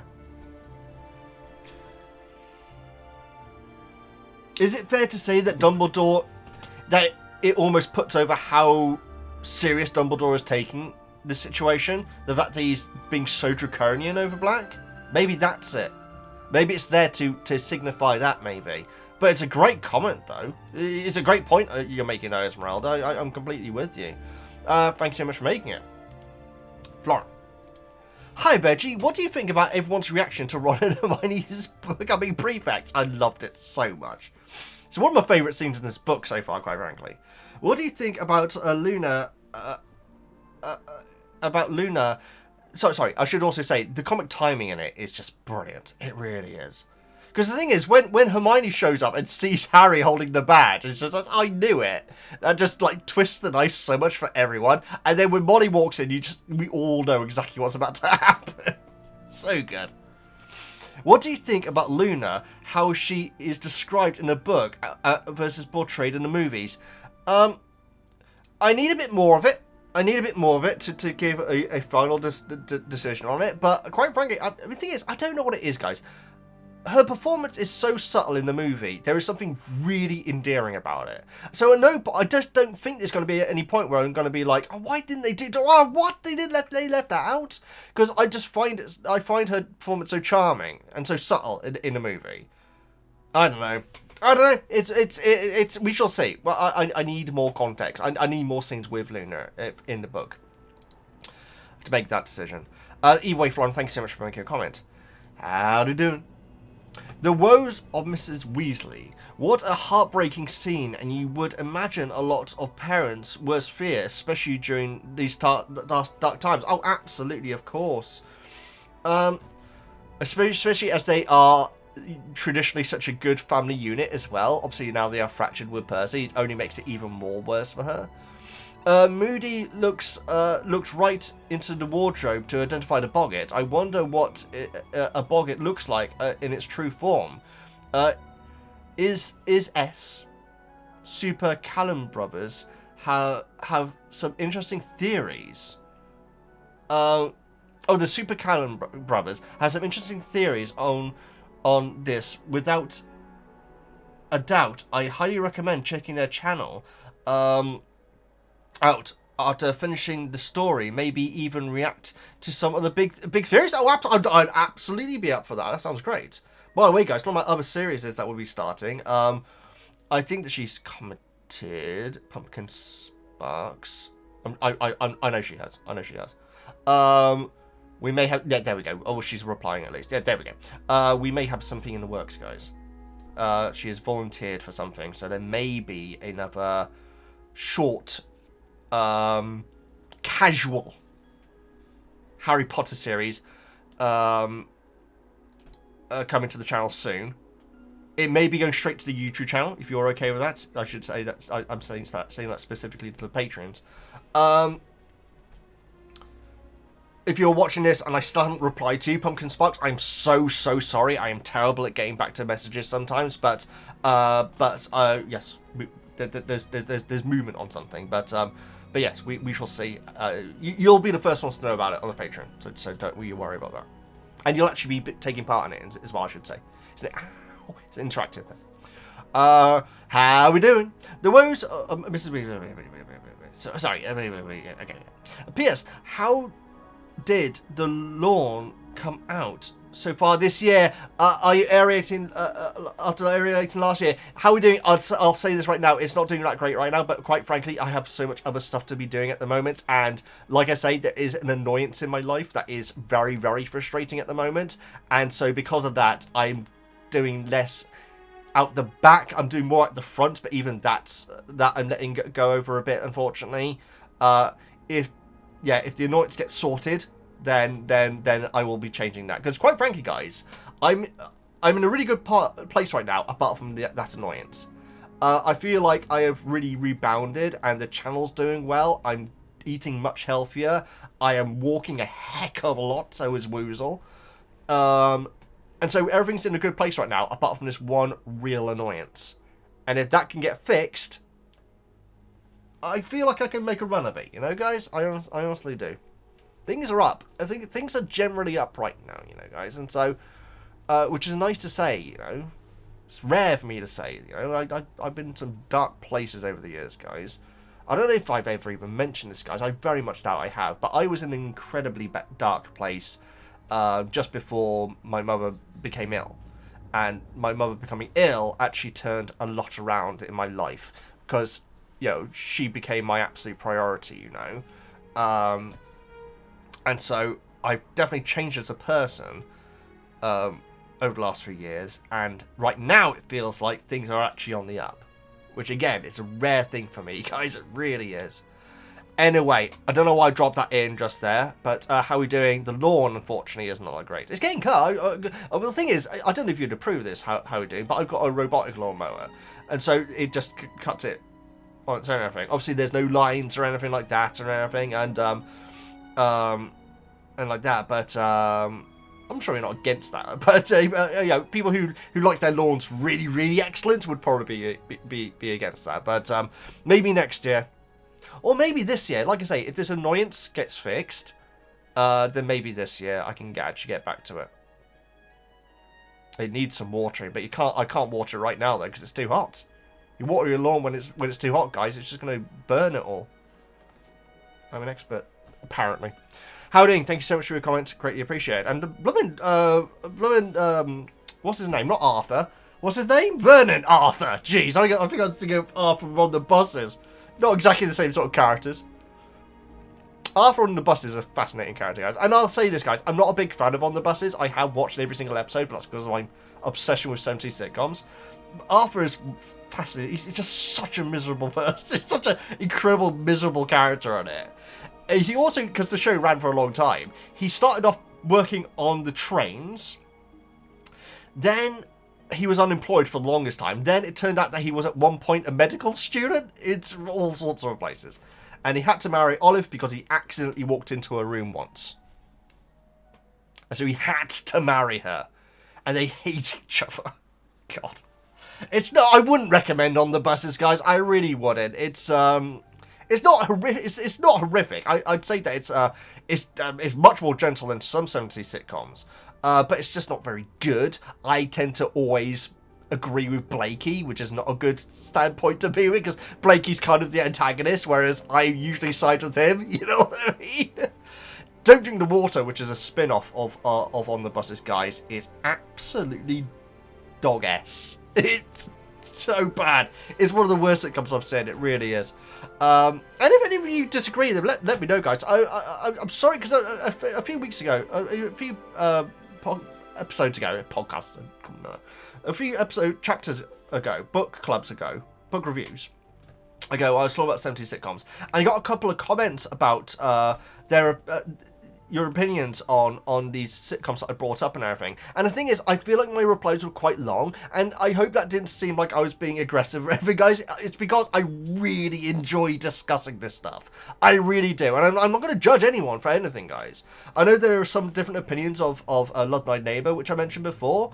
I would argue that the actual, again, I'm going to use this word, problematic or racist part of it, is actually towards the Indian characters on it rather than the black characters. Because the black characters, the stuff that the white guy says on it, he's meant to be an idiot for saying it. And that is the point of Love Thy Neighbour.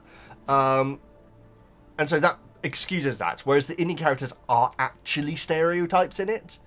Yeah, that's my take on Love Thy Neighbour. But if you have another take on it, guys, please let me know. And I promise you, we will keep this cordial and polite and everything, guys. Because quite frankly, I really want to discuss it, you know? So I love discussing this sort of stuff, guys. I love discussing the Carry On movies and stuff like that, which, you know, are, I decided to watch them all.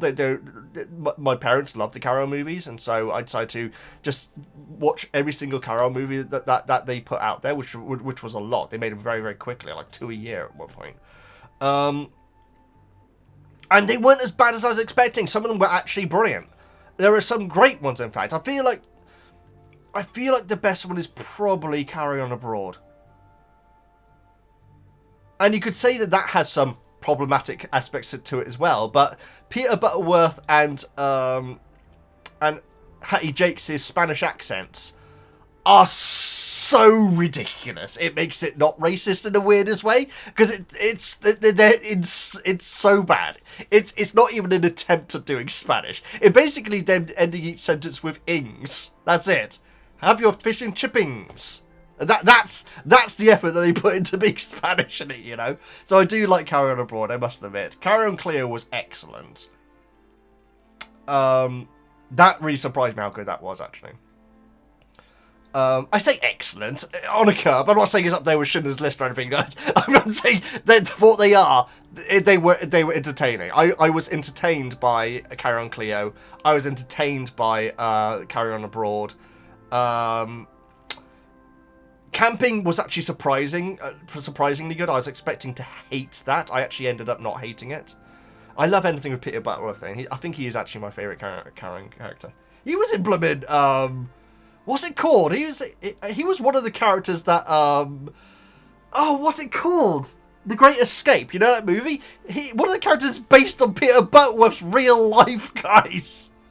Seriously, I'm not even joking. It's wild. The fact that, because you know they would have all served in the military. It was that time, you know.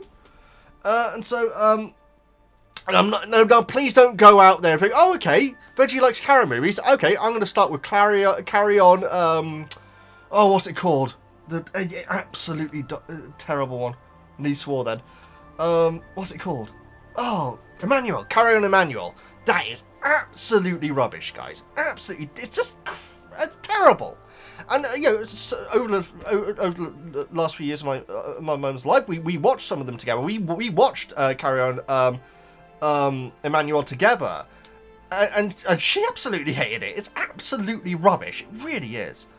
There's a lot of blackface in the earlier ones, you know, and so there's definitely a lot of things that are not good about them. Don't say that, you know, okay, Veggie likes these movies. Okay, I'm gonna go and watch the one where Charles Hawtrey is playing a Native American, you know. I'm not saying that's good at all, guys, you know. The thing is, whenever I watch these things, I like to try and work out the filter of what it would have been like at the time. And if you do that, I feel like there is some entertainment to be had from them.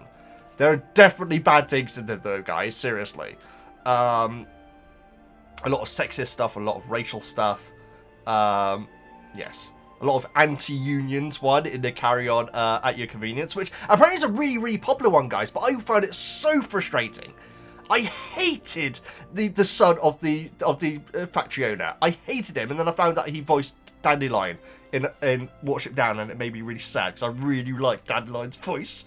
I really do. Dandelion's got such a beautiful voice in Watership Down. He's the one who said you can see the whole world when they actually get to Watership Down. It's such a beautiful moment, and I find out that he also plays one of the most hateable characters ever in Carry On at Your Convenience, and we're meant to like him. We're meant to like him. Anyway.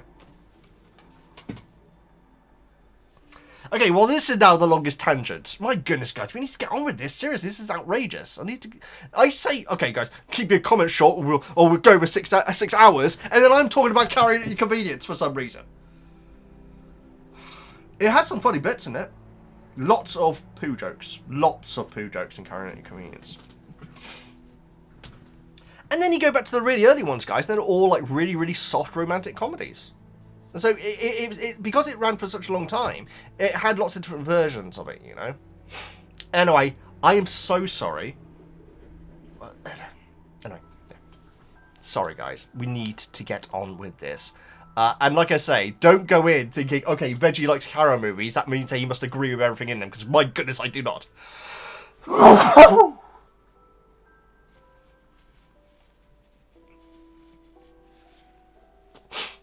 I'm sorry. I'm sorry about that. I don't know why I just did that, guys. This is what I'm talking about. This is why I like to discuss these sort of things. You know? That's why I just spent the last 10 minutes talking about like bobbins.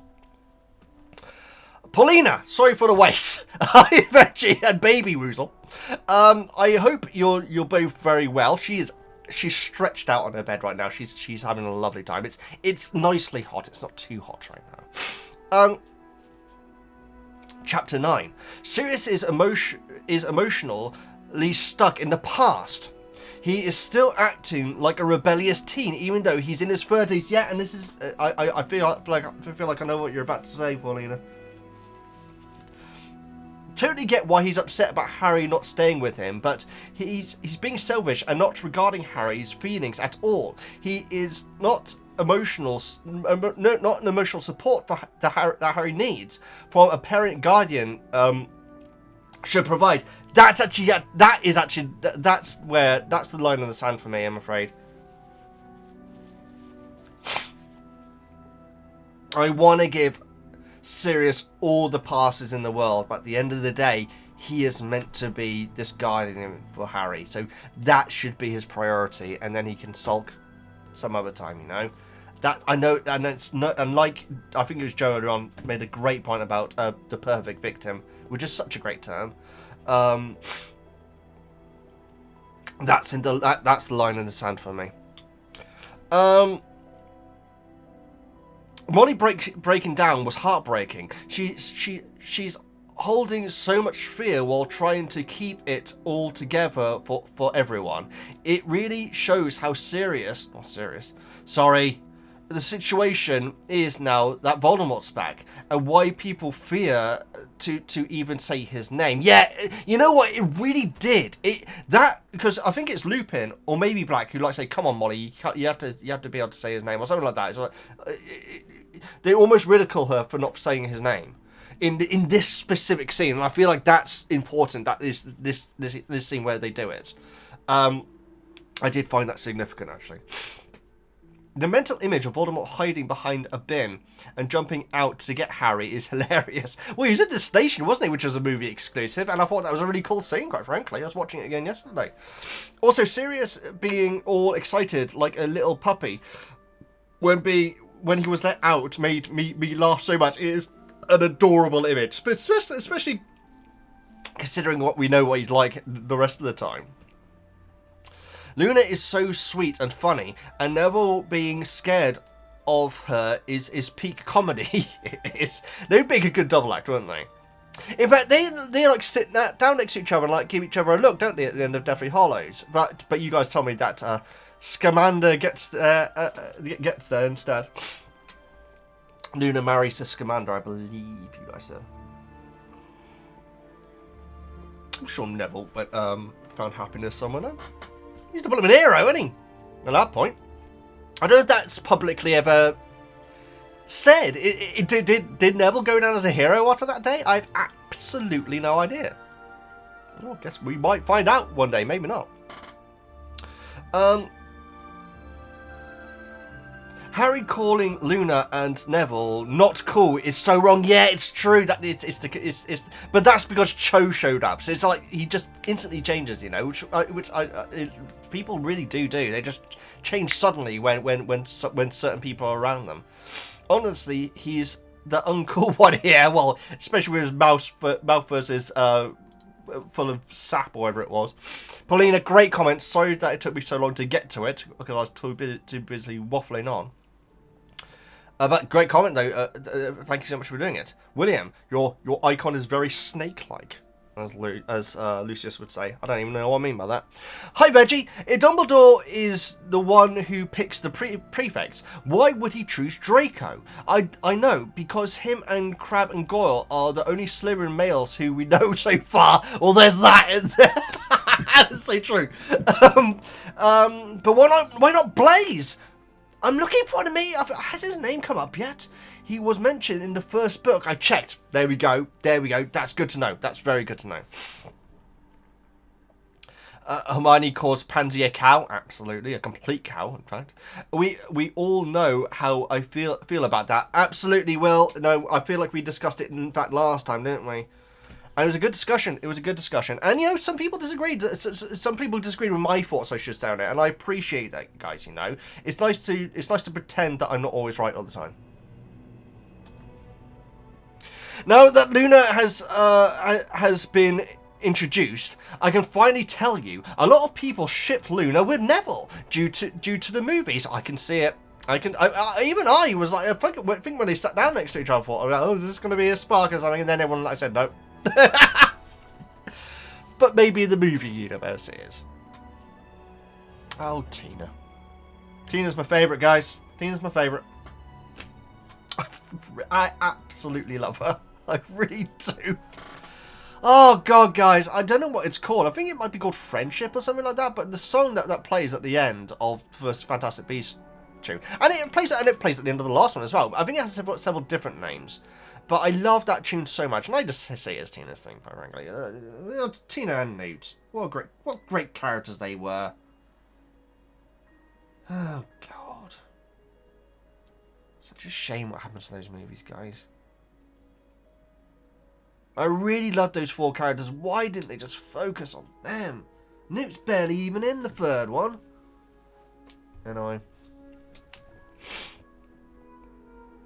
But Tina's the best.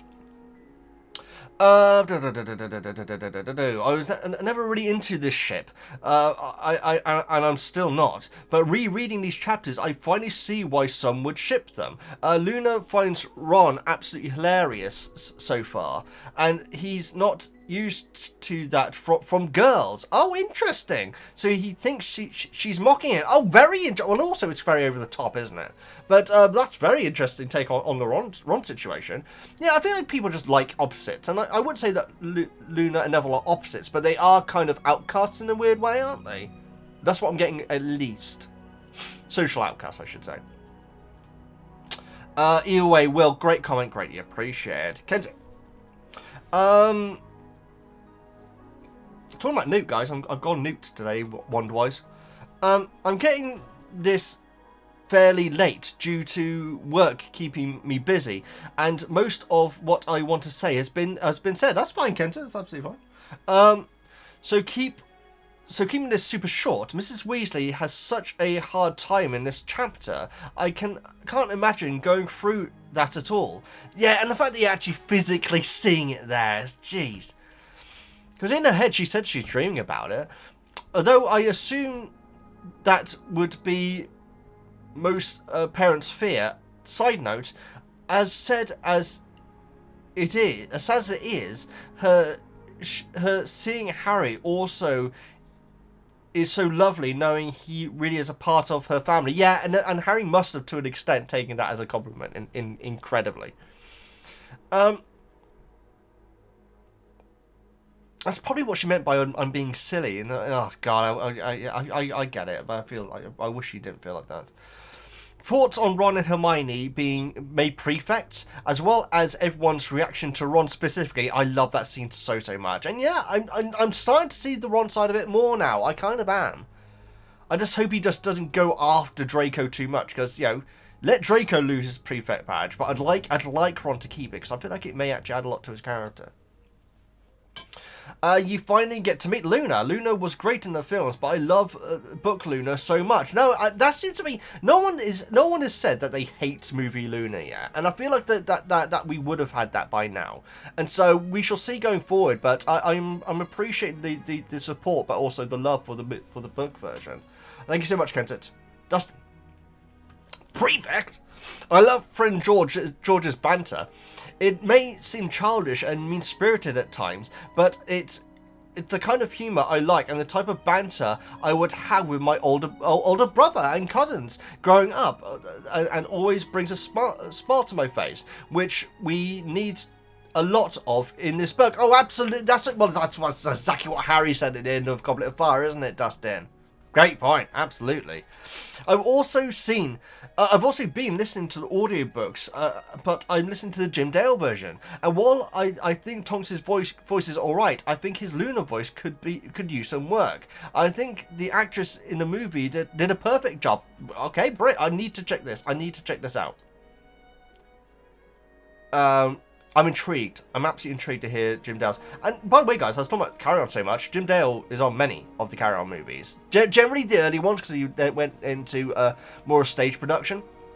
Stage performer, I should say. But yeah, he is in many of them. But again, they're not for everyone, and some of them are absolutely terrible, guys. There's a wide spectrum of Carry On movies, believe me. And stuff which has absolutely not aged well. At all.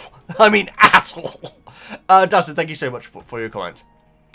I just have to say that, guys, because I don't want you going in there expecting it to be completely fine, because there are some things which I am against. But when watching these things, I still like to learn about that sort of humour and to try and see it through that filter and to understand it. That's why I find them interesting.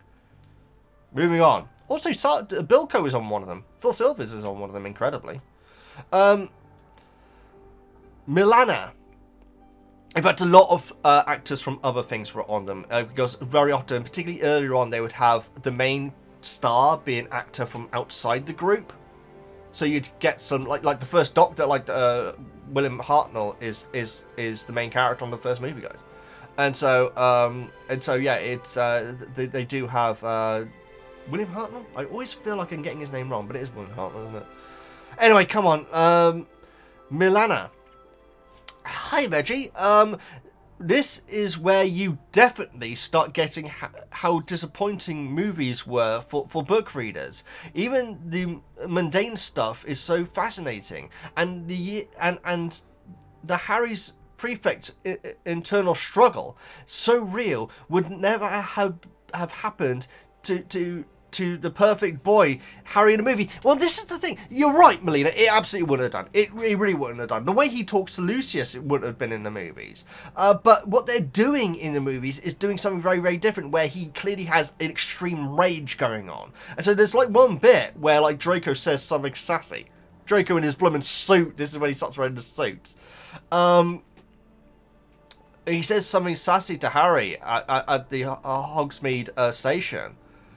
Hogsmeade? It's Hogwarts station, isn't it? Yeah. And Harry, like, basically snaps, and, like, Ron has to, like, grab him and hold him back and everything, and even Draco's like, oh, well, okay, that was a bit of a strong reaction. And so they are doing it, but in a very different way, but in a very unrelatable way, whereas this book Harry is completely relatable, and the fact he's catching himself thinking these things is brilliant. Don't know if it's been said yet, but Pruitt is Molly's maiden name, which means she lost 2 brothers in the First War, making the whole Boggart scene so much more poignant. Yeah, it does. It really does make it more poignant, and because she knows the horrors of war, and now she is invested her family in it. Oh God. I remember her crying and saying she was a silly woman. Broke my heart. She is truly someone who knows what this war means and costs. Makes more sense why she tried to shield Harry and others from it for as long as she can. So true. Oh, Melina, I didn't even make that connection. That's as Sirius does in that scene. Great point. I didn't think about that at all. That's why she's being so protective. My goodness, that makes so much sense. Also, Sirius starts staring at the dead Harry body, so dark but so needed. Wow, I didn't even pick up on that. Melina, great comment. Yeah, that was excellent. Well made. CJ. G'day, Veggie. Hope you're having a lovely one. I'm not going to do the voice. I'm not going to do the voice again. Accent, I should say. Chapter 9. Yeah, I'm good at escaping. I love sassy Harry's sass. Absolutely, that's exactly my same note. I wish we had more of it in the movies. It's true. It's quite difficult to do though, because I wish they'd done it more, but I can understand it being a very difficult thing to portray Harry being sassy, but not being cruel or being nasty, because you really want to avoid that in the movie, obviously. And so, yeah, it's true. It would have been great to have it though. Were you surprised at Ron being a prefect and Harry's jealousy? Yes to both. I was actually surprised by Harry's jealousy. I honestly thought we'd passed that sort of attitude. It sounds like we're just starting. Hermione's reaction cracked me up. I don't know. Wow. I love how Harry keeps helping Fred and George with their joke shop, even unintentionally. Absolutely. And Lee's getting involved now as well. What did you think of the picture Moody showed? I've heard some opinions that was unfair of Moody to show him. Moody is from a different time and a different person, and I just don't think he sees emotions in that way. Whereas a lot, which is the case with a lot of with older people, guys, particularly people from the Second War and everything, I mean, neither of them were in the Second World War, obviously, but my parents never understood. They could never get their head around crying at a TV show or a movie. Yes, my parents believe that, guys. Seriously, no, they could never understand it. They just didn't understand the concept of it. They understood emotion in TV shows, and movies, but they never understood actually crying during them. And I feel like that's just of a different time. So I think that Moody, God bless him, he doesn't know what he's doing. He doesn't realise the effect it's going to have on Harry because he's just not that sort of person. I feel like that's my take of it. And you know what? It actually says so much for Moody. It really does. And for the rest of the scene, Moody's watching Harry. So interesting. Chapter 10. Yay, we met Luna. The silver trio is complete. Okay. We finally find out why Sirius would find the Quibbler funny. Oh, absolutely, absolutely. The silver trio. Are you talking about Draco, Lucius, Luna, her dad, of course? Other characters with silver hair. Does she have silver hair? Okay. No, you mean silver as in second tier. I'm an idiot. I thought you were talking about hair colour. Yeah. No, absolutely. She's in your silver trio. That's interesting. So if Ron, Harry, and Hermione had to be the golden trio, guys. Yeah. So who would be your silver trio? I'm wondering, CJ, if you're going specifically with students. Because if not, I'm going Tina, Tina, Lupin, and Tina again. No, I'm joking.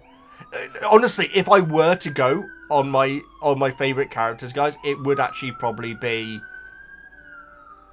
Tina, Lupin, Newt. And that sounds like I'm having a go at Harry Potter, guys. I'm really not. I just love their characters. I love Tina so much. Sorry, I need to watch Fantastic Beasts again, guys. I really do. She inspired me to have American mustard, guys. She actually did. I never actually had American mustard before, but her having mustard, which was the first comment that I made about it, was like, just having mustard on a hot dog. I didn't realise that American mustard is actually very different from other kinds of mustard, and so I went and got it, and now I have American mustard on my hot dog, guys. Admittedly, with ketchup as well. But yes, I appreciate Tina. I appreciate her a lot. I really do. She's such a great character. Anyway, moving on. I need to stop getting sidetracked, guys. I really do. Because we are coming up to around 4.5 hours now, I think.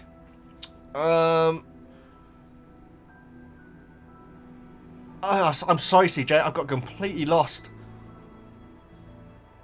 Silver Trio. If I was to do students, and Harry, Hermione, and Ron are fixed in as the golden trio,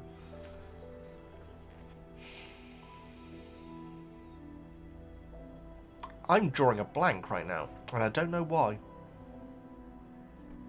Percy's not a student anymore. The fact that Percy would be my silver is outrageous. Oh man, that's hard.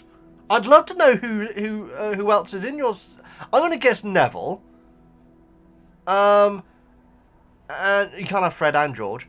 So Neville and... I don't know. The problem is a lot of the other students we're meant to kind of not like, aren't we? Is that fair for me to say? Wait, CJ, that is a good hypothesis. It's not a hypothesis, but it's a good exercise you've engaged in there. I have to think about it. Keep in mind... Oh, I guess you could say Cedric, but he's dead though. I mean, that should still count. Yeah, Cedric would be in mine. Yeah, I'll have to think about it. Keep in mind the parts where Harry wishes he was with cooler people. Interesting. I'm with Harry on this one. I can't imagine Fudge ordering goblins to be cooked in a pie, no matter how he's acting now. Well, quite, yeah. Definitely not vegan. Intro to the Thestrals. Absolutely, I love them so much, and it's so nice to hear. I enjoyed the description of them so much. I really did, because I've been waiting on it.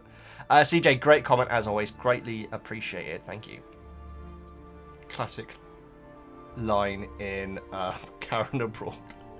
Sid James and his wife are sitting at dinner table across the way from June Whitfield and her husband at dinner. That like having dinner for the first time together, and Sid James says drink to June Whitfield, and she says no thank you, I tried it once and I didn't like it. And he says, oh okay, cigarettes? And she says no thank you, I tried it once and I didn't like it. My daughter's just the same. And Sid James goes, the only child I presume. Sorry. Stupid joke. Anyway. Sorry. Such a stupid joke. Right, Grace. I'm sorry, Grace. I need Grace. Right. Greetings, Veggie. Just stupid joke. In the past, I was always... I'm talking about my Veggie, please stop laughing. I feel like Luna now. Such a stupid joke. In the past, I have always read Molly's outburst as a frustrating... sorry, right. Wake up. Right. In the past, I've always read Molly's outburst as frustrated love. I've always felt as though her overbearing mother style comes from her losing her brothers. Oh, Grace. Okay, that's got me back in the zone. Thank you, Grace. We've discussed Molly a lot, guys. Obviously, I've said some very unfair things towards Molly in the past, guys, and I do genuinely apologise for that. But we've had it where people have said that Molly is really out of order for how she treats Fred and George. And I just don't see that, guys. And I feel like Grace has actually summarised... Because obviously I didn't know about the brothers before now. But I feel like what Grace has said here actually re-summarises my take on her mothering of Fred and George. Yeah, I like this, Grace. Let's continue. It comes from a deep rooted and real fear of children.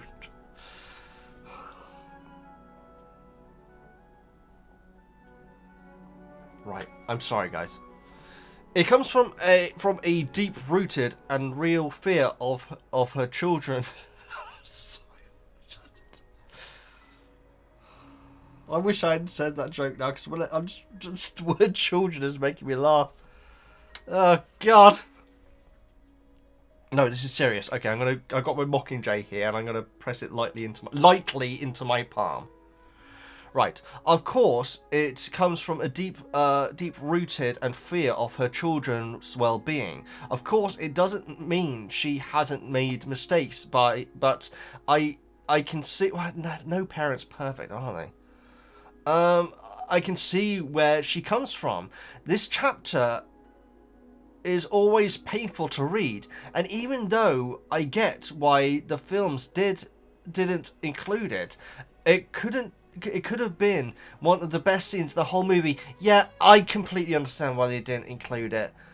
I mean, the movie starts off dark, guys. It really does. And you add that would be unmistakably the darkest scene in the entire movie series. Right? Nothing more dark than that would have happened, I don't think. On a lighter note, we meet Luna. That seems to be how these comments are. This book club, I like it. It's like, oh, poor Molly. But Luna! It's a brain. Harry, I like you, but never disrespect Neville and Luna like that. Well, it sounds like Ginny's going to be calling out on it, doesn't it? Although interesting that he doesn't think Ginny is uncool. Oh, very interesting. It didn't specify Ginny. Very interesting. Like he does with Neville and Luna. I wonder what his opinion of Ginny is now. We have never really seen Harry talk about her in his monologues. It's true. I feel like he just kind of forgets that she exists still. I genuinely do. Because when Ginny says, okay, let's go and find a place, I was like, oh yeah, Ginny's here. Because Harry was so transfixed on Ron and Hermione. That's my take on it, guys. That he kind of forgets that she's there. Which is nice, knowing where it's going. Well, where it's apparently going.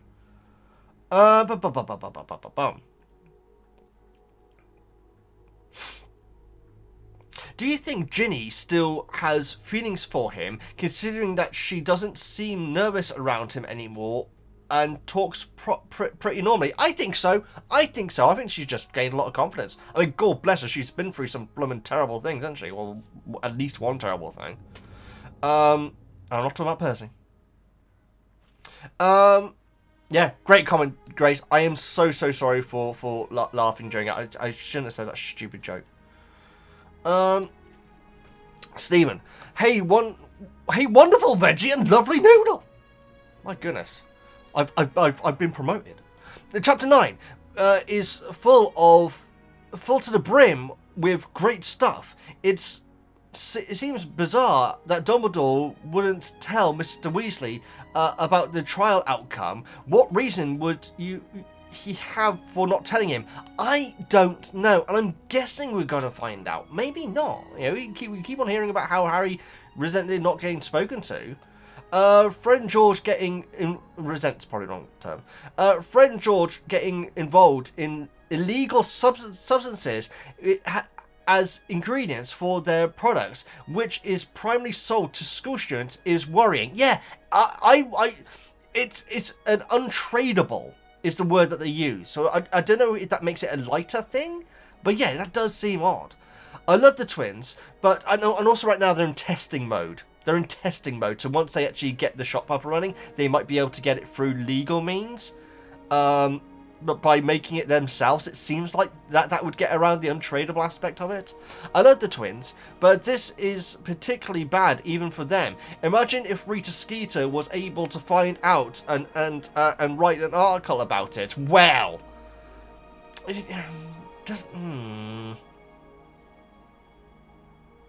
The Weasleys in general are kind of small fry outside of Arthur because of his position, so they might. It may not have been a big thing unless the shop was actually open already. But, you know, maybe she's just going to be vindictive against Ron's family now, maybe. Ron becoming a prefect is so nice to see. It is. And I love the fact he got his broom. I love the fact. I didn't think he would, so I actually like yes, when I found out that he actually did get the ring that he wanted. My heart truly breaks for Molly here. We've been saying since we met her at the start of these book clubs how much she sees Harry as her own, but this does solidify it, or quite absolutely, even outside of her control. This chapter does a fantastic job at showing how trauma doesn't just hit the battlefield, it creeps into quiet moments at home too. Oh, what a beautiful way of describing that, Steve. I completely agree. And chapter 10 finally introduces us to Luna again. I love this. I love the consistency of the book club's brain. She does leave us with an unforgettable first impression. Very true. Absolutely true. Great comments, David. Greatly made. Greatly appreciated. Axel. Or Alex. Hi, Veggie. Chapter 9. Lucius is being shifty, as always, quite frankly. Very true. Do you think Fudge is under the Imperius curse, like Harry suggests? The thing is, I hadn't given it a second's thought, so I'm going to go no, but now it makes a lot of sense. It really does. Such a wild ability to have, guys, seriously. And you'd think that in politics there would be a lot of safeguarding for it. You'd hope, anyway. I love Fred, George and Ginny being goofy, dancing around. I always feel sick thinking about Mrs. Weasley. Charming. Facing the Boggart alone in the creepy house. Seeing each and every one of her family dead. So horrible. No wonder she was in such a state. Yeah, it's completely. Yeah, anyone would be. Yeah. Moody telling Harry about all the order members and their fates. They were all so young. It's difficult to think about. It really is, and this is one of the most interesting moody moments for me, because we learn so much about the fact that he just doesn't have that sense of that, you know. Chapter 10. I much prefer the introduction of Luna than what we got in the movie. We actually learn a lot about her just in one chapter. Yeah, you know what, Axel? I was just thinking about that. Because the scene in the movie, though I really like Luna, I think that the actor did a fantastic job in her, and I like her addition. It did feel like, oh, this is the new character now. Whereas it did feel a lot more natural in the book. I completely agree. I don't know if that's what you were saying, but if it was, I agree with it. In the movie, it is Hermione who introduces her as Loony Lovegood, but it's by accident. It is clearly a mean nickname, and Hermione is embarrassed for having said it in front of Luna. I think it is very out of character for Hermione to even know the nickname, let alone use it. Yeah, but if you hear people saying Loony all around you all day, then you could slip up. I don't think that she would have ever said it vindictively behind Luna's back. Book Hermione definitely wouldn't have done. I don't see that in movie Hermione either. No, absolutely not. I don't. In the book, it is Ginny, and while she does still call her Loony, it feels more jovial. Absolutely, it does. That is a perfect word for it. She immediately makes Luna feel more like a normal person. It's a bit of a backhanded compliment there. Yeah, she's a bit weird. It reminds me of a Whose Lines Are Anyway outtake where Jim Carrey tells the cast to act like you're normal. I need to watch some classic Who's Line, guys. It's my favourite show when it was out. It was so good.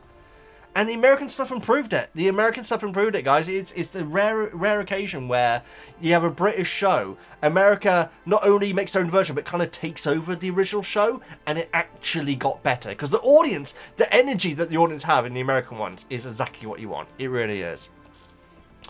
Anyway.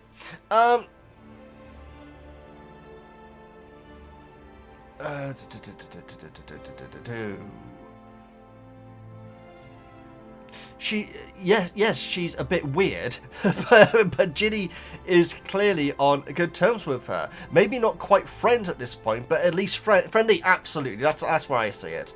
That's all for now. Hope you have a wonderful day. You too, Axel. Thank you so much for your comment. Greatly appreciate it. Andrew. Hi Veggie, hope you're doing great. Ron asking for a broom was a really sweet moment for me. I completely agree. The innocent way he decided which one he wanted was nice, because he finally got something to be rewarded for and to be proud of. Yeah, I really hope this helps him out in a positive way. I think it will do, as long as he just doesn't go after Draco like he says he's going to. I find, by the way, Andrew, I know what your icon is, and I've done that in that exact same room, I'm pretty sure. That sounded sinister. I should explain, guys. He's pulling the baby root dudes at the Harry Potter experience. I'm pretty sure that's what it is you're doing. If it isn't, I apologise. Right. I'm sorry. I've gotten completely lost. I need to have more liquids. I really do. You go through a lot of liquor to record these videos, guys.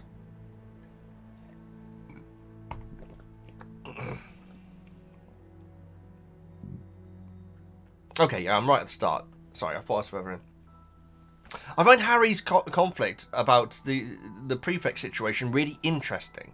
It's a real wonderful dive into the flawed character that we don't see enough in the movies. Oh, absolutely. And any flaw that we do see, it's because Voldemort's taking control or something, isn't it? I guess that's the impression that the message is trying to be saying.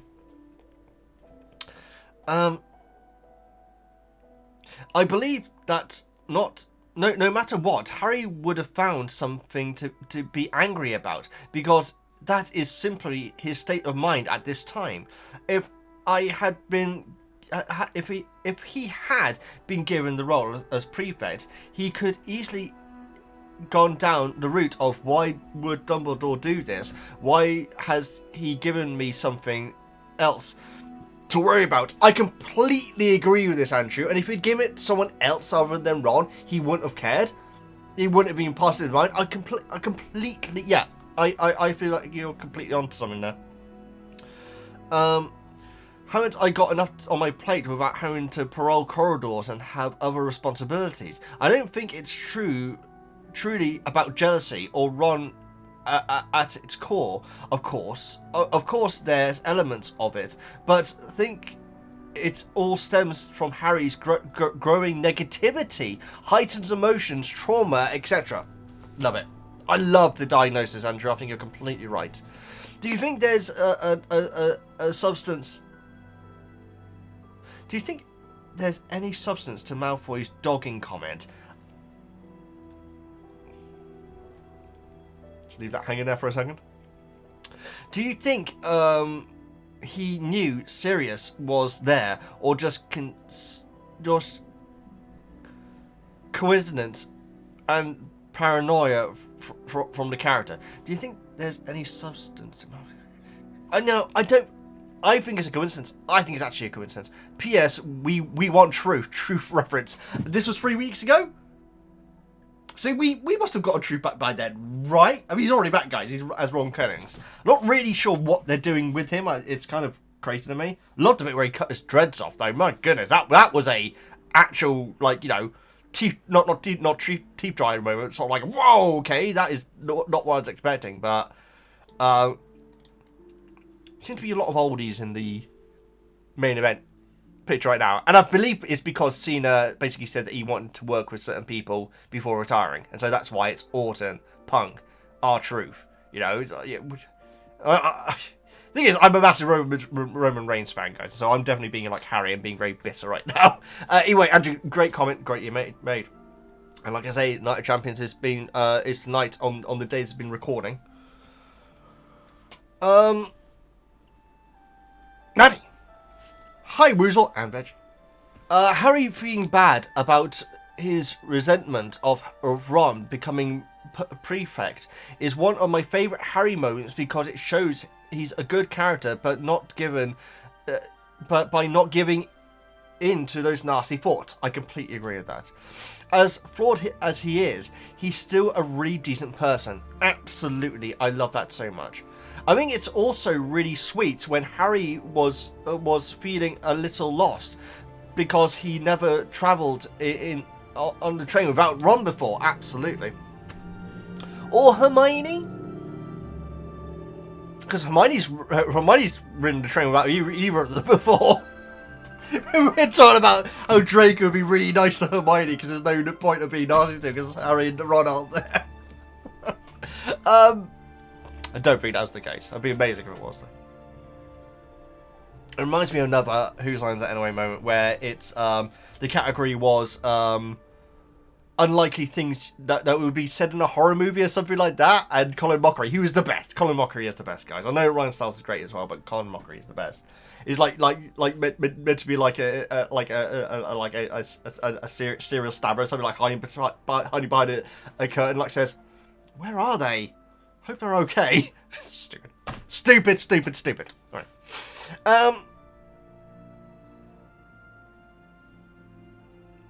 I think it's also sweet when Harry was feeling a little lost because he knew absolutely, yeah, that was very well written, that part. And then Ginny's like there beside him. And lastly, I love how chaotic the scenes are in the train compartments, from the squirting cactus to Cho's appearance and Luna's prolonged laughter and Hermione insulting the Quibbler and Luna getting all offended. Any scene with Luna is golden. I like the sound of that, Maddie, because I presume we have many to come. Maddie, greatly appreciate your comment. Always do. Thank you so much for making it. Isn't this thing? Hi Veggie and Woozle. Didn't read all the comments ahead of me, so apologise for anything that has already been covered. So much packed into chapter 9, I didn't remember a lot, but there was one bit I've never forgotten. Molly's encounter with the Boggart. What breaks... Yeah, it's the ultimate Boggart scene, isn't it? It really is. What breaks my heart the most about this is that she saw the twins dead together. She didn't even imagine one without the other. Oh, there we go. Okay, that's fascinating. So what happens to Fred in the end must... Oh, God, don't say that. It's another thing that makes me sad. Must have been absolutely devastating, of course. But yeah, jeez, yeah, my goodness. We got to get there as well, guys. We've got to get there. Got quite a while to go yet, but my goodness, that's going to be a tough one. Speaking of, no one knows what the Boggarts look like, right? Because it's shapeshifter. So what does Moody see when he looks through the floor at the desk? Does the Boggart know Moody is looking at him? I presume it does. Does it become Moody's greatest fear? Is it in its true form? I think greatest fear, but that's where I'm at. Also, let's give some props to the twins. They may not take their studies as seriously as Molly may want, but they can't deny how smart they. You can't deny how smart they are. Inventing poisons and jinxes and pranks takes a lot of knowledge as well as creativity and skill. Well, I guess if you're gonna do it without, killing people, yeah. Personally, I've always been impressed by them. Oh yeah, absolutely. Their business acumen and their drive is the thing which gets me about them. But there's lots of aspects of them which are very impressive. Reading the books originally, I never really got Luna. I needed Ivana to bring her to life for me. Now she's one of my favorite characters. That's a great endorsement of the movie version. How did you like this introduction to Luna? Very, very different than I was expecting it, but I'm invested now. I'm invested in Luna, much like Fred and George are invested. No, Harry's invested in Fred and George. Ignore me. Well, that's my... I've rambled long enough. Until next time. Thank you, it's a nurse thing. Greatly appreciated. Always love reading your comments. Alexandra. Hi, Veggie and Weasel. I'm officially done with university. It took me 9 years, but I will hopefully be graduating in October. Congratulations, Alexandra. That's amazing. 9 years. Wow. Are you looking forward to? It sounds like you're looking forward to it. I mean, 9 years is a long time, and so it's going to be quite different. But congratulations, though. Great dedication now. Most of my thoughts have probably been said, but I did just want to talk about Ron. Ron is one of my absolute favourite characters, and he gets a lot of hate, but I find him so interesting and realistic. Oh, that's interesting. Okay, I just feel really bad that he is made to feel like he can't be proud of being a prefect because he doesn't want to seem like Percy. And then he never will be. And because he feels guilty for getting it over Harry. Yeah, because he's the one who says to Harry, I'm not Percy. And that's not because of anything that Harry said. It's probably the look in Harry's eyes, maybe. In Lily's eyes.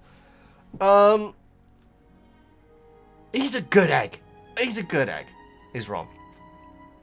And I do appreciate that though Harry is a little mean in his initial thoughts, he checks himself before he wrecks himself, and realizes that Ron is his friend and he should be happy for him, even if it is a little disappointed in himself.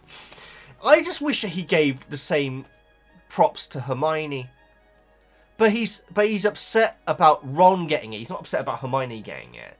I just feel like Hermione doesn't get bigged up enough by Ron and Harry. I really do. Like, it's so rare that Harry thanks Hermione for anything, and she basically helps him through every single book. Thanks, Hermione. Amazing. Hope you're having a good June. It's right at the tail end of it. Thank you so much. Remind me of the June Whitfield joke again. Greetings from myself and Walter, the and Walter in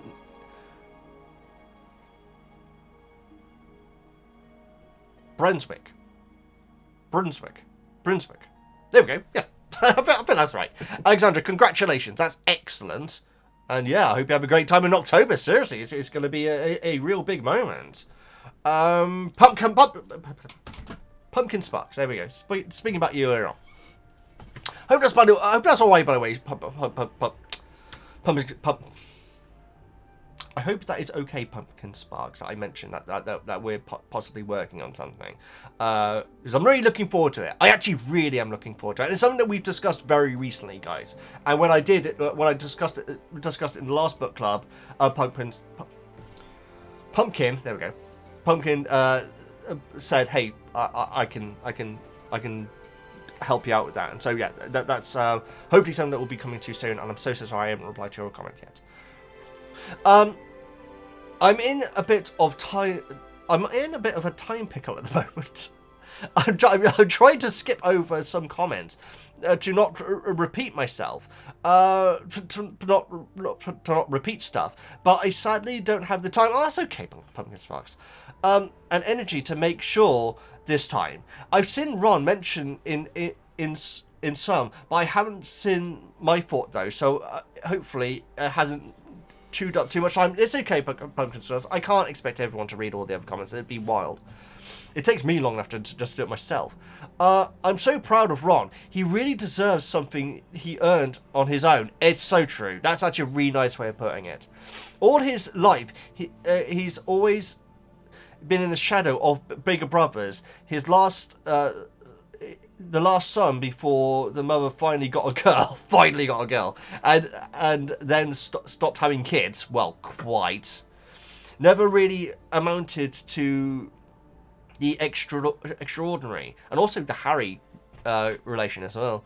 His biggest accomplishment was being best friends with Harry Potter, at least in his mind. And now he got and part of Harry's mind as well. Oh, and that's unfair. That's unfair. And at least in his mind. And now he got something that is truly his.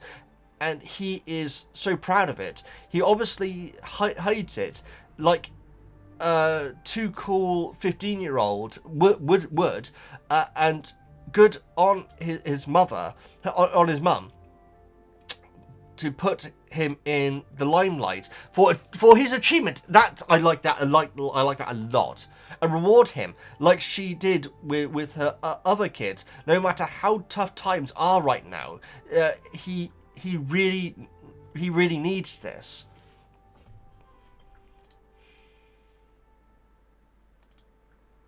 Do you reckon Black would offer to? No, I don't think he would actually. I don't really. They don't. Yeah. I was gonna say maybe Black would offer the Weasleys money. I don't know. I don't know about that, because obviously the order isn't paying, is it? Speaking of Molly, that Boggart scene broke my heart. I've seen others talk about it, so I won't linger. But the moment that Sirius came in and saw dead Harry, again, that didn't stick out to me. And Harry saw his mother figure and his first father figure, seeing him dead. Oh yes, of course. My goodness, breaks my heart for all three. For all three, every time. And I like how Lupin is like one who kind of takes control, as he does. It's so different from in the movies. I'm saying number one father figure because Harry actually has quite a lot of good father figures, but I think he sees them as more uncle figures, like Hagrid or Lupin. Yeah, but I would say that Harry sees Black as a friend though. And I think like that's how he wants that relationship to be. But you are right though. You know, legally, that is where Sirius Black should be. Pumpkin Sparks, thank you so much for your comment. Greatly appreciate it. So, okay. There is no way that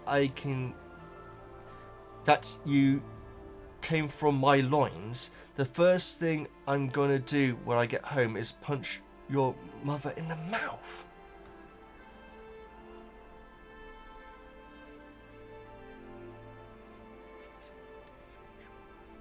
Is it an English thing?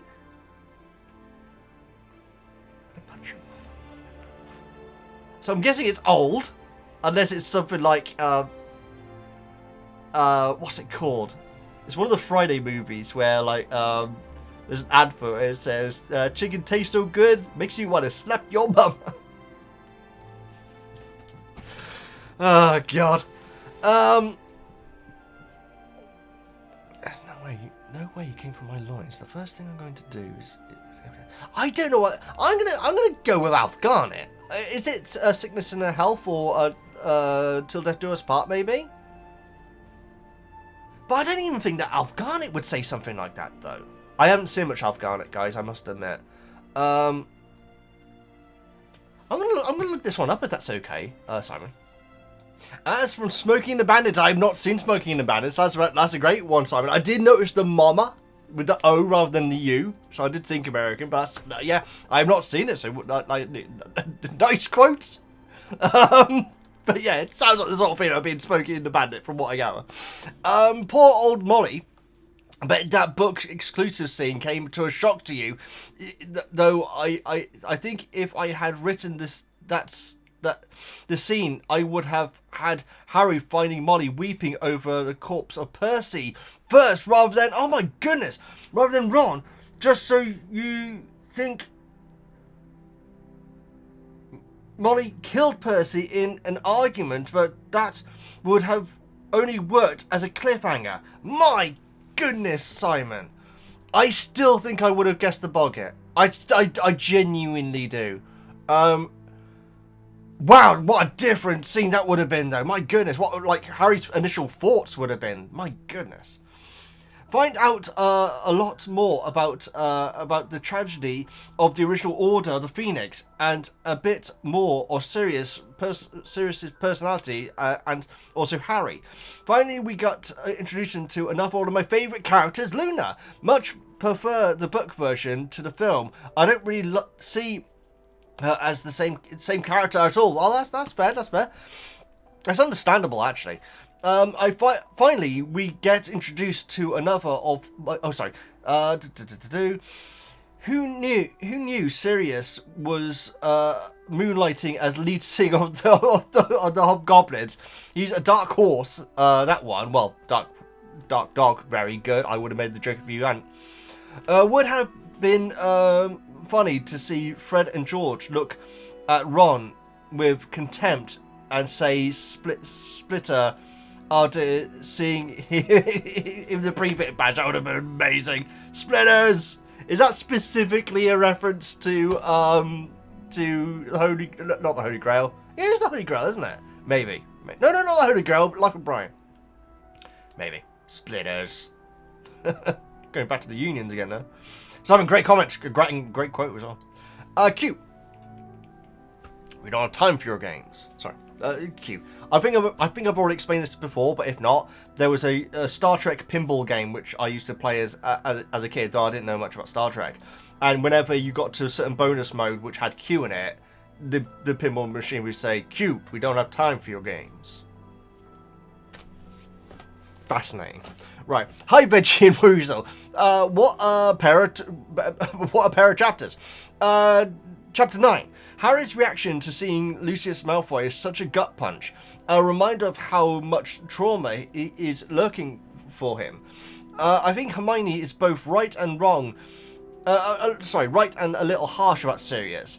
He's very lonely and he wants to have Harry close, even though he also knows that Harry needs to go to Hogwarts.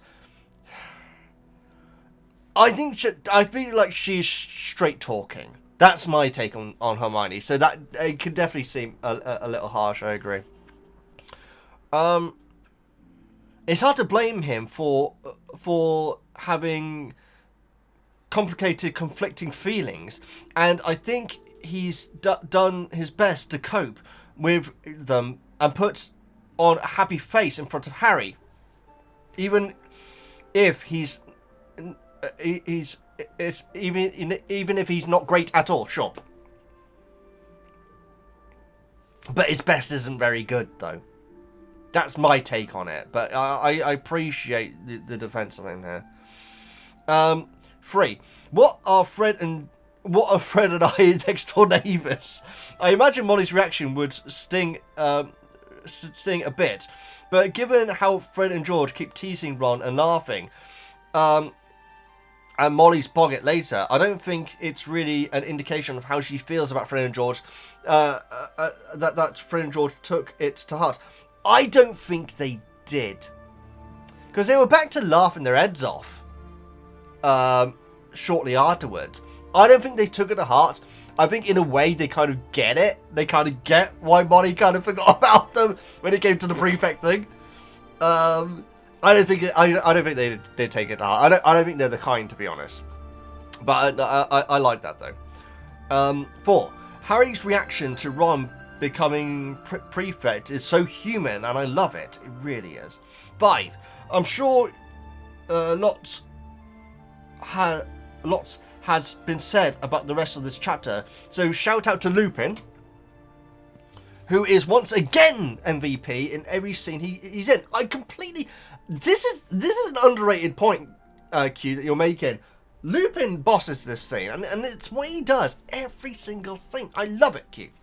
I love the Lupin love, because it's understated in these chapters. This chapter.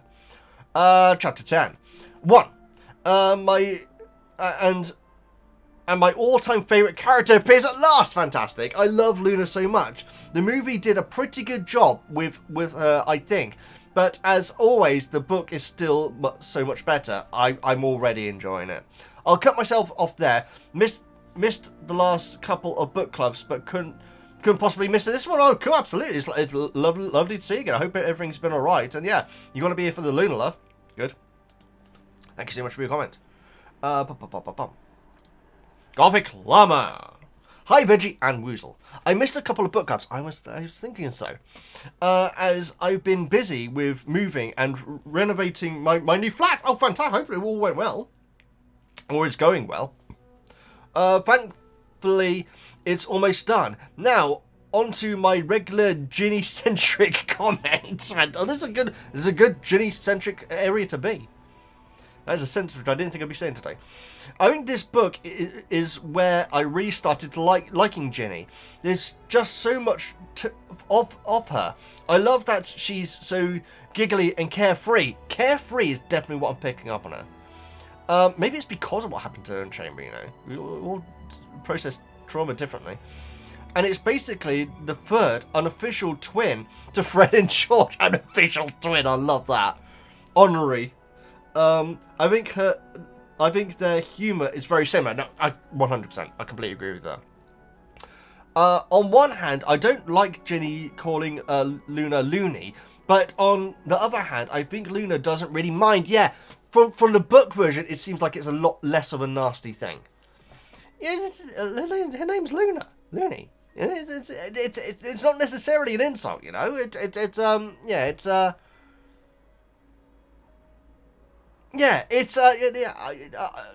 it completely changed the nickname to me hearing the book version. She always seems to me like a very confident person who doesn't care what other people think about her. Also, the whole train carriage scene felt like Ginny was the only extrovert in there. Yeah, I completely, including Harry, incredibly, yeah, absolutely. Lastly, I can understand the Quibbler article about Sirius. Really? He does give off a rock star vibe. Oh, I see. Yeah, okay, I can see that. Yeah. Great comment, Gothic Llama. Nice to see you back. Hope the move has all completed, and if not, I hope it's still going well. Catty. Hi, Veggie. I'm so happy Harry was able to look into himself and feel happy for Ron. Everyone assumes Harry would be Prefect, and acting surprised about Ron was sad. Considering most of Weasley boys were Prefects, you would think Ron was a more obvious choice, and I'm so happy Mrs. Weasley was able to make it special for him. I'm so glad he got the broom, guys. I can't even express to you, seriously. I also like how it shows that she's hiding how worried she is about her family and why she is so against the kids being brought in. So true. It's so true. Only in the book club have I now realised that's really an aspect of why she was being so like she was before. And yet it was kind of like she was kind of like we were all kind of laughing at her at that point, whereas now we actually see the other side of it. I'm sure by now I've heard your opinion on Luna. She's a great character, and her telling Harry he's just as sane as it was great. It's a great that was a perfect way of ending that chapter. It really, really was. Make Harry worry about even more. Thank you so much for your comment, Katsy, sorry. H. Hi, V and W. I see what you did there. H. That's not a thing. I was going to say his HVW a thing. I don't think it is. When I imagine book Molly in my head, it's that moment I imagine. Oh, really? I'm not surprised. That is your pivotal Molly moment. Jeez. Your main Molly moment. A great and horrible scene. That is a great summarization of it. It really is. Some things I like about these chapters. Moody's way of congratulating Ron and Hermione with a little spark of paranoia. Yeah, again, he doesn't know how to interact with these people, and so that's why I feel like he was doing Harry a favour when he showed him the picture. But does he thing from the Quibbler? Oh, in the headlines, amazing, yeah. Luna's comment about Padma, Ron, and Yule Ball, how she wouldn't have a problem since she doesn't like dancing. I'm there with her, I'm afraid, guys. Maybe I could do, but I just don't. I find it very strange. I think a lot of autistic people do, to be honest. I love how Ginny starts laughing at that point as well. So no, we haven't discussed it. Luna's laugh at Ron's joke, perfect. Just Luna in general, really. How tense it is after Malfoy's dog reference. I mean, yeah, I'm gonna be interested to see if that ever pays off. I don't think it will. What kind of special hat, to quote Moody, do you think Elvira's Doge used to wear? Wrong answers only. Oh, wrong answers only. Oh, balls. Neville's great aunt, the one with the bird and all that stuff. So which Snape one, maybe. That's the answer I'm going to go for, though. But yeah, and you've also replied to the comment.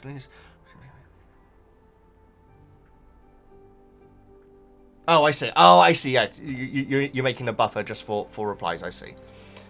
H, great comment, greatly appreciated. Thank you so much for making it. We are getting to the tail end of this now, guys. I don't know if anyone's commented recently, so I will do refresh. Kate with a chunky one there. Kate, 1, 2, 3, 4, 5. Last 5 comments. Hi, Veggie and Woozle. Hi, Veggie and Woozle. Once again, I missed a couple of book clubs. Okay, that makes sense then. I'm starting a new job and a career switch, and brought my dog over to the UK. Oh, God bless. I hope it's doing okay.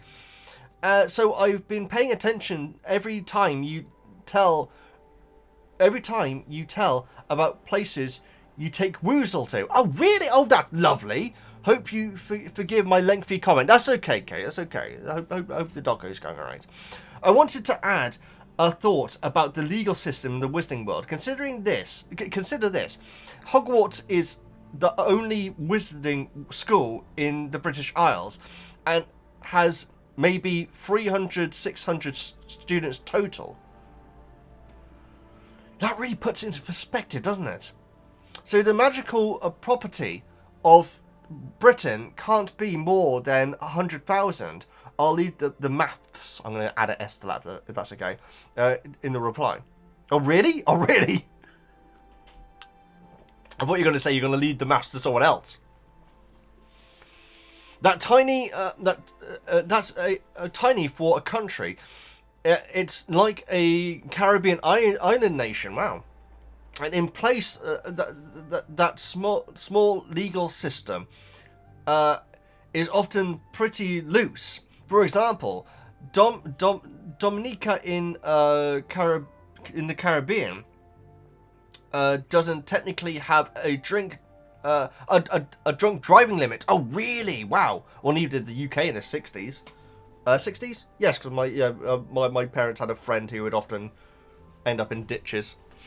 There's no law saying how much you can drink and still drive. Wow.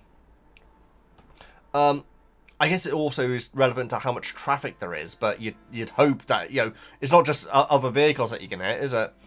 That's what... Oh, my knee. That's another thing that these book reviews will do. That's what the Ministry feels like here. They're not necessarily doing anything illegal. It's just that the rules are vague or missing entirely. Pardon me. Moving Harry's ignoring witnesses, punching him harshly for something previously waved off. It fits the system where things run more on precedent, tradition, and personality than clear law. Absolutely. JK makes it a bit too blatant for a younger audience, but it's really good depiction of how authoritarian behavior sneaks in when no one ever thought to define the limits. Wow, that's a fascinating... I mean, I feel like a paper could be written on that regarding the Wizarding World. That's fascinating, Kate. Some bullet points for these chapters. Chapter 9. Love Ginny clearly matches Fred and George's humour. I love Ron and so proud of him because becoming prefect. Remember what he saw in the mirror in book 1. Oh my goodness, I completely forgotten about that. That's amazing. Molly's reaction always makes me emotional. She clearly sees Harry as one of her own, and thus I never blame her for being protective. Well, no, quite. It's pure love. First mention of Aberforth Dumbledore. That's not true. We've heard about Aberforth before because there was something that he did with a goat. And that definitely wasn't in the movie. I'm pretty sure. Yes. Yeah, we definitely heard of Aberforth getting in trouble for doing something with a goat. Unless I dreamt that, and I'm saying something very strange right now. Although it's the first appearance, I guess I can say, because obviously Harry's seen the picture. But yeah, the goat. And I'm really worried that I now dreamt that. That wasn't a real thing. But I'm pretty certain it was a real thing. Chapter 10. Jim Dale's voice for Luna is weird, and it really takes me out of it. Oh, I need to check this out, guys. I'm going to check it out after this. And I think the movie did well with her casting. To me, she's more likable in the movie. To me, okay, brilliant, that's fantastic. I mean, I'm really looking forward to learning more about Luna, and it's very interesting to use the word likable there as well. I feel like that may be key. Well, we shall see though. I'm looking forward to Luna chapters, guys. I really am. Movie did a great job with the Thistral design. Absolutely gorgeous. Neville's cactus also makes a brief appearance in the movie. It does. It absolutely does. Very nice reference. They didn't have to do that, guys. I wish there were more stuff like that, to be honest. Have a great month. Hope the heat doesn't bother you too much. I'm okay with it, Kate. Woozle I had to be careful with. This is terrible, guys. This is an admittance right here. I didn't know until last week that sighthounds are particularly susceptible to heat stroke. I should know that. I really should, and I didn't. It's because of their lack of body fat. And so, yeah, I am now even more careful with her. And I really am. Kate, thank you so much for your comment. How many was it? 1, 2, 3, 4. Stay Young. Another packed book club for another set of amazing chapters. With so much to cover. I agree with you, Veggie, about sometimes doing just one chapter per book club. There's so much good stuff to talk about. If the chapters are getting longer, it's a win-win for both of us. I appreciate that, Stay Young. I worry that some people who are too polite to tell me what they really think wouldn't like it, because it would slow the series down a bit. But we shall see. We shall see. But either way, I'm glad that you like the idea of it, Stay Young. It would help me out. There's no two ways about it, guys. It really would. But yeah, the series is going to take long enough as it is, you know. I saw one comment I got recently saying this series of book reviews is probably going to still be going when the TV series starts. I may as well reply to it, guys. It could be when it ends as well. No, that was a joke. That was a joke. When the series ends, when the TV series ends. Oh my goodness. Anyway, that was a joke. I'm glad you see it as a win-win, though, Stay Young. What were your thoughts about Chapter 9's title? I was waiting for it to pay off. I really was. It must have been a shock to go from an amazing victory in the court to something so dark as the woes of Mrs. Weasley. This chapter has so many peaks and troughs. It really does. It was wild. What were your thoughts about...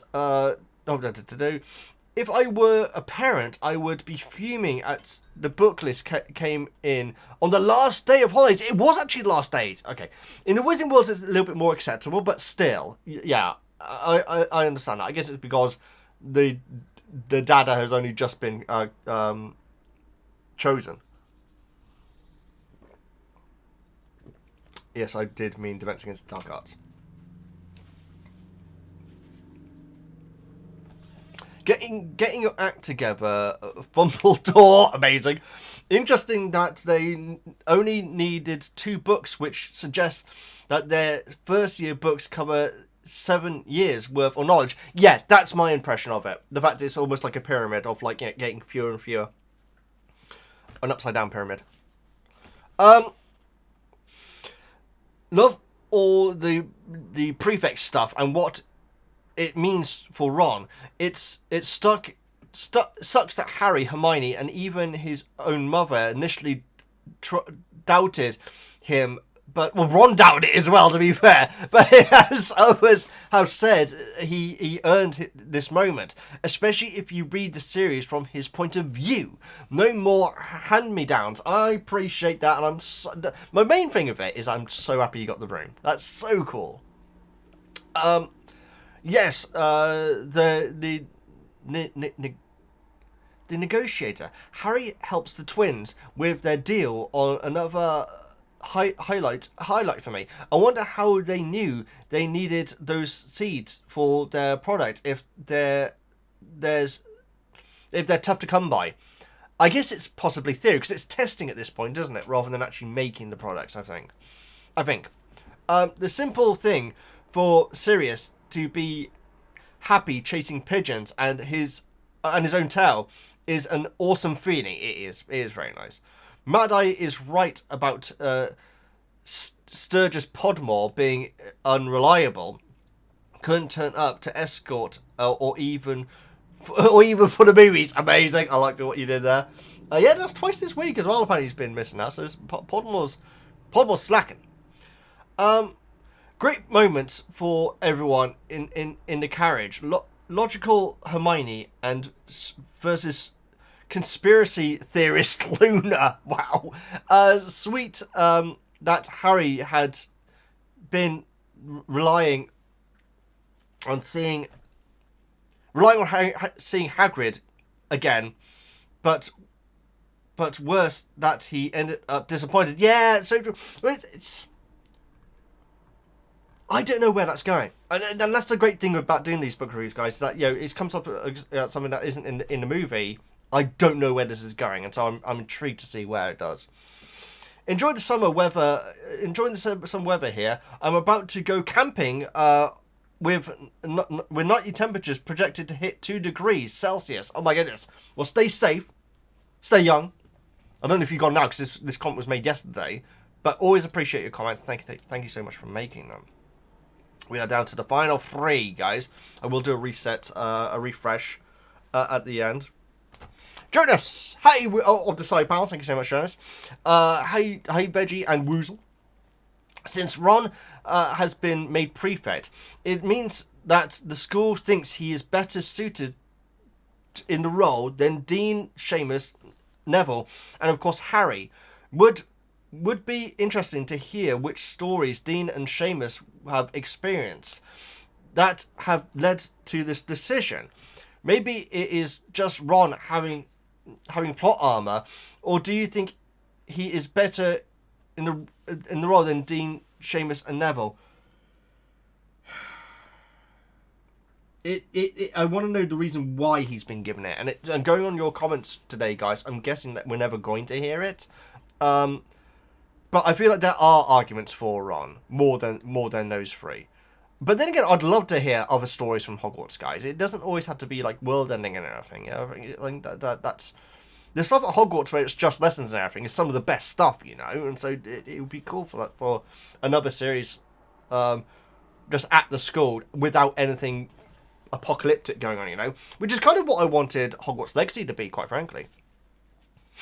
I know Neville's plant was also in the movie, but I love he's finding his talent and mumbling about herbology as if it's the best thing ever. Absolutely, something which I didn't know much about, but he certainly got passion for it.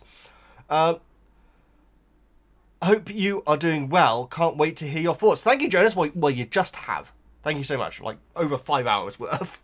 But we've done well today, guys. I think we're going to be cutting in around 5.5 hours. Last 2 comments, guys. Kev. I was so disappointed that the movies left out Ron becoming a prefect. This was supposed to be one of Ron's crowning achievements. With all the times that he has helped Harry, yeah, that's the aspect of it, save the school, and with all of Harry's accolades and accomplishments and fame, this was finally something that Ron could say that he achieved that Harry didn't.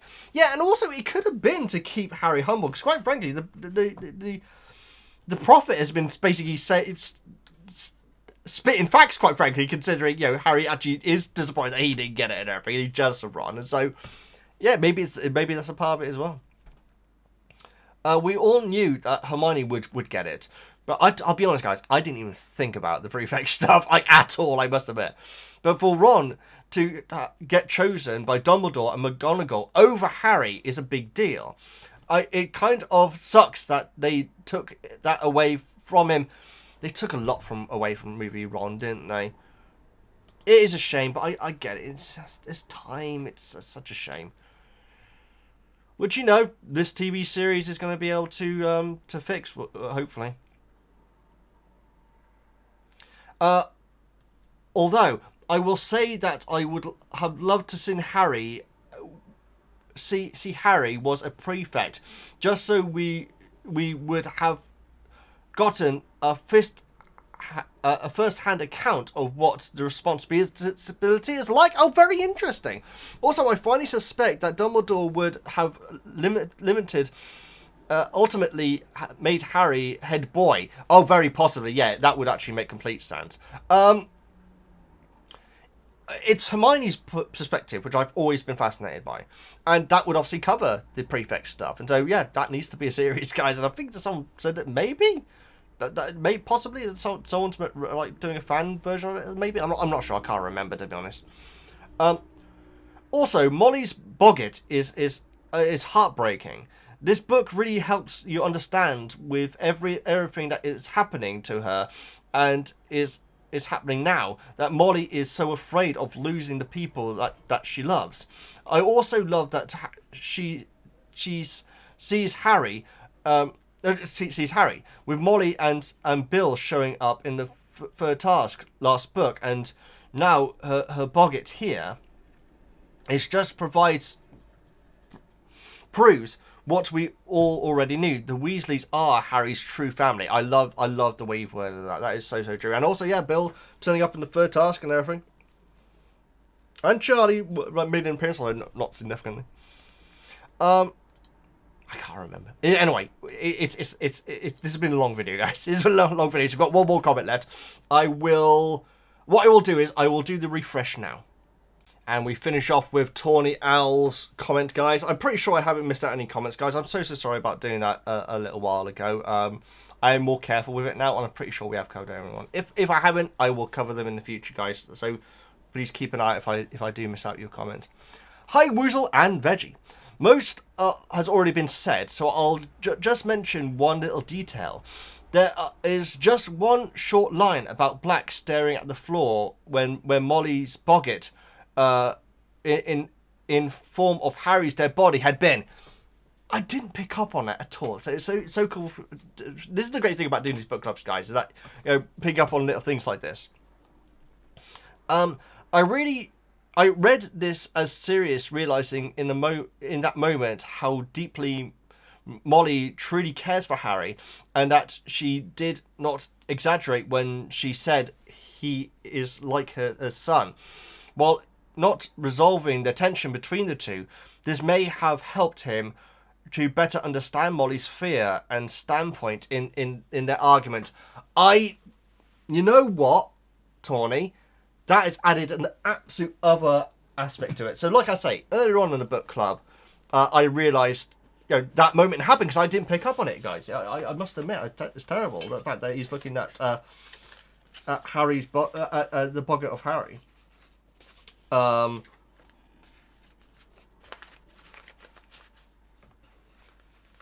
the fact it may have actually changed his take on Molly, I think you're absolutely right, Tawny Owl. I think you're absolutely right. That's a brilliantly made point, right at the end of the book club. Guys, my wand is away. Thank you so much for your input on this, guys. It's been another great one. We got through it. It hasn't been too hot. It is quite late though. I don't think I'm going to be able to go. I won't go to the flower show today. It's on tomorrow as well, but I've got quite a busy day tomorrow, and it's going to be hot as well. I think it's meant to be hotter tomorrow. In fact, I think maybe. Let's have a quick look at the weather. Weather me up. It is meant to be slightly hotter, although it is overcast tomorrow, so it might be a better day for it. Either way, I'll make that decision tomorrow. I do have a lot to do. I need to get an Avatar episode out. I need to go and see my brother. Yeah. We shall see. And I want to have Monday off. Oh, but that's going to be a shame though, Veggie, because you want to keep up on the Avatar reactions. But it's going to be hot on Monday. Monday's going to be the hottest day this week, so we shall see. It doesn't matter, guys. I'm internal dialoguing, which is not a thing. Thank you so much for being a part of this, guys. It's been a lot of fun. I'm so sorry about laughing at that stupid joke so much. Please like, comment, subscribe, all that good stuff. I'm VEGGIEKNIGHTS, and I'll see you next time. Out the buff!